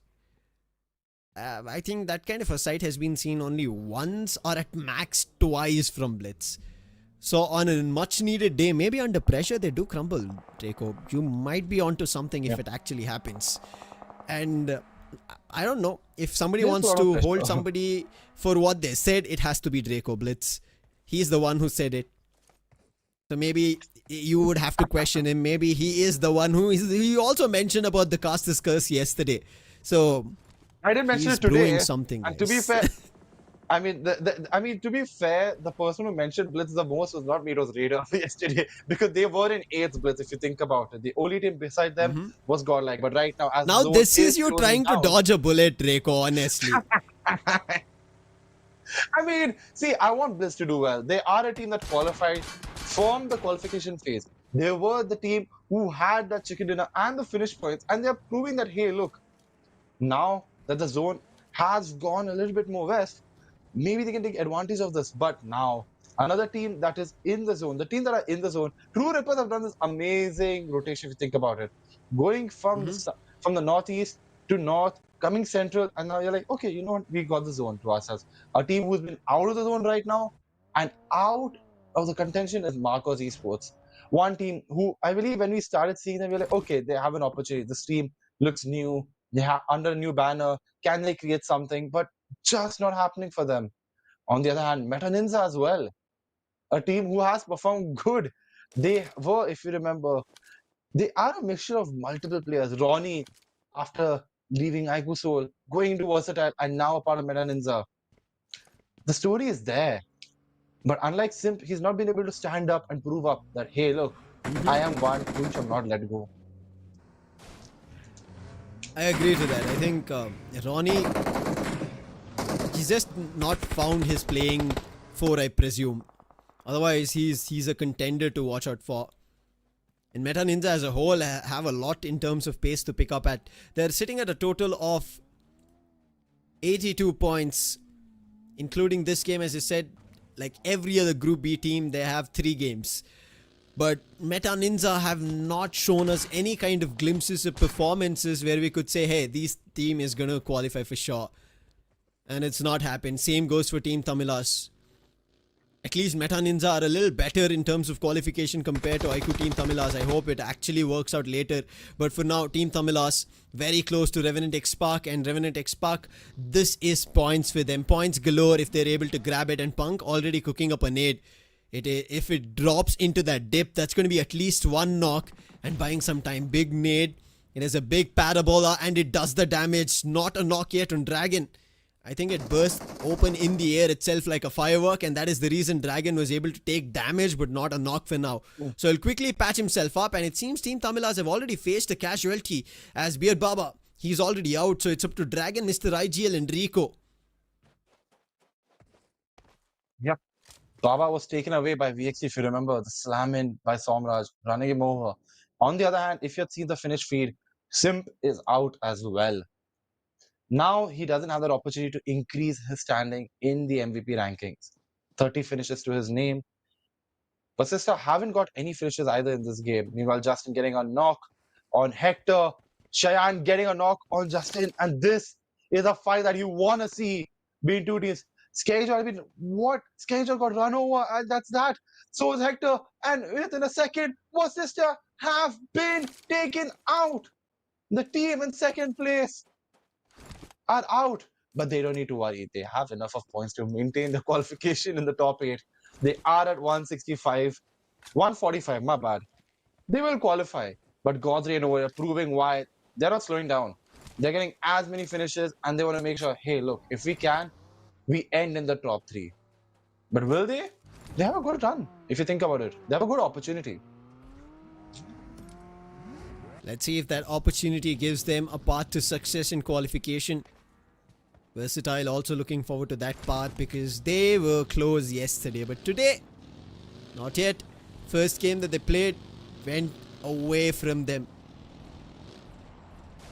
Let's hope things start changing because this is going to be the penultimate game that Versatile will be playing, and Versatile are at a position of 11. They need a good big chicken dinner to get back to 100. They're not at 100. The triple digit, the century, they've not reached that. They're sitting at 90 total points. So they need a century, and then the next ERANGEL which is going to come through is where they start slow. Oh, not even ERANGEL, my bad. That's going to be MIRAMAR right after this. So it's going to be a back-to-back Group B and C MIRAMAR. Yep. Sniper action coming in from Nova on Wild Fangs. I think this we even saw from Blitz, even on a Miramar when we started on day 1. If I'm not wrong, it was tried, but nothing in value was found. And it seems to be the same case. But right now, there's one elimination of maybe okay value, but Revenant X-Spark are like, one is not enough for us. And it seems to be this is back-to-back happening for Versatile from Revenant X-Spark themselves. And on the other end, they're stuck in a roadway with God's Reign. So this is a complete sandwich parallelly with God's Reign that Versatile will be facing now. That finish has been stolen by Neo. He was waiting there, lurking, not in the shadows, rather in the open fields. But right now, guess what? Delta, Slug, the Grim Reaper, none other than K9 coming again. But this time, they're facing up against a team that is a 4-man roster. Shots coming in, and K9, Slug, what are you on? He's taking on Neo, he's taking on Aqua, and this is it! Oh my god! The Grim Reapers, we weren't lying. They're shutting Dream, they're shutting everybody. Can somebody call 911? We have an emergency here. K9 is not holding back. I repeat, 11 finishes to their name. Lucifer. I mean, have we seen a devil truly be spawned right now in front of our eyes? Is he in demon mode? What is going on? Laughing. They're laughing with all teams looking at them that all you did for all of this and we enter. There's nothing you could answer back for. 11 eliminations. Slug and JD share 4 each. And this is after losing their teammates, not before it. Exactly. Exactly. It's like these two have gone into demon mode. I genuinely feel like the demon mode is here. The demon era is here. Slug is like, you know what? I'm just going to prove why I have a trophy under my banner. Why I was one of the crucial players. I don't need a team. I'm a one-man army or a two-man army. All I need is JD to support me. Lucifer, that was incredible by them. Incredible. Wild Fangs seems to be that they have a similar approach because Wild Fangs are still fighting here as we are at stage 4. They've not had a casualty, they've not given a finish, and they've not grabbed one either. But they're holding their position, but finally the circle, it twists away from them. But JD, does he know? Smoker, he's there, and they quickly answer back to him. How are they so quick? They're literally like how they say lightning fast, and they are. And now it's up to Somraj. Somraj saw them, but he couldn't do anything. The angle was not that great. I'm sorry, Wild Fangs. I did mention about you, but now one after another, Wild Fangs is facing casualties, knockdown, and very soon maybe confirmations as well. Gamla Boy was very close, but he did not check his corners. And therefore, it's again JD Gaming. He is going all in. He has 5 finishes. The highest that we've seen at the end of a game has been 7. But JD already here in stage 5 has 6 in his name, and he's not stopping. He's spotting another team, another player, and they're gunning for a lot. But Somraj, he's behind both of these players. Slug and JD, they have to be a little smart. The nade does do a splash damage, but not much to be worried of a knock. But I think finally information, Slug gives that to JD, and they instantly back off, making sure that Somraj is cleaned off. But thankful there was another team, and Team Tamilas put a run to Versatile, and that should cause a lot of problems for Versatile's qualification. I mean, Versatile will be wondering what just happened here. We were just walking in and we were just done for. Meanwhile, Slug, what are those? No, man! JD on 7, Slug on 5. This is beautiful. I mean, what more can I say? The wolves of BGMI, the demons of BGMI here. It's the Grim Reaper show. Everybody, if you don't know what's happening, K9 have just come. This two people have got 12 finishes. That is more than any team. What are we watching? 5, 9, 10, 11, 13. Make that 14. 14 for the rest of the squad, and only 12 from Slug and JD. On the other hand, right now, K9 got 15 finishes. What are we watching? Trace going down. RNTD is already losing Punk, and now maybe losing Pace. They had 2 finishes in their name. They were 111. That'll take them to 113. But will that be enough? 14.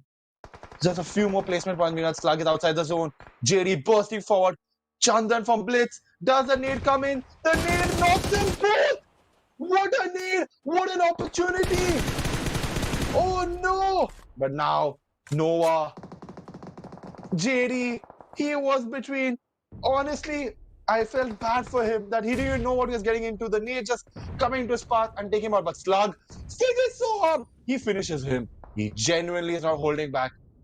Someone check on Slug. What is happening? He's on 6 finishes already.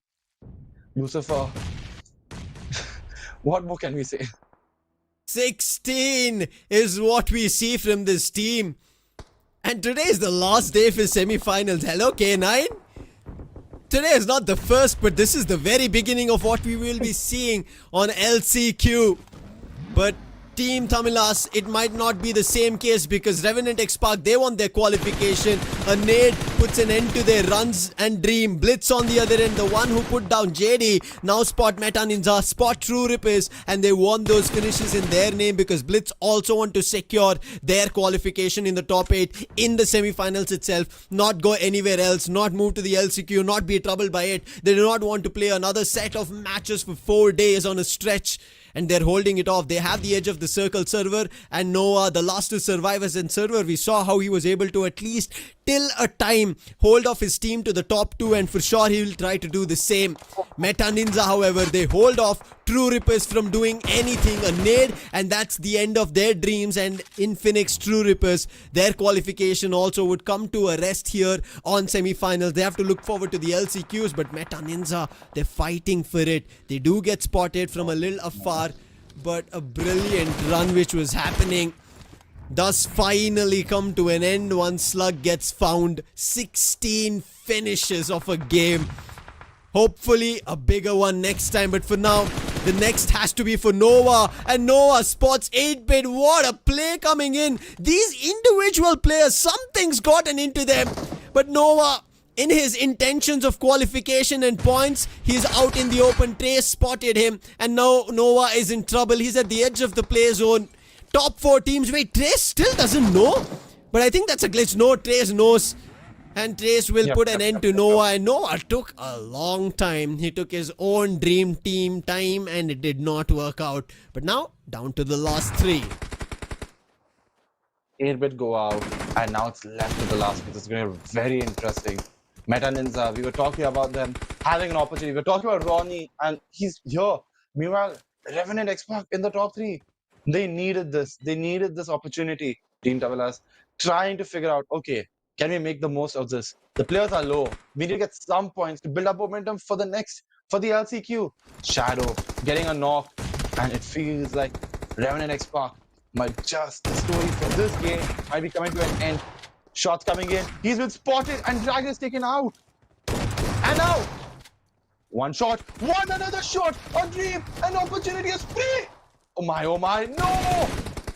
But Fierce going down, and it's all left for Meta Ninja to take advantage of. The fight was happening out of the zone, and they have the zone in their favor.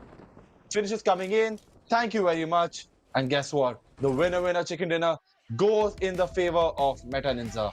A good game by all the teams, but one team that has made sure that, hey, look, we have come over here and we have done our job. This is Revenant X-Pac.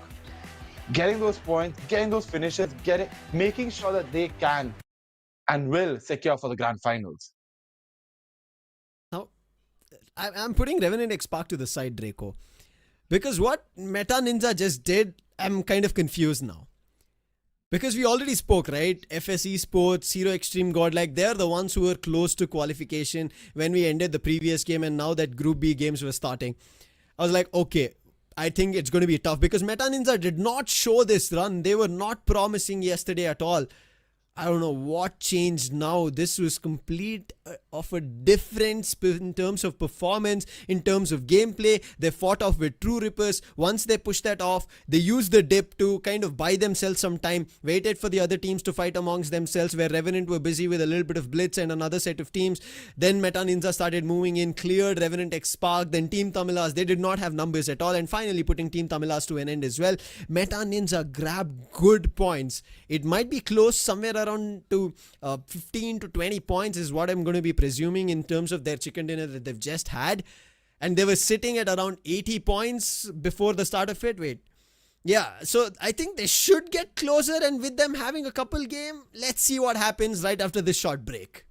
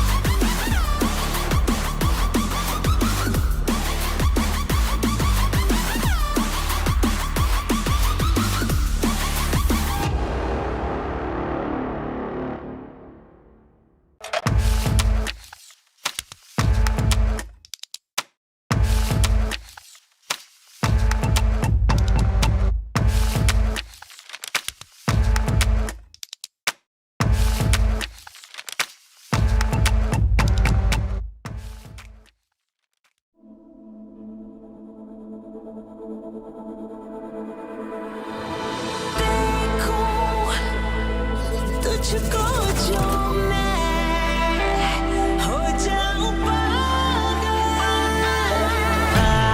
Boom boom मेरे सीने की धड़कन को सुन मेरी सांसों को तेरी ही धुन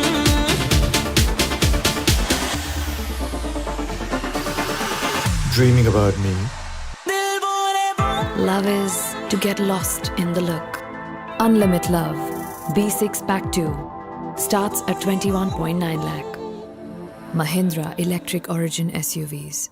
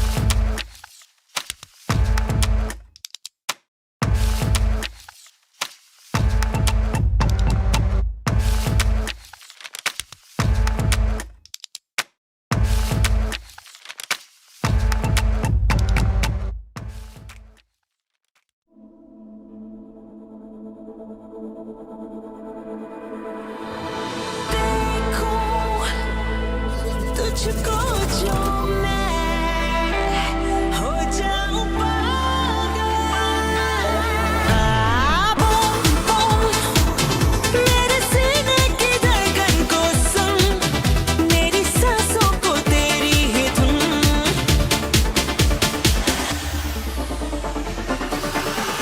Dreaming about me. दिल बोले boom Love is to get lost in the look.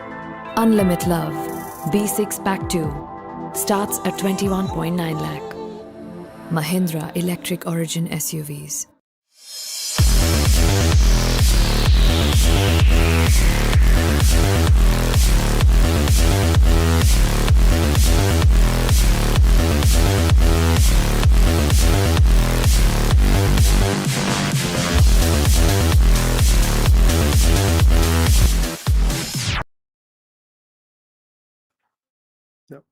What's up, everybody, and welcome back to the Chennai Esports Global Championship 2025.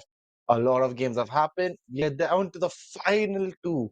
I'm being honest, I am in awe of what K9 did the last game. But Raider, how do you feel? What were your some takeaways from the last game? The most important one is Meta Ninja. Them bouncing back with a winner in the chicken dinner and eventually being there in the leaderboard, showcasing their presence. I mean, that in itself justifies how brutal this competition is. Now, that Revenant X-Pac also played well. I believe they have also kind of made a significant mark in their qualification. But now that the last two matches are left at this point, definitely both the groups like A and C, these two groups have got one match each, and eventually Group B has got two of their matches back to back left right now.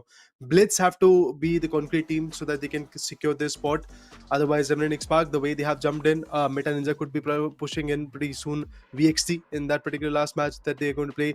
Maybe they are going to have a fun run of their own. You never know. But yes, look, let's talk about Chennai Esports. The MVP coming in from Chennai Esports is JD Gaming. The newest edition that has been playing for Chennai Esports for, I believe, last 8 matches or so. 7 finishes and finish contribution of 43.75%. Of course, Chennai Esports went all guns blazing. Highest finish as an individual or as a team is definitely K9 Esports, and from K9, JD Gaming is the one who got 7. K9 Esports has secured 16 amazing points for their finishes, and the best rating is also with them. But the best contribution for the team was from Dragon, IQ Team Tamilas. We have been talking about them, that they are failing to showcase their prowess, but the thing is, they are finding their momentum back, and hopefully tomorrow, when the LCQ starts, they'll start with a banger. I mean, looking at it right now, as you see in this game, they've got 18 points in total. Same as K9. K9 just went the other complete way, like 2 extreme. On the other hand, Team Tamila is getting 11. Meta Ninja with 18, my bad. And Blitz with 10. With those 10 points, Blitz are currently in a good spot. They are in a good spot. And as you see in the overall standings, right now we'll come to know which teams are currently in the top 8. Welt on top with 145. Vashishta in second with 145 as well. A bit less of point differences, that's why. Third place is GODLIKE with 140. Then you have a jump and CK with 128. Cincinnati kids doing quite well. On the other hand, the team in 9th is GODLIKE, but the team in 8th and 7th, 8-bit and NONX. Now 8-bit will be playing the next game, and it'll be very interesting to see what happens now, because Meta Ninja as well, has played 15 games. So has Godlike, so has NONX, so has 8-bit. But which team will secure that final 2 spots in the top 8 is going to be very interesting. Yeah, definitely. It's going to be very interesting to talk about. Blitz already have got 2 more matches, so I don't think so Blitz are going to have a lot of trouble. They can buckle up, they can perform in the last match as well if situation demands, but other than that, every single match is going to count for them. Miramar is up next, and building on that momentum, exact group is going to play. Group BXC was the competition in the previous matchup where Meta Ninja secured that winner with a chicken dinner with 18 points, and exactly same group is going to once again be a part of this next action that we have. So yeah, I think both the sides definitely will have their level best to do, and eventually a good score has to be portrayed. Good indeed. As you go back to the map of Miramar, the flight path is a bit different right here, but very interestingly, it is a clear east to west, but in the southern part of the map. So the northern part is going to be an opportunity for teams to just take the drop, knowing that there will be less duels right here. All they can do is go far north and hope that the zone follows them, or otherwise go to the north, get all the loot, and then come to the center of the zone. Interestingly, right now, in these two teams between Group B and C, it'll be very interesting to see which teams will be finally playing, because for some, it's their last game. Teams like Vasista, Esports, teams like Ico 8-bit, teams like Meta Ninja, this is the last game. Meta Ninja have to get a chicken dinner to just finish the deal. But will they? Only time will tell. See, Meta Ninja, Ico 8-bit, and to some extent I would even count in Remnant X Park and NONX Esports are in a very vulnerable spot. Hero Extreme Godlike, yes, they are also one of those particular team, but they have their last match on the last game of the day as well. So I think they can figure out what they have to do to get the most amount of points from that particular game. Talking about the current scenario in terms of the drop locations, I do believe that Ico 8-bit pretty close to Blitz, who has got 2 more games left, and then we have Wildfang also in that circuit. Ico 8-bit has to play pretty precautious game, otherwise it can hurt them a lot. Ico Soul, we all know that they won't be able to qualify from semis to grands. They can be aggressive. Same goes for Team Tamilas. They can be quite aggressive. Vasista on the other corner, on a different spectrum.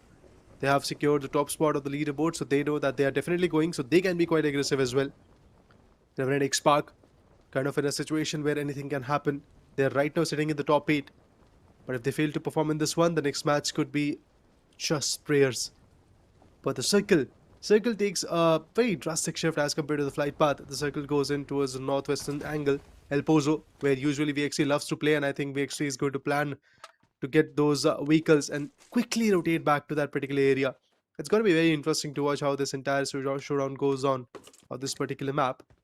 As I do remember that in this area, we got to see Ico Soul just completely getting charaded by their opponents yesterday. This is the Monte region, I believe. But Team Tamilas and Ico Soul, both of them are right now on the bottom page, the bottom few positioning of the team. So I don't think so. Both of them are going to hold off anything. You shouldn't hold off to anything. Rather, they should just go on the offensive. That is what you want to see. You want to leave your audience to have some form of hope and believe that, hey, look, we didn't play that well. We haven't been at our best, but we are slowly trying to build up, because when the LCQ starts, you've got 24 games, not 16, 24.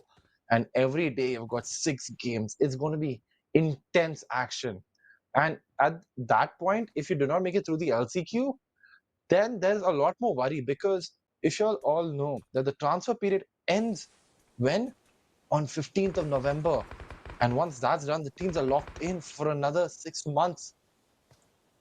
6 months is a lot of time if you think about it. Multiple tournaments will be taking place, and you'll not be able to change anything. But right now, a nade into the path of Blitz Soham, and now Blitz, we were talking about this team. The first frag finishing Soham off. My oh my, what could happen right now? Because now he's low as well, but Spray God goes down.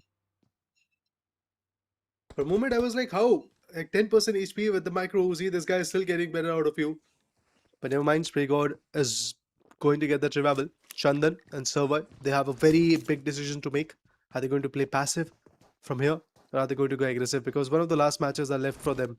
Legend on the other corner from Team Ico Soul, who will go aggressive and shut down Beard Baba from Ico Team Tamilas. That's another fight happening in Monte.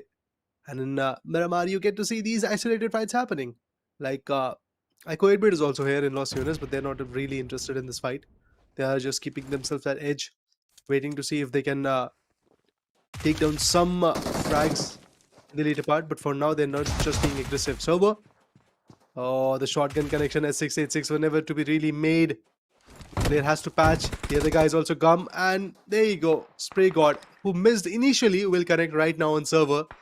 And it's just Chandan trying to go out of this equation, trying to go out of the entire area of Los Angeles and maybe survive a little longer. See, the thing is, Wildfang sitting on the bottom is hurting a team who hopefully have speculations to get qualifications right here, right now, after this particular match to the grand finals. This is the irony. A team which is dwelling in the bottom to a team which is trying to be the top contender of grand finale. Both of them have got their own opportunities to work with. An Ico 8-bit out here, they also need serious amount of points. They're also in a very risky spot. Close to 110 points is where Ico 8-bit is sitting at right now. And I believe in the next match, Hero Extreme Godlike, not just that, Miranza in this particular match only, will be eyeing for Ico 8-bit's early loss. I mean, yep, right now, Team Ico scored one finish. Can he make that two? Nakul getting a spray on another play of Team Ico, Team Tamilas, and that would be that. Nakul getting another finish to his name. And has he spotted Mr. Aegir? I think so, he has. The jump by Mr. Aegir and the car might have just given away his location. And the sprays are coming in. And all Aegir can do is go away. Can retreat. Let's see, legit, if he can get some shots in. He tries, but Dragon holding this incredibly high angle and off angle on Soul, wondering what just happened in front of my eyes. How did my teammates just capitulate? But this has been the story the entire tournament. They have capitulated. As the zone is taken like a north-western shift, teams like NONX, if we take a look at another team, like very interestingly, Vasishtha, very much in the southeast part of the southwest, and now another finish for Sarang. It feels bad for 1+1 Blade Wildfangs. Genuinely, this team, they're trying to build up momentum, but they're every single time getting crushed. They don't really need momentum at this point. Ico 8-bit needs it, and I believe they are doing a wonderful job by getting the first pick on one Blade Wildfang. This could be that opening. Spray God on the other corner. Surprises Sarang. But that Ico 8-bit is now in the weaker corner. Sarang goes down. Raiden, he has got the height advantage. Juicy is out there. But Ico 8-bit, remember, it's your last match. Meta Ninja is already on your backs. They already won this winner Chakana. They already are very, very close to you. It's just 10-20 points of difference maximum.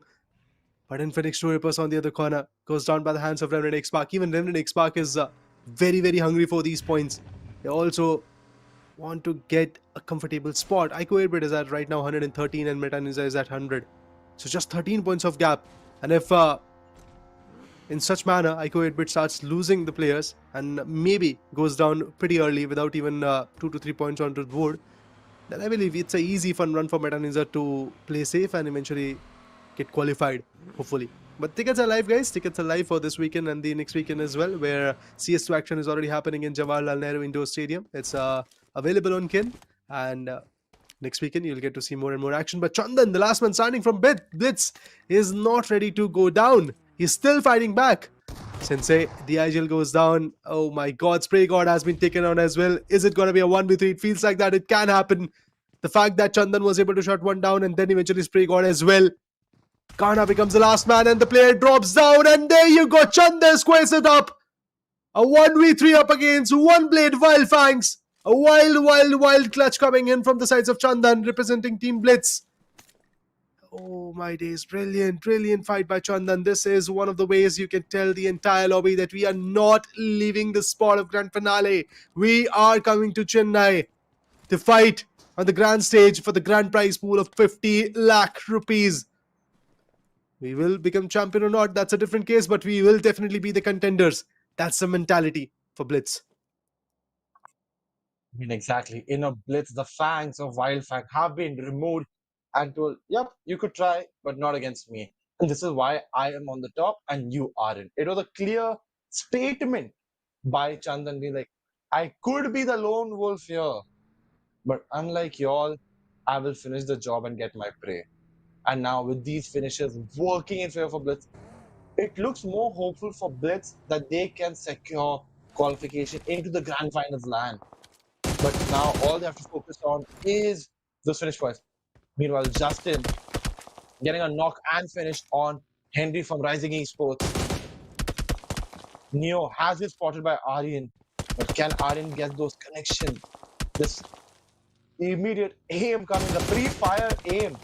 Meanwhile, as you can see the zone right now, taking a little bit of an eastern turn, and a lot of teams are still out of the zone or on the edge of it.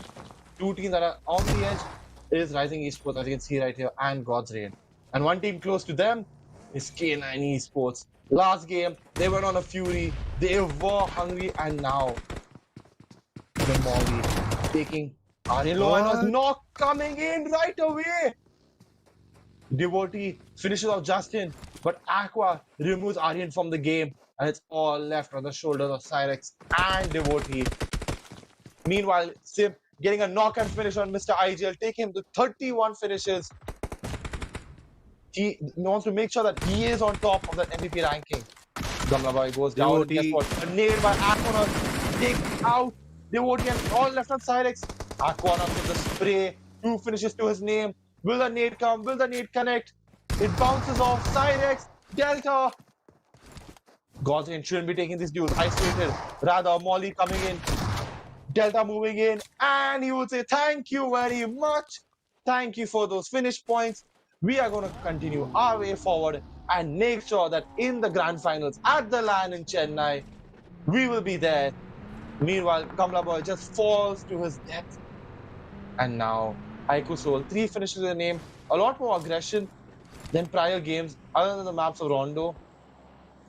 But will this be just momentum building as they get close to the team of Marcos Esports?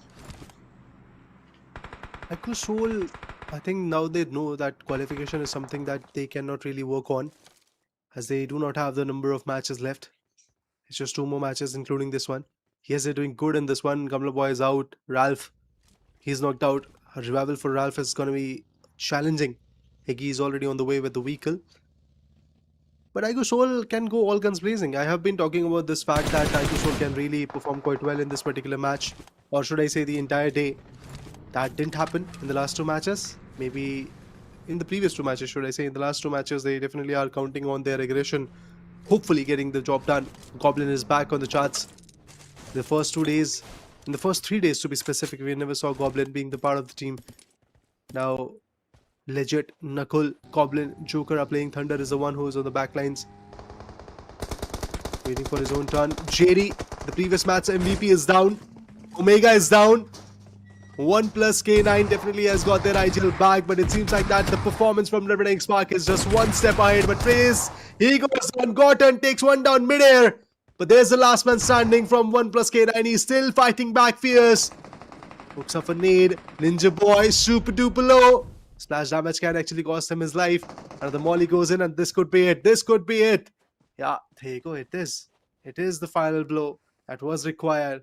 Unfortunately, Trace God will not survive. But Fierce Molly will find out his opponents. Godsrain? Wait a minute. Godsrain has pushed in, and Revenant X Spark, they have lost one. It's Fury who has been taken down. Unfortunate for Revenant X Spark, as they're trying their level best to build as many S points as possible. Because if you see, Revenant X Spark has got a total of 120 from the last matches that they've played. And it's their final game, I believe. So they need to really pitch in. No, it's not actually their final game. My bad. No, they have do have one more match. They've got this game and another game. One more game after this one. So that's a good thing that Revenant X Spark is performing in this one. And hopefully whatever point requirement is left in the next one, they can tally that as well. But 1 plus God's Reign. I mean, to be honest, today we have seen... Yesterday was the day where a lot of bottom dwelling team was able to buckle up and push up into the leaderboard. Today is the day where the table toppers are just not giving the space. Yes, there were some matches like Meta Ninja in the previous one. They performed quite well. In certain matches, we have seen 1 plus K9 performing quite well. But overall, if you see 1 plus Godzin has been consistent, Welt has been consistent, Vasista has been super consistent, Cincinnati Kid in the very first game was super consistent. Blitz, they have got a good amount of points today. So all the table toppers team, the top 5 teams which are there in the table toppers list, they have been consistent, and that's biggest problem. That's one of the biggest problem for all the other teams like Hero Extreme, GODLIKE, Meta Ninja, FS, Versatile, who are trying to qualify today, as there is no space given from these top 5 teams. Yep. As you can see right now, Chandan, the lone survivor, just being like, you know what? I'm just gonna stay still. Nobody can find me unless I'm spotted. I ain't taking a shot. And right now, giving this form of comfort. But from where does Shot take those shots? Chandan, why is he showing his location? I think the spotting he's there.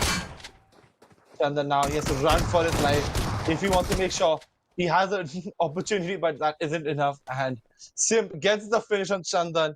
Make that 32 finishes for Simp during the semi-finals of the Chennai Esports Global Championship. This player, you have to praise him. He's the one player you have to praise no matter what. If any player, if anybody is saying he didn't do enough, I'm so sorry. What more do you want from this guy? Goes into a new team, doesn't need time to get used to the team. What is synergy? Simple like I am the one. I'm the one who will make sure that you all get the finishes. Just believe and hope. And like that meme of Superman, Vasishtha did that, gave him a belief, believed in him, and guess what? They are now on top. They're doing really well. And as we speak right now, when I'm getting the finish on Aqua NONX, and that is the end for the story for God's Reign. Fury from Victoria Summers has been taken away as well. Need I remind you, but at the same time, they have 7 finishes to their name. Currently, they're sitting at 15th spot. A major deficit. There are so many teams who are trying their level best to compete and get some good points. X Spark is one of them. Vasishtha, they've already done their part. Performed so well in the last 2 days. There is nothing that needs to be snatched from them. Of course, I agree with the point that Sip has been phenomenal. And to be honest, Vasishtha needed such individuals. Vasishtha was always in need of a good assaulter. Of an assaulter who can give entries, who can also guard the backlines, who can do whatever is required for the team.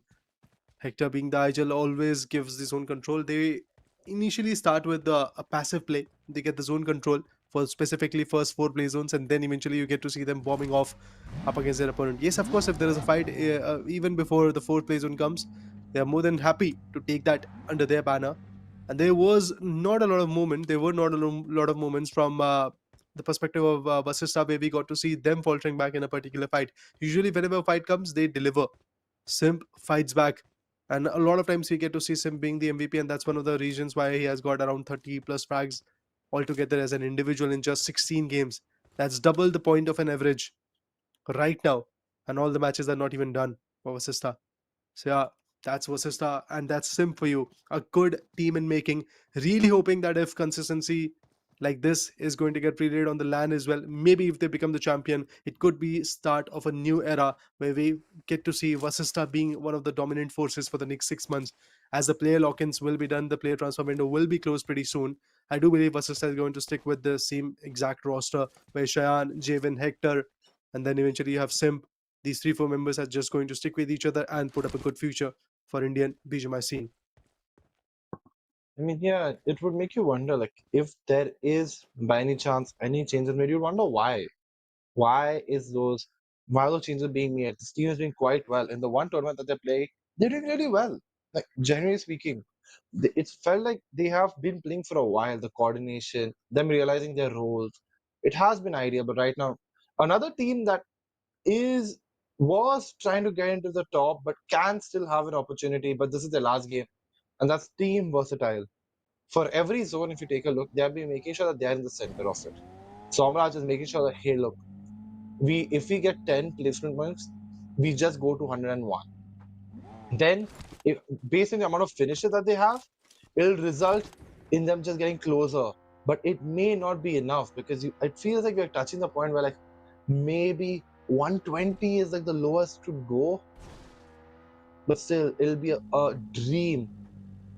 Well, it's not impossible. It's possible at the same time.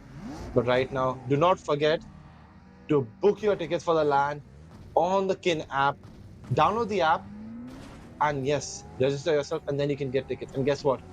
Team Versatile, we were talking about them. They're in the zone still, the only team, and now they have the edge, but they're going to go in the center.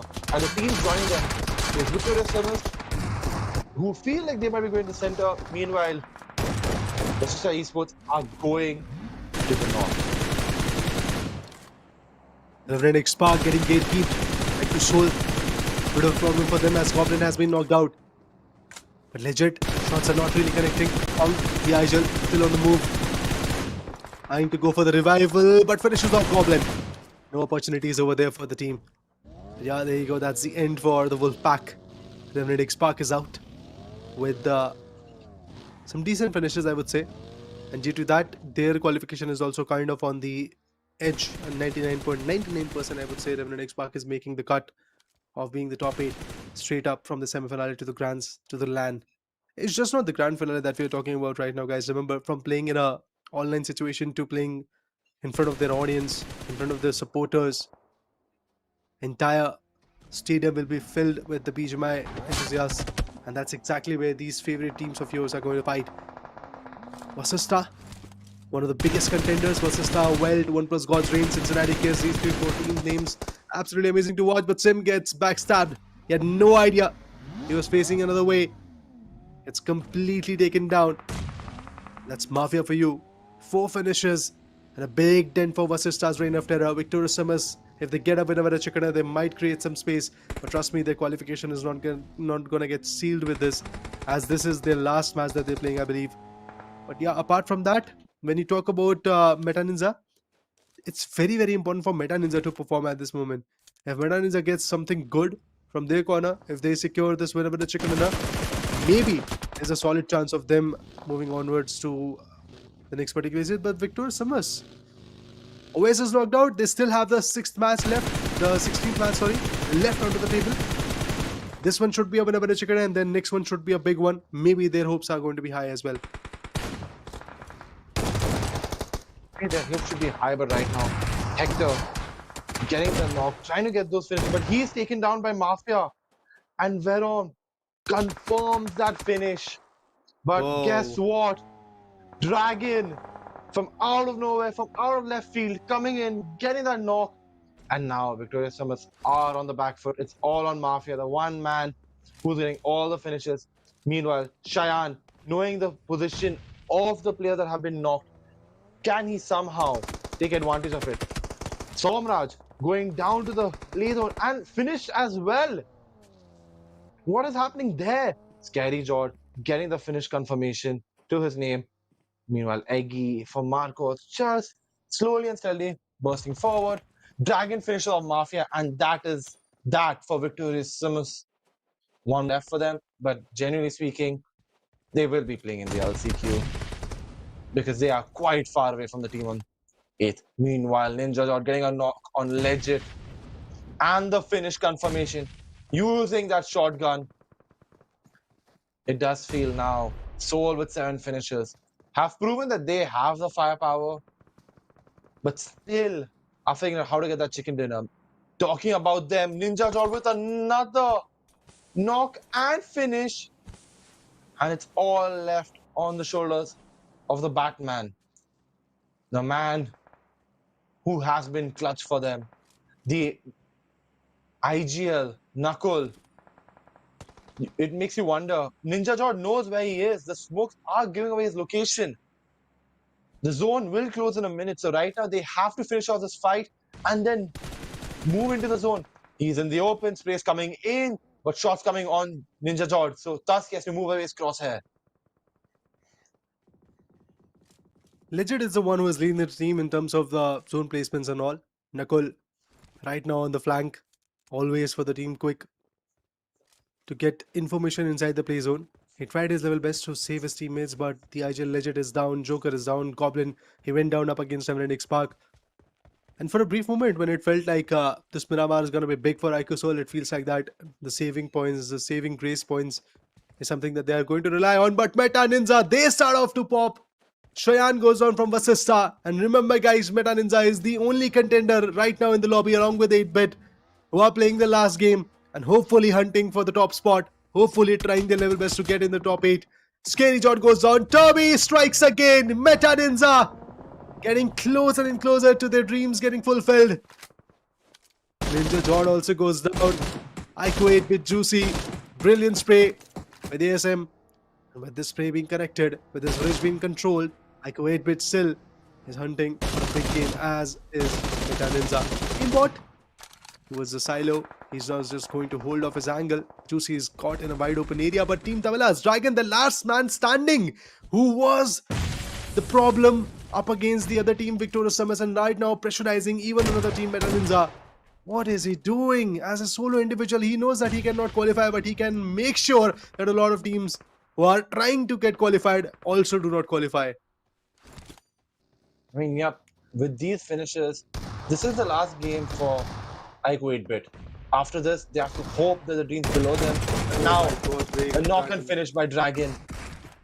It is another finish for him, but it's a little bit too late. A little too late from him. But now, as we talk about the top 8, Dreams getting a knock. I must say, Dragon, we hope to see more from him in the LCQ, but Dreams getting another knock. And what on earth is happening over there? Dreams is becoming a nightmare for Meta Ninja. This player is making sure that everybody's down. And Dragon, I believe Dream thinks that the fourth player is here, but he doesn't realize from another team. Dragon helps. Dragon with the nade. He has an opportunity to take 3 finishes, but really, Somme, he has to make sure he cannot revive his teammates, but they all get finished, and he gets the finish point on Dragon. Somme with 1, Dragon with a few more. Soul still in this with an opportunity. Meanwhile, 8-bit. Oh my god, if they somehow get a chicken dinner, this would be amazing. Well, if 8-bit gets a winner and a chicken dinner, they for sure will be getting qualified. Revenant X, Spark, NONX, they will be up for the grabs in the next particular match along with Cincinnati Kids and Team Blitz. But Meta Ninja, the kind of survival they have showcased, I think Hero Extreme Godlike will be in sheer pressure in the next particular matchup, because in the next game, if Godlike goes out early, they might go out of the qualifications arena as well. They're already out at the 9th spot, but Smoker all alone doing whatever he can do to pressurize the players. But Raiden, he gets low. Knuckle, is he interested in a fight? He's cooking off a nade, but no connections to be made. Knuckle, the last man standing. Ico 8-bit in shambles. Skips, spot him. If Skips gets spotted, this will be it for Ico 8-bit. This could be it.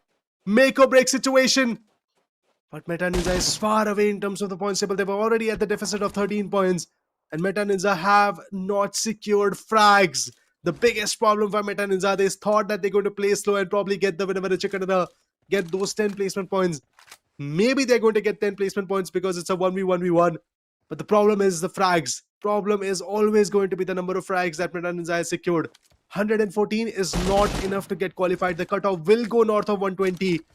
For that reason, Meta Ninja, unfortunately, even after so much in these maps of Miramar, I do believe Meta Ninja might not be able to make the cut. Ico Soul is not going to be there. But in between these 3 teams, the only one which can have the best advantage of this particular fight, this winner chicken dinner, is going to be Ico 8-bit. It's the last game for Ico 8-bit as along with Meta Ninja. And Skips knows that this particular match is going to count. This fight is going to count for Skips. Unfortunately, Juicy Raiden, they did not really were able to push in and get the job done. But right here, 4 finishes and 5 placement point is what Ico 8-bit is still able to get, even if they get finished off right now. That means a total of around 122 points is where right now Ico 8-bit is sitting. All of this is going to put a lot of pressure on Ico 8-bit Skips. Last man standing from Ico 8-bit. He has to pull this off. It has to be a magical fight. It has to be a magical clutch from his corner. It's a 1v1 situation. Let these 2 giants fight. Let Somme and Knuckle, ex-teammates, fight with each other. And then you can pick the pieces and you can get the winner chicken dinner. And even if you don't get the winner chicken, you'll get 1 additional extra placement point. All of this up for grabs for Ico 8-bit. Nothing can be done for Meta Ninja, I believe. Nothing can be done for Ico Soul for sure. But yeah, this 1v1. Let's wait for it. I mean, now finally, Knuckle spotting Somme. This is an opportunity. But now Skips takes out Somme. And now 8-bits on home. Dreams, ambitious. These 2 teams. And whoa! oh my! What a game by 8-bit. Lovely stuff. Isolating the fights. And that would be that. And I believe with this chicken dinner, maybe the cushion is there for 8-bit. Maybe this new squad with Juicy, Raider, they have an opportunity. They have made sure that, hey, look, in our last game, we have done the job. And if you take a look right now, they're coasting forward. They're close to 123, 124. This game, Knuckle could have been the party spoiler. Generally speaking, could have been the party spoiler. But he couldn't shut him down. And the winner chicken dinner goes in favor of Aiku 8-bit. A lovely game at the very end. What were we waiting for? We had stated it that when there were 3 men there, they had an opportunity. And even when this guy skips his left, he is the player who was there in the top 5 ranking of the MVP, and now he's still there. And it's going to be very interesting to see where does he finish off at the end of the day. All said and done, ICO 8-bit with 129 points. I definitely believe they have definitely made sure that they're going to get qualified. The problems will rise for the next few teams. For example, it's going to be a bit problematic for Revenant X Park. Yes, they're up at 120, but then again, they still have one more match to play. Same goes for NONX. Meta Ninja, they have played their final match and they're sitting right now comfortably, or not so comfortably maybe, at the 9th spot, which is obviously going to push them down to the LCQ. But there's a chance for Hero Extreme Godlike. There's a chance for FS Esports. There's a chance for Marcos to get a big leap. Marcos, not so much, but then again, I believe Hero Extreme Godlike is right there. FS is right there. These two teams are definitely eyeing for a winner chicken, a big game in the next particular matchup so that they can secure their spot or maybe push on Revenant X Park. NONX is the one which is most vulnerable, but NONX will also have their fair share chance because they are coming back in the next match. So hopefully they're going to put up the score that is desired. Hopefully they're going to make their way to the top 8 as they have already performed quite well in the first few matches today. I mean, exactly. I mean, NONX right now, if you take a look at the points, if somebody's looking at the points table, they know for a matter that NONX is in a very dangerous spot. They had the last game to them. And as the teams of 8-bit finish their game, Vasishtha finish their games, it's all left on what will happen. The storylines are written. It's one game for Godlike, one game for NONX, one game for Blitz. Who will come out on top? But we'll come to know about that in the last game of the day after a short break.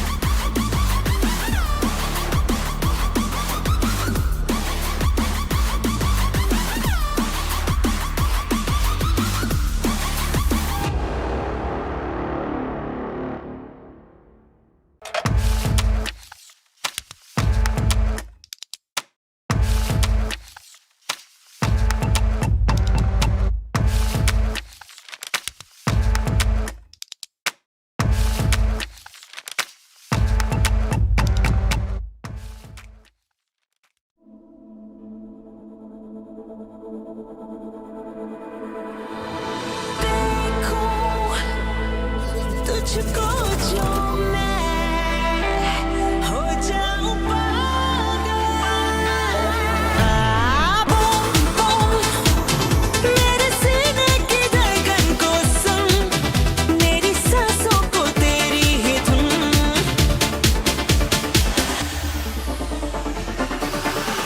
Dreaming about me. दिल बोले boom Love is to get lost in the look. Unlimit Love B6 Pack 2 starts at 21.9 lakh. Mahindra Electric Origin SUVs.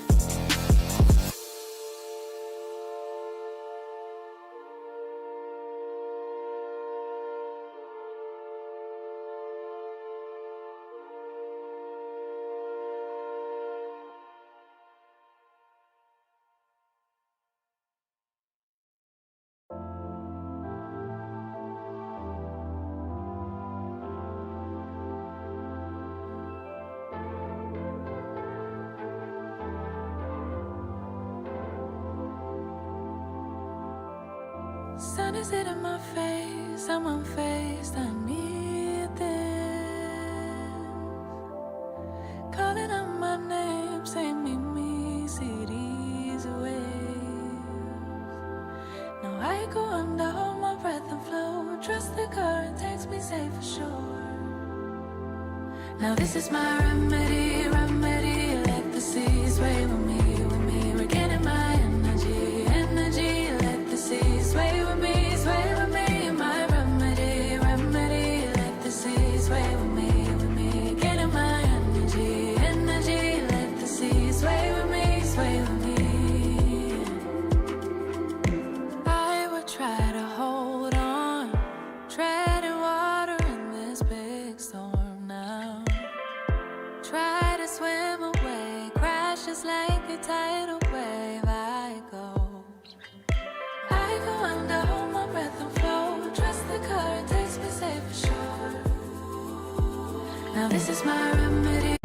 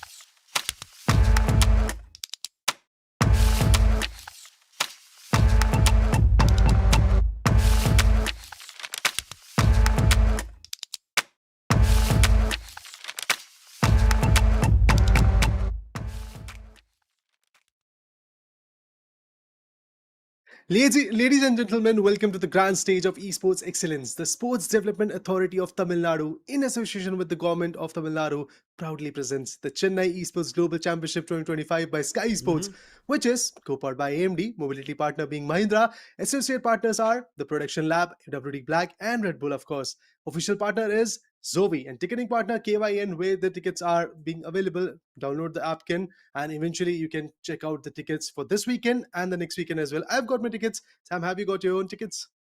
Yes, I have indeed, because of the grand finals that's building up for the BGMI, if you ask me. We just saw 8-bit, but before 8-bit get grabbing that chicken dinner, Meta Ninja was there, Aiku Soul. We were talking, me and Draco, that Aiku Soul, maybe it looks tough, but Meta Ninja, after getting the chicken dinner, they got close to that triple digit mark, and now from that triple digit mark, can they reach 120 was the question. They were close, Right. but let's see if that happens, because we were thinking, right, around 120 and 130 should be the cutoff. But with that match number 5 done, let's go to the match number 5's details, statistics, and it's going to be Dragon from Team Tamilas who becomes the MVP, and this is why we've said Dragon has always stood for the team, stood for his teammates, and 7 finishes in a game is always incredible. He also matches that highest number of finishes per game, but his ranking on the MVP is going to be 24. Not found a lot, but finish contribution. That tells you that he brought all the 7 frags for his team by his own. Sam, I just really wanted to point out one thing, that these 7 frags are not a normal amount of frags. I'll talk about that, but let's talk about the match summary. I'll talk about the importance of these 7 frags in terms of the leaderboard or outstanding once that comes through. But yeah, before that, in terms of match summary, highest finishes for Dragon, of course. The team with the highest finishes, 9, is Aiku Soul, and the guy who had the best contribution for the team is going to be Wildfang's Spray God. At the same point, the best rating for a particular team will be Ico 8-bit, playing pretty passive, but at the end, Skips manages to secure not just 1 but 2 frags at the end in a 1v1v1 battle, and was able to get the winner chicken in a home, and kind of a situation where the qualification is also now sealed, that they are definitely going to move forward to the grand stage of the grand finale. The thing is that these 129 points that Ico 8-bit were able to get, their emphasis on the placement points, emphasis on the zone control was absolutely amazing. Vasista is just another example of that, but the thing is, Vasista always was aggressive as well in the later part. They just went guns blazing. Even in this particular match, if you see versus Star versus Victorious Summers was the thing. Now I want to point what Dragon did. See, the thing is, Dragon was the only guy surviving from IQ Team Tamilas, and he's the only reason why these 10 points on the table are coming through. And you will be like, yeah, but he is still there in the bottom page. What's the impact of it? Victorious Summers, they had 10 frags. They were looking 10 or 9 frags, I believe. They're super aggressive. There was a very good chance that Victorious Summers could have built something good. There was a chance that they could have made a good game, a comeback, maybe versus Star, them getting backstabbed, Meta Ninja getting backstabbed by this individual. So a lot of teams were getting backstabbed by this guy, Dragon, and that's exactly why they went out of the equation. Meta Ninja, I believe their disqualification or their elimination from this top 8 is because Dragon. Victorious Summers, again, Dragon.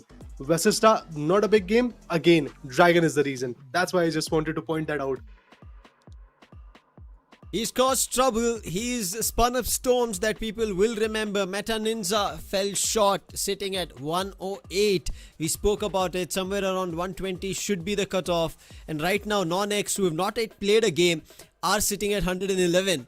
Hero Extreme Godlike now have a match, so nothing much to be worried for them. But Versatile, their game is done. And they are going to be going further towards the LCQ, along with Victorious Summers, along with Rising Esports, and teams such as Marcos, True Rippers, all of them looking very bleak. True Rippers are also done with their game. K9 also done with their game. Ikusol have one game, but their overall position standing, as we just saw on the last page, is not going to give any hopes for them to qualify, at least in the semi-finals. But after what, even Wildfangs were able to pick up some points. I did see some aggression towards the start of this game. Seems like they're building up for the LCQ, and the LCQ, before we start things off, there's still one game. We have not concluded our top 8 because there is still now a battle where NONX can fight with a team from their own group, that is going to be Hero Extreme Godlike on ERANGEL, and it's the flight that takes off to decide whether it's going to be Hero Extreme Godlike, whether it's going to be NONX, because based on the standings, other teams seem to have made it further, because now Revenant X Spark are also playing. They'll also think for some points. Blitz will also think for some points, and Cincinnati kids are also back in action. So right now, I only see the battle between NONX as well as Hero Extreme Godlike. Yeah, that's the only possible scenario, change between NONX and Hero Extreme Godlike's position. That's the only case scenario at this moment, and I believe the top 7 spots in the top 8 are already pretty much nailed. Talking about the current flight path, it starts from Severny, from the northern end to all the way southern western corners of Remosk, where teams like, I think, Hero Extreme Godlike can have a fun run. They usually are dropping right now in Pochinki. They can easily drop down to Pochinki and have a good control. You talk about Wildfang, I think it was Blitz who just completely got countered by them. But then again, Chandan, he retaliated by a 1v3 of his own. Initially, his entire team was obstructed, entire team was taken down by Wildfang, but Chandan pulled up a 1v3 up against Wildfang, and that's how Wildfang actually went out of the equation. Pretty ironical, to be honest. But yes, at the end, MADKING, ERANGEL was the map where Apollo, he brought in a 1v3 of his own. Unfortunately, it was not a proper fight because situation was not adequate. Apollo was pretty much caught off guard. But Blitz versus MADKING, it's going to be fun to watch how that gets delivered. Right now, Revenant X Spark and their old teammates, Wildfangs players, are also right there in the vicinity. So maybe we get to see a fight over there. And there you go. Trace, he starts off quick by getting the fights, but Marcos is also here. So much is happening. Look at this. Trace goes down. Gotten super duper low. Punk, he does not have anything. He's just using his punches to punch around and eventually get the frags. And Gotten, he's running out of bullets maybe? No, he has got the bullet. Okay, fine. He's going to go for the reload. The last one standing, Eggy. He's all alone. He has a SWAT to play with, but I don't think he's going to find value against the 1v2. Goten with his shotgun shells, the pistol coming out, and they're keeping the distance. He tried throwing it to see if he'll be able to land a blow on Punk and get a knock at least and recover his pistol. But that secondary weapon only pays dividend to Revenant X Spark, and Revenant X Spark, that could have been a little bit of an issue if they went out too early, because we spoke, yes, 125 points, but imagine NONX and Hero Extreme Godlike have a really good game, both surpassing double digits in ERANGEL. It could become a problem for maybe Revenant X Spark, but with these 6 finishes, and now both Punk and his teammate will fight for survival till the very end, at least get some placement points, they should be securing their slot for the Grand LAN Finals. Absolute solid performance from Revenant X-Spark in that garage. But Mad Kings versus Blitz. Really thought that Mad Kings is going to pull something miraculous here, but Apollo is down, Pro is down, Fragger and Shadow trying their level best to stand tall up against Blitz. But we know how resilient Blitz is. Yes, the day 1 was good, day 2, day 3 not so good, and I have always I've always been on that particular point that yeah, situations are not looking good. They have been in a very critical spot for a long period of time, but today they started and they went all the way towards their qualification. I think even Blitz has actually made sure that they are definitely going to qualify with these 2 frags. So for them, now it's an open party. They can just build on the momentum, wait for the next 4 days, and after that, once 14th November comes, they can strike again with that exact momentum. But Mad Kings, they're gearing up for the LCQ, no doubts in that. They are super duper low in terms of the leaderboard. Shadow is spotted where Chandan is. Remember I talked about this, Chandan with a 1v3. Okay, Shadow spots Chandan. Chandan was interested in a different fight up against Fragger, I believe. Decided to take some shots on him. Meanwhile, Shadow, he peeked in, got a knock, and is now trying his level best to get the frag as well. Kings Oh, lovely. could spoil the art here for Blitz. Blitz are also not running away on points or their qualification. As I did speak about Revenant X-Spark, it could even happen to Blitz. He's just 1 point ahead of Revenant X-Spark. And Mad Kings, they have nothing to lose here in this game. They'll try to go all in. Fragger and Shadow, a couple of nades tossed, but this nade might be just good and in. It went to the second floor, not the tippity top. If it did, it could be a nade for Fragger in his favor, but it's now frags against him. Chip damage, he will be patching himself up, but that should be information. Server on the outer extremity is looking forward for the information, and he is confirming that nobody is jumping outside. They're still inside the compounds, inside the buildings that you guys have eye on. And Server just waiting for a TPP info, and from there on they should charge in. But Soham gets hit by Fragger's Molly, and Soham will be confirmed as well. Wait, what? See, Sam, the compound that they are fighting in right now, where Soham was, it's not easy to get out of from the Molly splash damage. So yeah, he got knocked out and he had nowhere to go literally. So he just got cooked in that particular volley. But here, Fragger in the pre-fire, Server gave a lot of amount of damage, and I think Shadow, he was like, where can I go?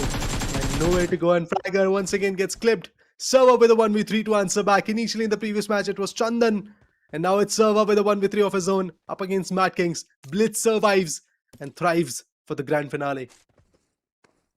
Now that's just made life even more tougher for NONX and Hero Extreme Godlike, to be honest. That's all I would say. Yeah. Because if Blitz and Revenant X-Spark had an issue starting on ERANGEL, if they did not get these finishes, even though they have casualties, something that maybe Hero Extreme Godlike and NONX can kind of read on the feed, but still, I don't see an opportunity that both these two teams qualify together, because I think after us seeing teams who managed to grab a 20-pointer chicken dinner, the next position team at the second spot is the only team who have around 15 points in terms of total points. Everybody else come down to the single digit, right? So once Revenant X-Spark and Blitz do get it, Hero Extreme Godlike and NONX both have to be at that double digit, and in a difference which right now stands at around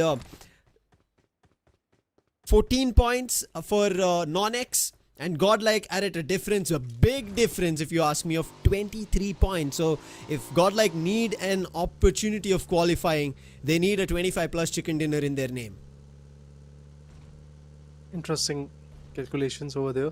I would love to see how the teams are going to abide to that. Definitely NONX is a very interesting team, to be honest, because they have switched gears throughout the tournament. Initially they were going for the placement points, but lately aggression has worked out well for them. 74 finish points, that clearly tells us the story. The exact number of finish points for a Godlike as well. The only place they are lacking right now is the amount of placement points. So Hero Extreme Godlike definitely has to prefer the placement points in this particular matchup. But to be honest, similar thing happened to Meta Ninja. They were also very close in the previous matchup to IQ 8-bit. Such situations were bound to happen. And we were like, maybe if Meta Ninja secures a winner chicken, they get a chance of their own. Problem was that IQ 8-bit, they did not just survive but also thrived and eventually got a winner chicken as well. Where Some, the last one standing from Meta Ninja, got taken down by Skips. And even before that, Dragon, that backstab that he brought in, completely took down Meta Ninja as a whole. And Victorious Summer's last man standing, he also pressurized. Actually, it was Vasista's last man standing, Venom. He also pressurized quite a bit to Meta Ninja. All of that, I'm talking about all of that, is because maybe such things will happen in this particular match as well. That's exactly why I'm kind of scared for Hero Extreme Godlike at this moment, that yes, they are close, but not close enough. You're like right there on the margin, on the doorstep, but can you knock it down? Can you get your entry in the grand finale from here? As there are many teams who are eyeing Revenant X-Park, they're nothing to be feared of, but they're here to fight against Hero Extreme Godlike already. See if the works could be a problem, but for now, Fury from Victorious Semis in a little bit of a problem, did get knocked down. Seems like confirmation also comes through. FS, another team at the start of the day who did seem like could qualify, maybe make it into the grand finals right from the semi-finals itself, but did not have a consistent game, and especially on their placement points. And right now, Sahil trying his best. He's one of the top flaggers, sitting at the second position last seen, but let's see what he can do now. His teammate Roman is here, should help him out with Oasis. Big damage on him, and the last survivor, Oasis, goes down. Points coming in home for FS Esports, but that's just 4. If Godlike need a 25 plus chicken dinner, then FS needs something else to make this wonder work. But on the other end, to make life difficult for Autobots, IQ Soul, they're taking points away from them. Pro gets knocked down now, a drive-by, and Knuckle is in surveillance, checking if anybody else is close by. While that has concluded, God's Reign will conclude a fight on Why Not Esports. And why not? They're going to be moving into the LCQ, but I hope there is a lot more changes in terms of their performance that we end up seeing in LCQ compared to what we saw. I think second day was the only day where I saw a lot of fight power coming through from Why Not Esports, but after that it's just been going around for the day. Let's hope they bring something new. For now, it's still the story between NONX and Hero Extreme Godlike. That has to be the main talking point. Godlike still in the Pochinki region. NONX playing extremely on the northern corner, from Zerki to now Churchill Northwest compounds. Yeah. Isn't this that teams are taking away points? We've already lost 4 teams. And if teams keep losing, that's a lot of points missing for Hero Extreme Godlike. Precisely. If Godlike don't grab these points... That's why I gave in the whole story of what happened to Meta Ninja in the previous matchup. Because Meta Ninja had the same plan, that we are going to play passive. We'll come to that. Legend, unfortunately, will not make the cut from IQ Soul. Goes down. Lobster. Oh my god, play zone. Play zone had its own impact. Lobster was super duper low from the pre-fire coming in from Joker. But there comes another need. Lobster goes down to the play zone. Autobots Esports is on the verge of getting eliminated, not yet eliminated. Harif, the last man standing. There comes a nade once again, eating chunks of HP. Knuckle cooks off another one. This could be it. This could be the nade, finishing him off. Yup, there you go. IQ Soul survives. Autobots out. Perfect. Yeah.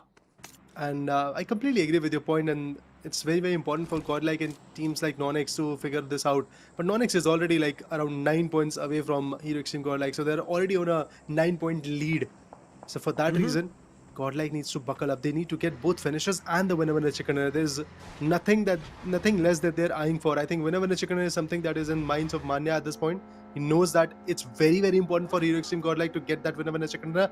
The least he can compromise with is 10 plus finishes and second position. The least he can compromise with. So winner chicken dinner is the top tier goal, but the least he has to get is around 15 frags and 6 position points. So basically 20, 22, 23 points of a game is something that Hero Extreme Godlike really needs, and that too in such a case where NONX goes out early. Exactly. Right now, it seems like Hero Extreme Godlike are signing new contracts for brands and sponsors, but with a lot of terms and conditions. Exactly. That's how this last game is for them. And God's Reign, they're making it even more difficult. They've already had 4 finishes, and now who are they fighting against? WELT. It seems like there's another wipeout imminent.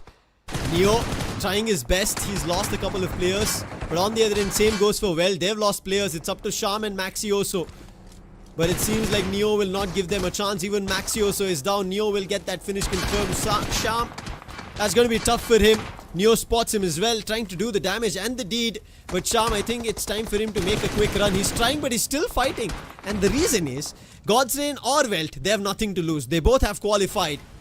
But Justin, his confirmation will be picked by somebody else. Well, don't get it. It's Ico Revenant X Spark from afar. And now this noise has been heard. And Ico Revenant X Spark, they also want to seal their fate in the top 8 for the Grand Finals of CEGC 2025. Even better for RGTX, just getting the final 3 points. Oh my god, what was that? Neo, beautiful. Using the M4 to shut down the driving. And then 8 finishes for Revenant X Spark in the top 9. No placement points as such, but if 1 plus God's Reign goes down, placement point game gets on. Hero Extreme Godlike, they're still outside the circle. I don't know what they're trying to plan. But right now, with less than 30 players surviving in the lobby, getting a 20-25 pointer whenever the chicken is not gonna easy. And if you really want to get the job done, you have to fight against NONX as well. Sometime or the other. 24 total players surviving, out of which 4 are for Hero Extreme Godlike. So just 20 more frags available for you. You have to get at least 15 out of it and whenever a chicken dinner. Is this it, Sam? God. And NONX, they're still there. Exactly. So for NONX, they have to just survive. Even NONX right as now will still get 1 placement point if they go down. They don't have any finishes as of now. But Godlike are in that same boat. But 1 boat for NONX is taking them to qualification, whereas Godlike, they have to do something else. Draco was talking about miracles, and right now it seems like when we expected that there is still chance for Hero Extreme Godlike, now it seems like there needs to be a miracle that needs to happen for qualification. Otherwise, we're going to be seeing them back in LCQ. I don't think so. Those miracles are going to happen until Godlike steps in. They have to fight. They have to push. They have to be aggressive. And it's just stage 2. Look at how many teams are going down. 8 teams Total of stage 8 are 2. already out. NONX. Yeah. And it's NONX who are not even ready to come into the circle anytime soon. Anonymous is the one who is trying to like move forward a bit. But where's the circle gonna go? Oh, it goes even down south. Query. Where Ico Team Tamilas loves to perform. Where Blitz loves to perform. Cincinnati kids, they love to perform as they usually drop towards Peripier. I don't think so this is it for Hero Extreme God. Like, I don't think so they are going to make the cut. Because so many contenders are there in this particular play zone. I'm not even considering NONX at this point. I'm just talking about Team Tamilas. I'm talking about CK and talking about FS. These 3 teams are absolutely good in fighting in areas like Primorsk and Query and Ferrypier. You all might be exactly thinking where the circle is. Yeah. Now we are feeling that Godlike are not looking their sights or their telescopes or binoculars towards qualification, because rightfully so, that's what's happening. They have to grab finishes and they are starting off, and on whom? It's Ico Team Tamilas. There's been an exchange, but it's just a knock, not a confirmation of a finish. And nice save, but it's not yet done. The threat. FS are at close quarters and Roman's moving in. Roman, they don't have much to lose for, and Manya's down. Hero Extreme Godlike in big trouble. This is what we spoke about. Confirmation on Manya comes through. Jonathan was not revived, meaning it's only up to Admino and S-Power. And even Ico Team Tamilas, they were not cleared. And all Godlike can do is make a quick cut of this. And Admino and S-Power making a run for it. And on the other end, Roman, who stepped in, will be able to grab both that finishes in his name, and Team Tamilas, they get nothing. But I do like how Team Tamilas, at least towards the end of these last 3 games, are somehow looking a tad bit better. Not on this one, but hey, let's see if something Beard Baba does. As now, one player falters, that's going to be Sile Hopi, and Roman is trying to get closer, but that's a nice pickup. Roman, a smart one, because there's a chase coming in from Beard Baba. He's switching seats, trying to topple the team. And on the other end, Beard Baba just walks right into Knuckle.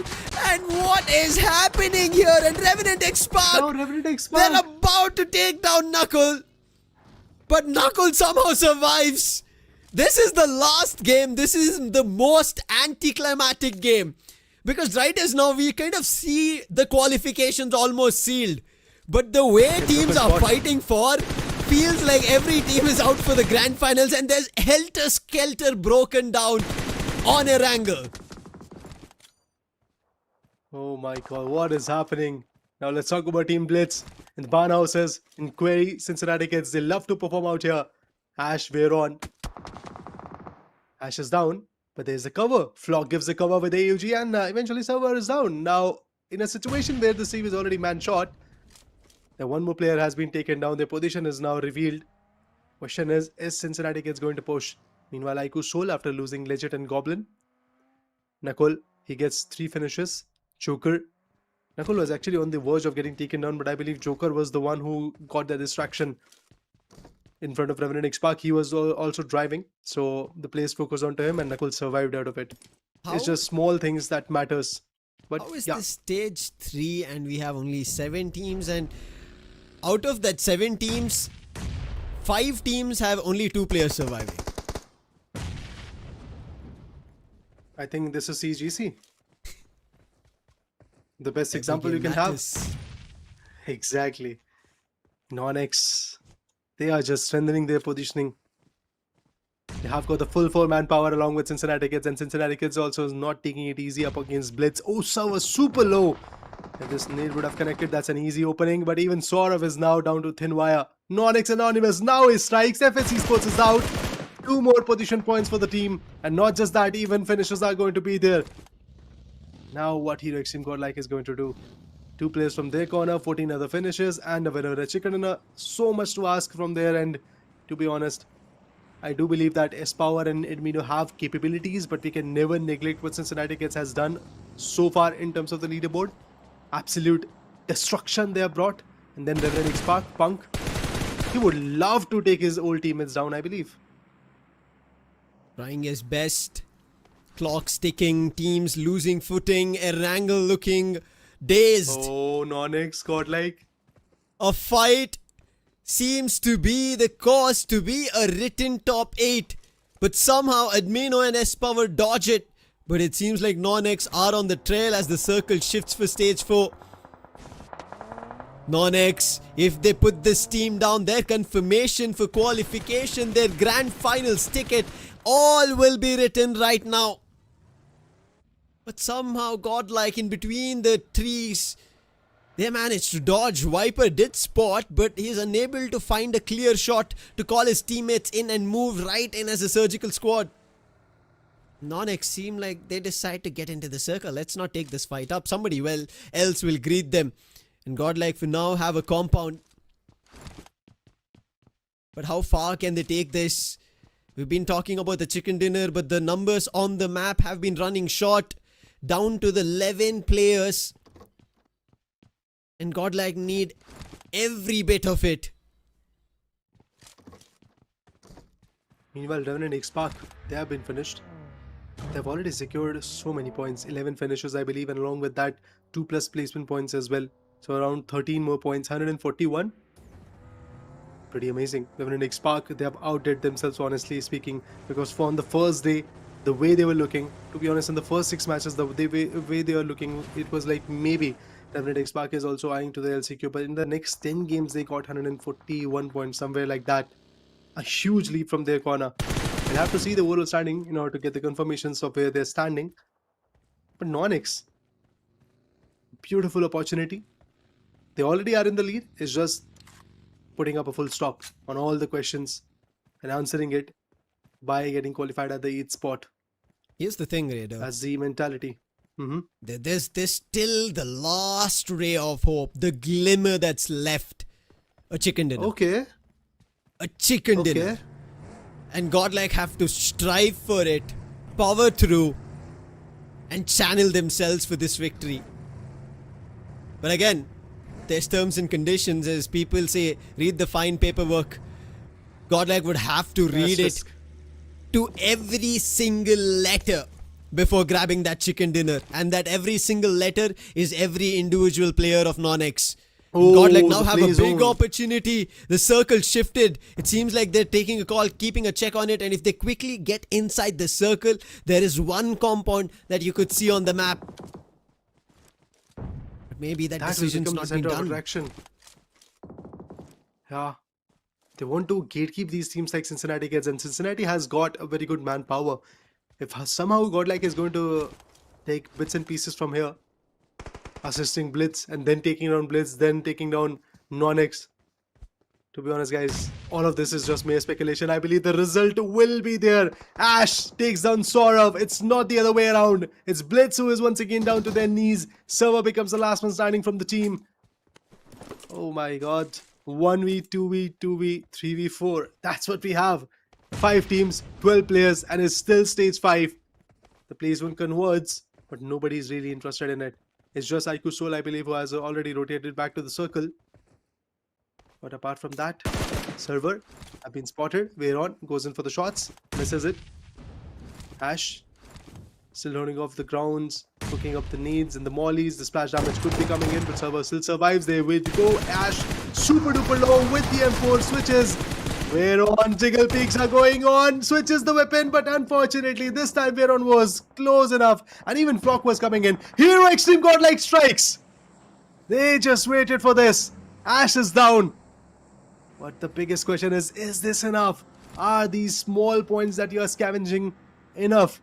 Because if you see, Sam, right now, as per the calculations, this team has got 7 points as a whole with regards to placement points and the finish points. And they're still 2 points behind NONX as to where they started.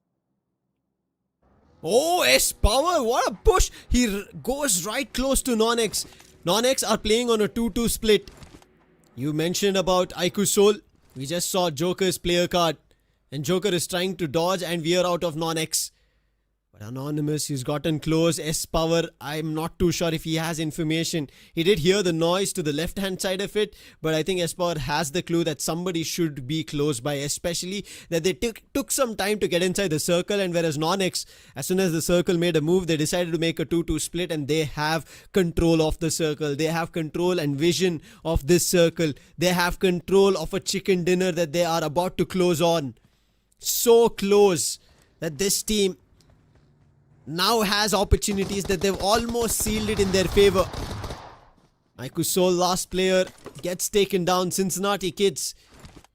There was an opportunity for Hero Extreme Godlike to wipe Cincinnati Kids if the fight prolonged with Blitz, but it did not happen, and therefore there was only one finish that Godlike were able to grab on Cincinnati Kids, but that is not going to give them enough energy to push forward, to look forward to a chicken dinner. They will be hungry for a lot more. A total of 3 finishes, S-Power with 2, Admino with 1, and now both of them deciding to join each other. Anonymous spots one. Can he take him down? And yes, Power goes down. It's all up to the last man standing, Admino, and if NONX close this, it is done. They will qualify, and Godlike will be in the LCQ. Admino, can he channel the God Mino mode? But the nade falls. He's barely surviving. The players are surrounding. This is the end, and there is no other song that they will be able to sing. NONX will confirm by taking down Hero Extreme Godlike that they are the 8th team. They will make it to the grand finals. They will get the ticket. They push through, they deliver, they fight back, and that's how NONX works. Last man standing from team Cincinnati gets Flock. The only hurdle right now in the glory. Oh, what was that? Okay, never mind. Both the lads from NONX were about to just crush him down, but eventually there was a vehicle derby. Flock goes down, Cincinnati gets is out, and there comes the winner with a chicken dinner for team NONX. One of that particular team who was very, very interested in terms of placement points from day number 1. But when the day number 2 started, day number 3 came in, we got to see them pushing in a different node. They were pushing, they were being aggressive, they were fighting, they were hungry for finishes. It worked out for them. But now, when the situation demanded that it's the last match, your utter competition, Hero Extreme Godlike, one of the most experienced one, is also there in the lobby. They had to play the passive game. Look how beautifully they played. Zarki to Georgiapol Northwest City, to then coming into the circle, still being at the edge, despite the fact that they had the highest manpower. They never were in a situation where they were like, yeah, this is the moment where we will push. They were always keeping in mind that play zone control is the most important stuff. Even when Hero Extreme Godlike saw for the first time, we were on the map screen and we saw that, yeah, the zone has shifted. We were like, maybe now Godlike is going to take the zone control. But no, it was FS who actually took the zone control, and Godlike was super late in it because they were hungry for 1 or 2 finishes that they might have caught from Cincinnati Kids and Blitz. These are the small decisions that costed Hero Extreme Godlike this particular game, I believe. Hey, I think it is also something up to the previous ones. You cannot take it on one single day. Yes, maybe they thought that one single day could have been enough for qualification, but earlier the pressure relieved will be the reason that your qualifications get a little more easygoing, if you would want to put it that way. Not much of trouble. Whereas on non-X's end, that is the reason. They did not have much of a trouble. They already had a difference between them and Hero Extreme Godlike. And the way they were fighting as well, you could see they did not look flustered. They were not under pressure. They did not think that they will not make it into the top 8. And this is something that I've been talking about. Non-X have never been in their own shadows. They have never been casting anything on the ground. They've always been stepping into the shadows of other teams. They've been playing around that. They've never came into the spotlight. They moved in the spotlight a little, I think somewhere around the mid matches of day 2 or day 3.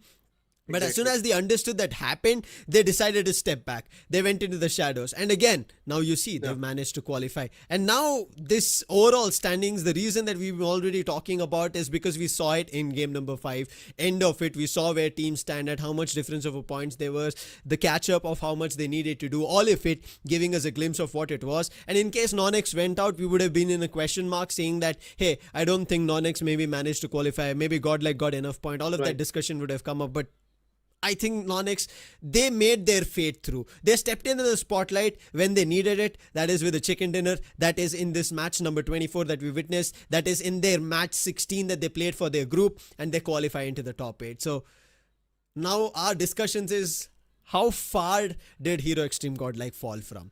Was it very close, or is there a difference in terms of big numbers that maybe they could have closed in the earlier games?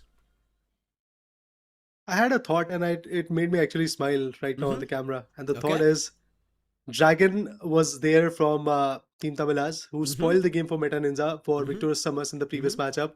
And it was IQ Team Tamilas again, with whom Hero Extreme Godlike decided to take the first fight in their rotation. And that's exactly where they lost 2 of their own. And that's how the complete cascade happened for Hero Extreme Godlike in this particular matchup. So in the last 2 games where such important fights were bound to happen, it was always right there in center, Aiko Team Tamilas, who did not manage to qualify themselves, but made sure that a lot of teams are going to have the same trouble. Victorious Summers, Meta Ninja, Aiko Soul to some extent, and then of course Hero Extreme Godlike as well. So I think LCQ is gonna be fun.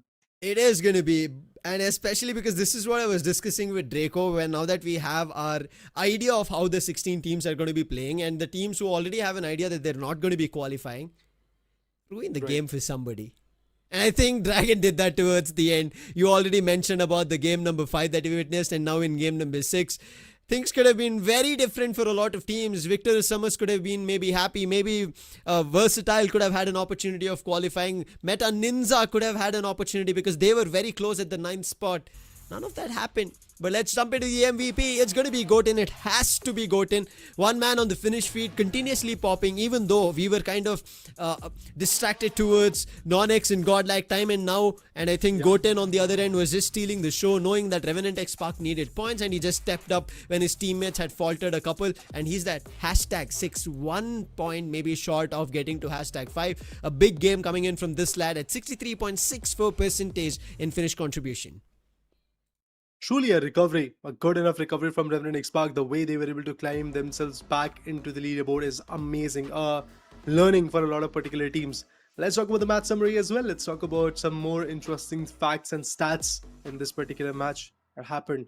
Of course, Gordon is the one who has got the most amount of finishes, but which is that particular team with the highest finishes? I think it's going to be Revenant X Spark. They went out early. Yep, there you go. Team with the highest finishes, again Revenant X Spark. They went out early, but then again, they were able to get 11 amazing frags coming through. Best contribution for the team is going to be Nakul with 3 frags and a bit of a survival for the team. Of course, Nakul is that lad.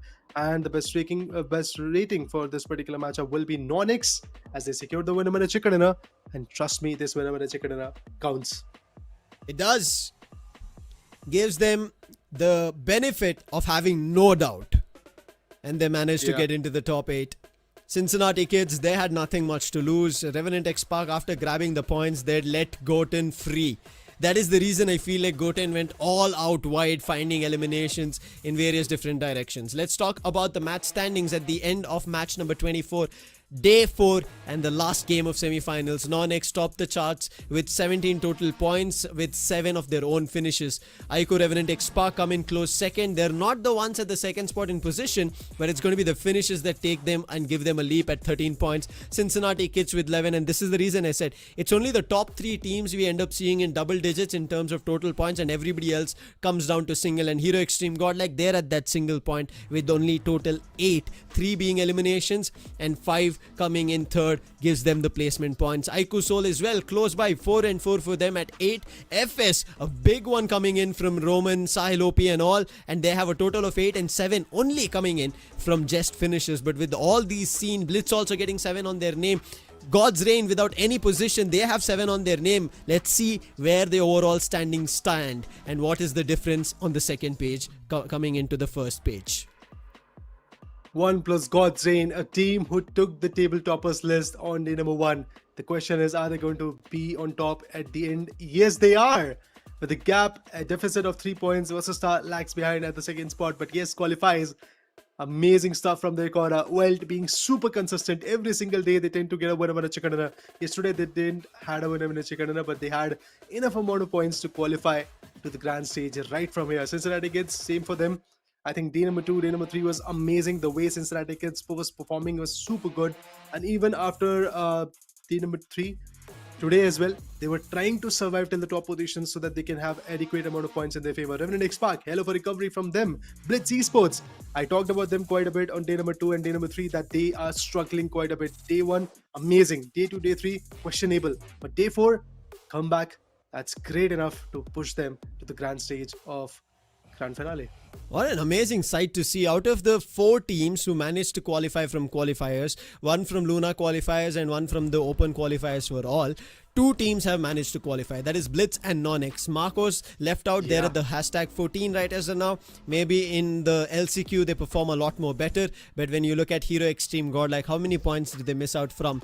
They miss out from 18 points in difference with NONX. Maybe if you take away the 10 points that they had in terms of a chicken dinner, they will come down to 118, and still Hero Extreme Godlike are at a deficit of 8 points. So they needed a very big game is what I was talking about. We were trying to push forward to see if the fans were able to stand tall to it. Even Meta Ninja, unfortunate after Team Tamilas's Dragon's spree of finishes that he ruined the game for all, they could not find much and they were stuck in the second page. But right as now, Aiku Team Tamilas, it might be Dragon who has been finding value, but alone it is never a man who can manage to make the team qualify. It has to be the team around him as well, and therefore Aiku Team Tamilas, they have a big weightlifting situation that they have to do. A lot of weight on their shoulders as they're stepping into the LCQ, because their results, at least in the semis, was not something that we could always keep talking about. Bit unfortunate for them, but let's talk about the top fraggers. Hashtag 1 has been taken by Sahil from FS Esports. Lovely. And max finishes that he was able to get was 5, a total of 32 finishes altogether in the 16 game. Same goes for Wasasa Esports' Simp. 6 finishes as the maximum amount of finishes. But look at Revenant X-Sparks as Trace, and then we have Server from Blitz, Ico 8-bit Skips.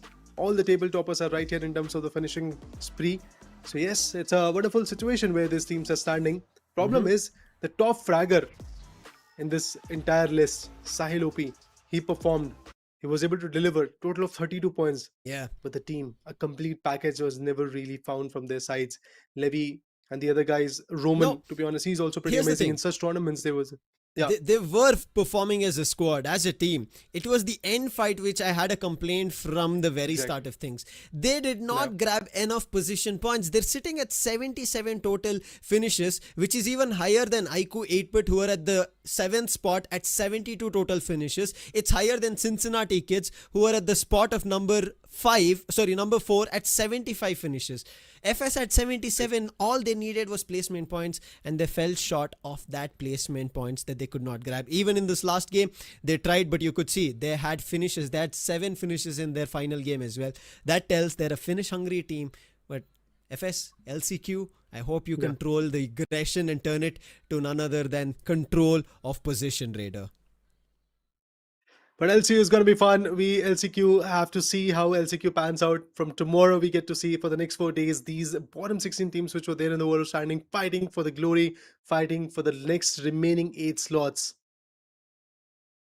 We'll see who it is going to be, but right now it's time to take a leave from all of you from the semi-finals. We did have a wonderful one. Congratulating the top 8 teams: God's Reign, Vasista, Welt, Cincinnati, Revenant, X-Spark, Blitz, 8-Bit and NONX for making it to the Grand Finals. See you soon on the Grand Finals LAN stage of CEGC in Chennai, but not before we get the other 8. That is going to be starting in from tomorrow, so don't go anywhere. We'll be back again with the live stream from tomorrow onwards. Stay tuned and subscribed. Thank you and see ya.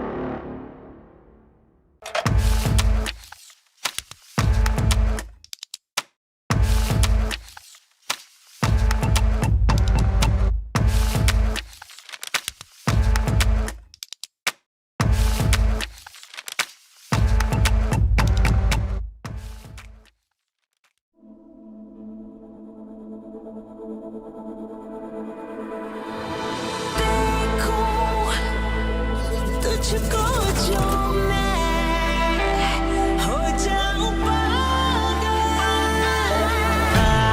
Boom boom मेरे सीने की धड़कन को सुन मेरी सांसों को तेरी ही धुन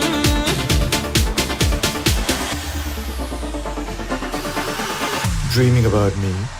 दिल बोले boom Love is to get lost in the look. Unlimited Love B6 Pack 2 starts at 21.9 lakh. Mahindra Electric Origin SUVs.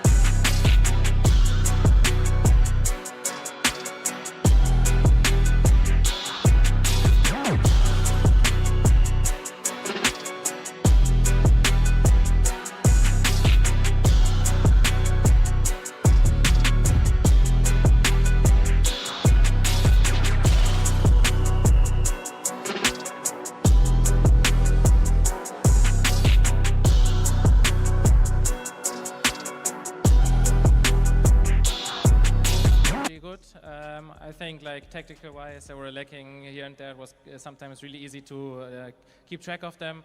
But I expect like they hit good. I didn't expect it to be that good, to be honest. So yeah, it was positive, like a positive surprise, and yeah, pretty happy overall. It was a fun game. Right, dark horses for a reason. That being said, if you had to pick one player from your team as the MVP in this series, who would it be? It has to be JDC here. He played amazing, really good multi-kills in important rounds, so I have to pick him for sure. All right, thank you so much for chatting with us and all the very best for the next one. Thank you. All right, ladies and gentlemen, we have one more series coming your way today, but we're going to take a small little break. But for now, back to the casters. All right, well, yeah, that's one that I can probably get behind. I feel like JDC definitely stood up. It, for me, was probably between JDC and Tabs, and I think probably the two most notable names in that big roster seem to be the ones that were the most locked in and kind of got the job done. Yeah, it's Tapson, as you called him. But, Tapson, yeah. I think JDC, particularly in that game, had a good time for himself. And look, unfortunately for Nemesis, they are competitive in the first half of both of those maps, but as it heads through into the second half, Big really kind of pulls away and makes it look like, makes both of those maps look a little bit more one-sided than they might have started. So I think Big looked pretty easy day at the office for them there. Even got away with a little bit of silly buggers here and there. For Nemesis, I think back to the drawing board at least did show me enough positive rounds. Like, I wasn't expecting them to win the series or anything. Wasn't even really necessarily expecting them to take a map, but just happy that they stepped up to the plate a little bit, showed a couple of flashes, couple of good rounds, showed me that a couple of these players are in some decent form heading into, you know, some more kind of regional events towards the later stages of the year. And I'm looking forward to seeing some more. Indeed. Let's have a look at the MVP graphic here, though. As was mentioned, JDC is going to be taking the MVP out of Overpass there. Certainly, you know, no debate when it came to Overpass. He was definitely the guy. But for the series as a whole, either JDC or Tabson. 24 kills, though, on Overpass. Was definitely picking up a bunch of work. Certainly trying to, you know, strong-arm the team through, get the rest of the job done when a couple of the lads sort of let the ball drop. But happy with what he was able to bring into the server today. I think, again, you know, it's kind of hard to get a real read on where Big is at as a team after watching that game, just because, you know, they're still, I feel like, not 100% locked in that matchup. If they played against Musketeers, maybe a little bit of a different story. I'm more so keen to kind of like look at maybe a Nemesis versus a Deep Cross Gaming as a discussion point here, and just sort of get your thoughts on what you saw from both of those two teams so far today, and if that ended up being, for example, maybe that third place decider match, which I think is reasonably possible. Which way you think that one would go? Were you more impressed by Deep Cross or Nemesis so far today? I think definitely Nemesis. I don't know if you'd agree, but I think I saw a little bit more from them than we saw from Deep Cross, and I think they played probably a better opponent than Deep Cross had to play today, even though Deep Cross definitely could have won that game of Inferno. Yeah, no, I mean, to me, like, I think it's a bit, draw a bit of a line in the sand. Like, I think there was definitely a few positives for Deep Cross and also a few positives for Nemesis, and then there was also a few negatives on both sides as well. Like, I think neither team necessarily had maybe the 5 players across the board step up at any one given time, but there was always sort of like 1 or 2 guys that were having a pretty good time. I'd say like Clyde and Daymake seemed to be pretty solid for Deep Cross, and then for Nemesis you kind of had Winter that seemed like a pretty consistent force across the board. Sums was decent, Impression was decent, and then obviously you know, Derek was kind of there on one map, not there on the other. Kuma, you know, neither here nor there in the same way that maybe, you know, Azanzu was on Deep Cross. So I think there was definitely parallels that I could draw between those two teams, just to sort of get, I guess, a bit of an idea of where the two are sitting. You know, again, it's hard based on the fact that they played different opponents and stuff like that. But I think actually it could be quite a close matchup if they do end up playing against each other, which the only time that they would play against each other would be in a BO1 now, I believe.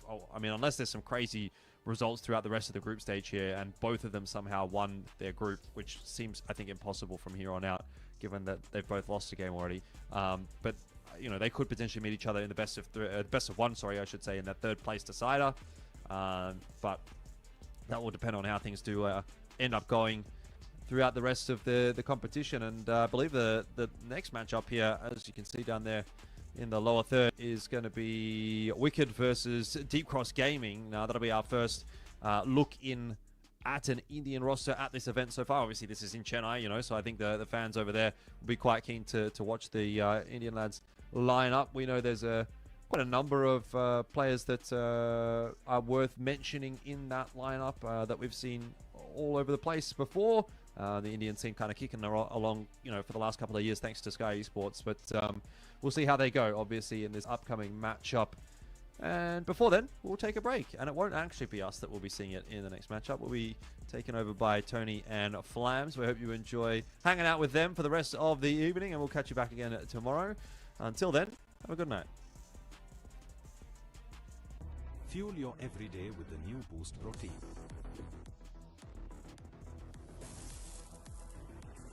Boost is the secret of my energy.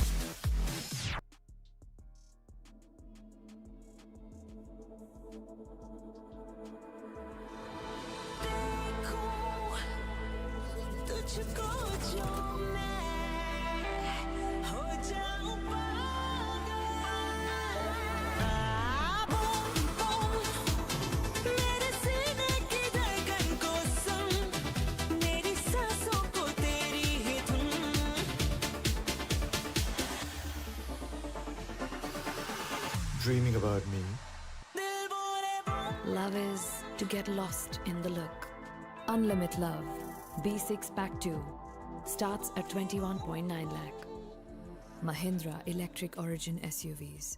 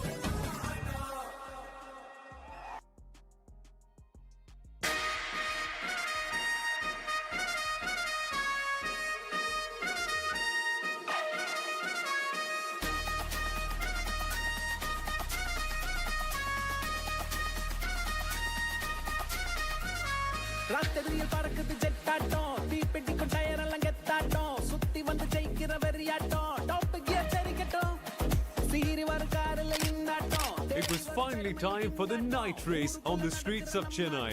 Champion பறக்கட்டும் ஒரு ஆட்டம் bottom கூட்டம் அது நோட்டம் போடட்டும் விளையாட்டில் வெல்லும் பட்டம் மனசுக்குள் ஊடட்டும் கலங்காத தோல்வி கண்ணால். For the Indian Formula 4 Championship, where Porter Divinandan had a great start. ட்ராக்ல த ஃபயரா பாயட்டும் ஹார்ட்ல த பவரா மாறட்டும் டார்க்ல த புகழா ஏறட்டும் டாப் தான் வெல்லும் இரும்புல த செஞ்ச தேரெல்லாம் அணிவகுத்து போகும் ஒரு நேரம் கனவுகளில் வெற்றி என்னாலும் உழைக்கிறப்போ அல்லும். ராத்திரியில் பறக்குது ஜெட்டாட்டம் தீப்பெட்டிக்கும் டயர் எல்லாம் கெத்தாட்டம் சுத்தி வந்து ஜெயிக்கிற வெறியாட்டம் டாப் கியர் சரிக்கட்டும் சீரி வர காரில் இன்னாட்டம் தேடி வரும் பெருமையில் கிங்காட்டம் ஊருக்குள்ள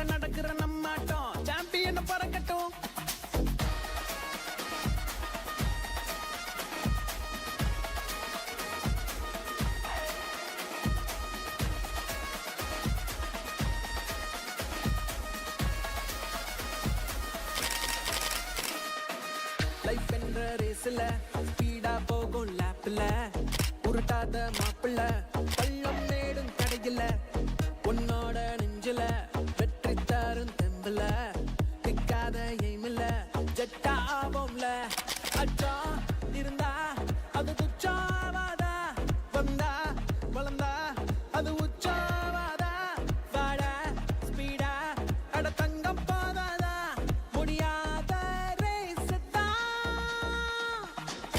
ட்ராக்ல த ஃபயரா பாயட்டும் ஹார்ட்ல த பவரா மாறட்டும் டார்க்ல த புகழா ஏறட்டும் டாப் தான் வெல்லும் இரும்புல த செஞ்ச தேரெல்லாம் அணிவகுத்து போகும் ஒரு நேரம் கனவுகளில் வெற்றி என்னாலும் உழைக்கிறப்போ அல்லும் ராத்திரியில் பறக்குது ஜெட்டாட்டம் தீப்பெட்டிக்கும் டயர் எல்லாம் கெத்தாட்டம் சுத்தி வந்து ஜெயிக்கிற வெறியாட்டம் டாப் கியர் தெரிக்கட்டும் சீறி வரும் காரில் இந்தாட்டம் தேடி வரும் பெருமையில் கிங்காட்டம் ஊருக்குள்ள நடக்கிற நம்மாட்டம் champion பறக்கட்டும்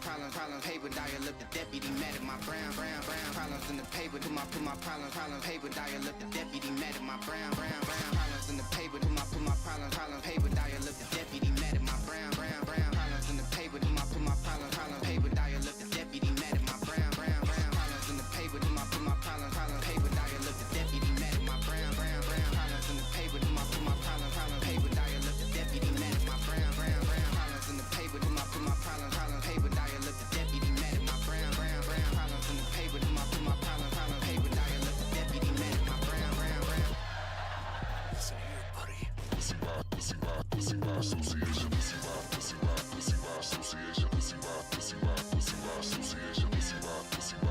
by association. Dial up the deputy mad at my brown. Pussy by association, pussy by association, pussy by association. Dial up the deputy mad at my brown.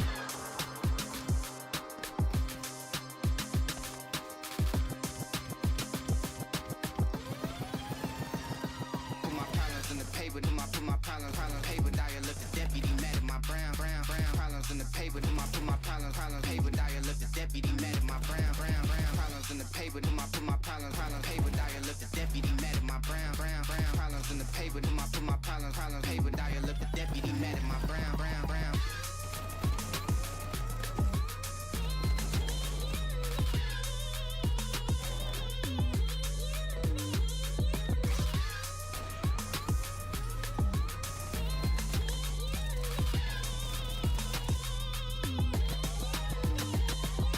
Pussy by association, pussy by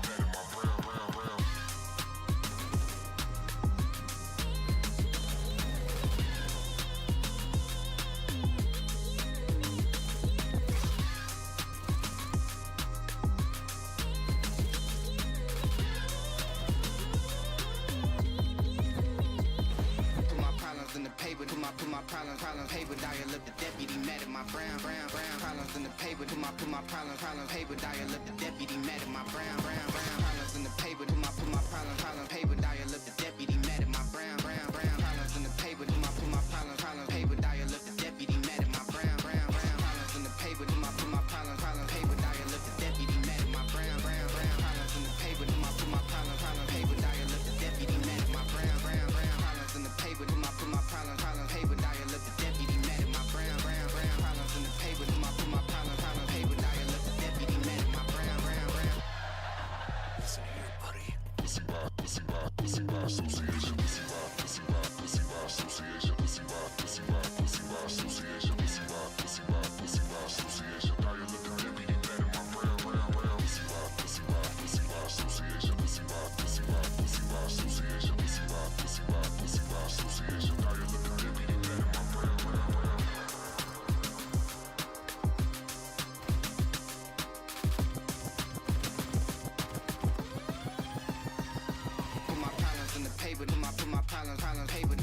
deputy mad at my brown problems in the paper. Do my put my problems paper. Dial up the deputy mad at my brown problems in the paper. Do my put my problems paper. Dial up the deputy mad at my brown problems in the paper. Do my put my problems paper. Dial up the deputy mad at my brown.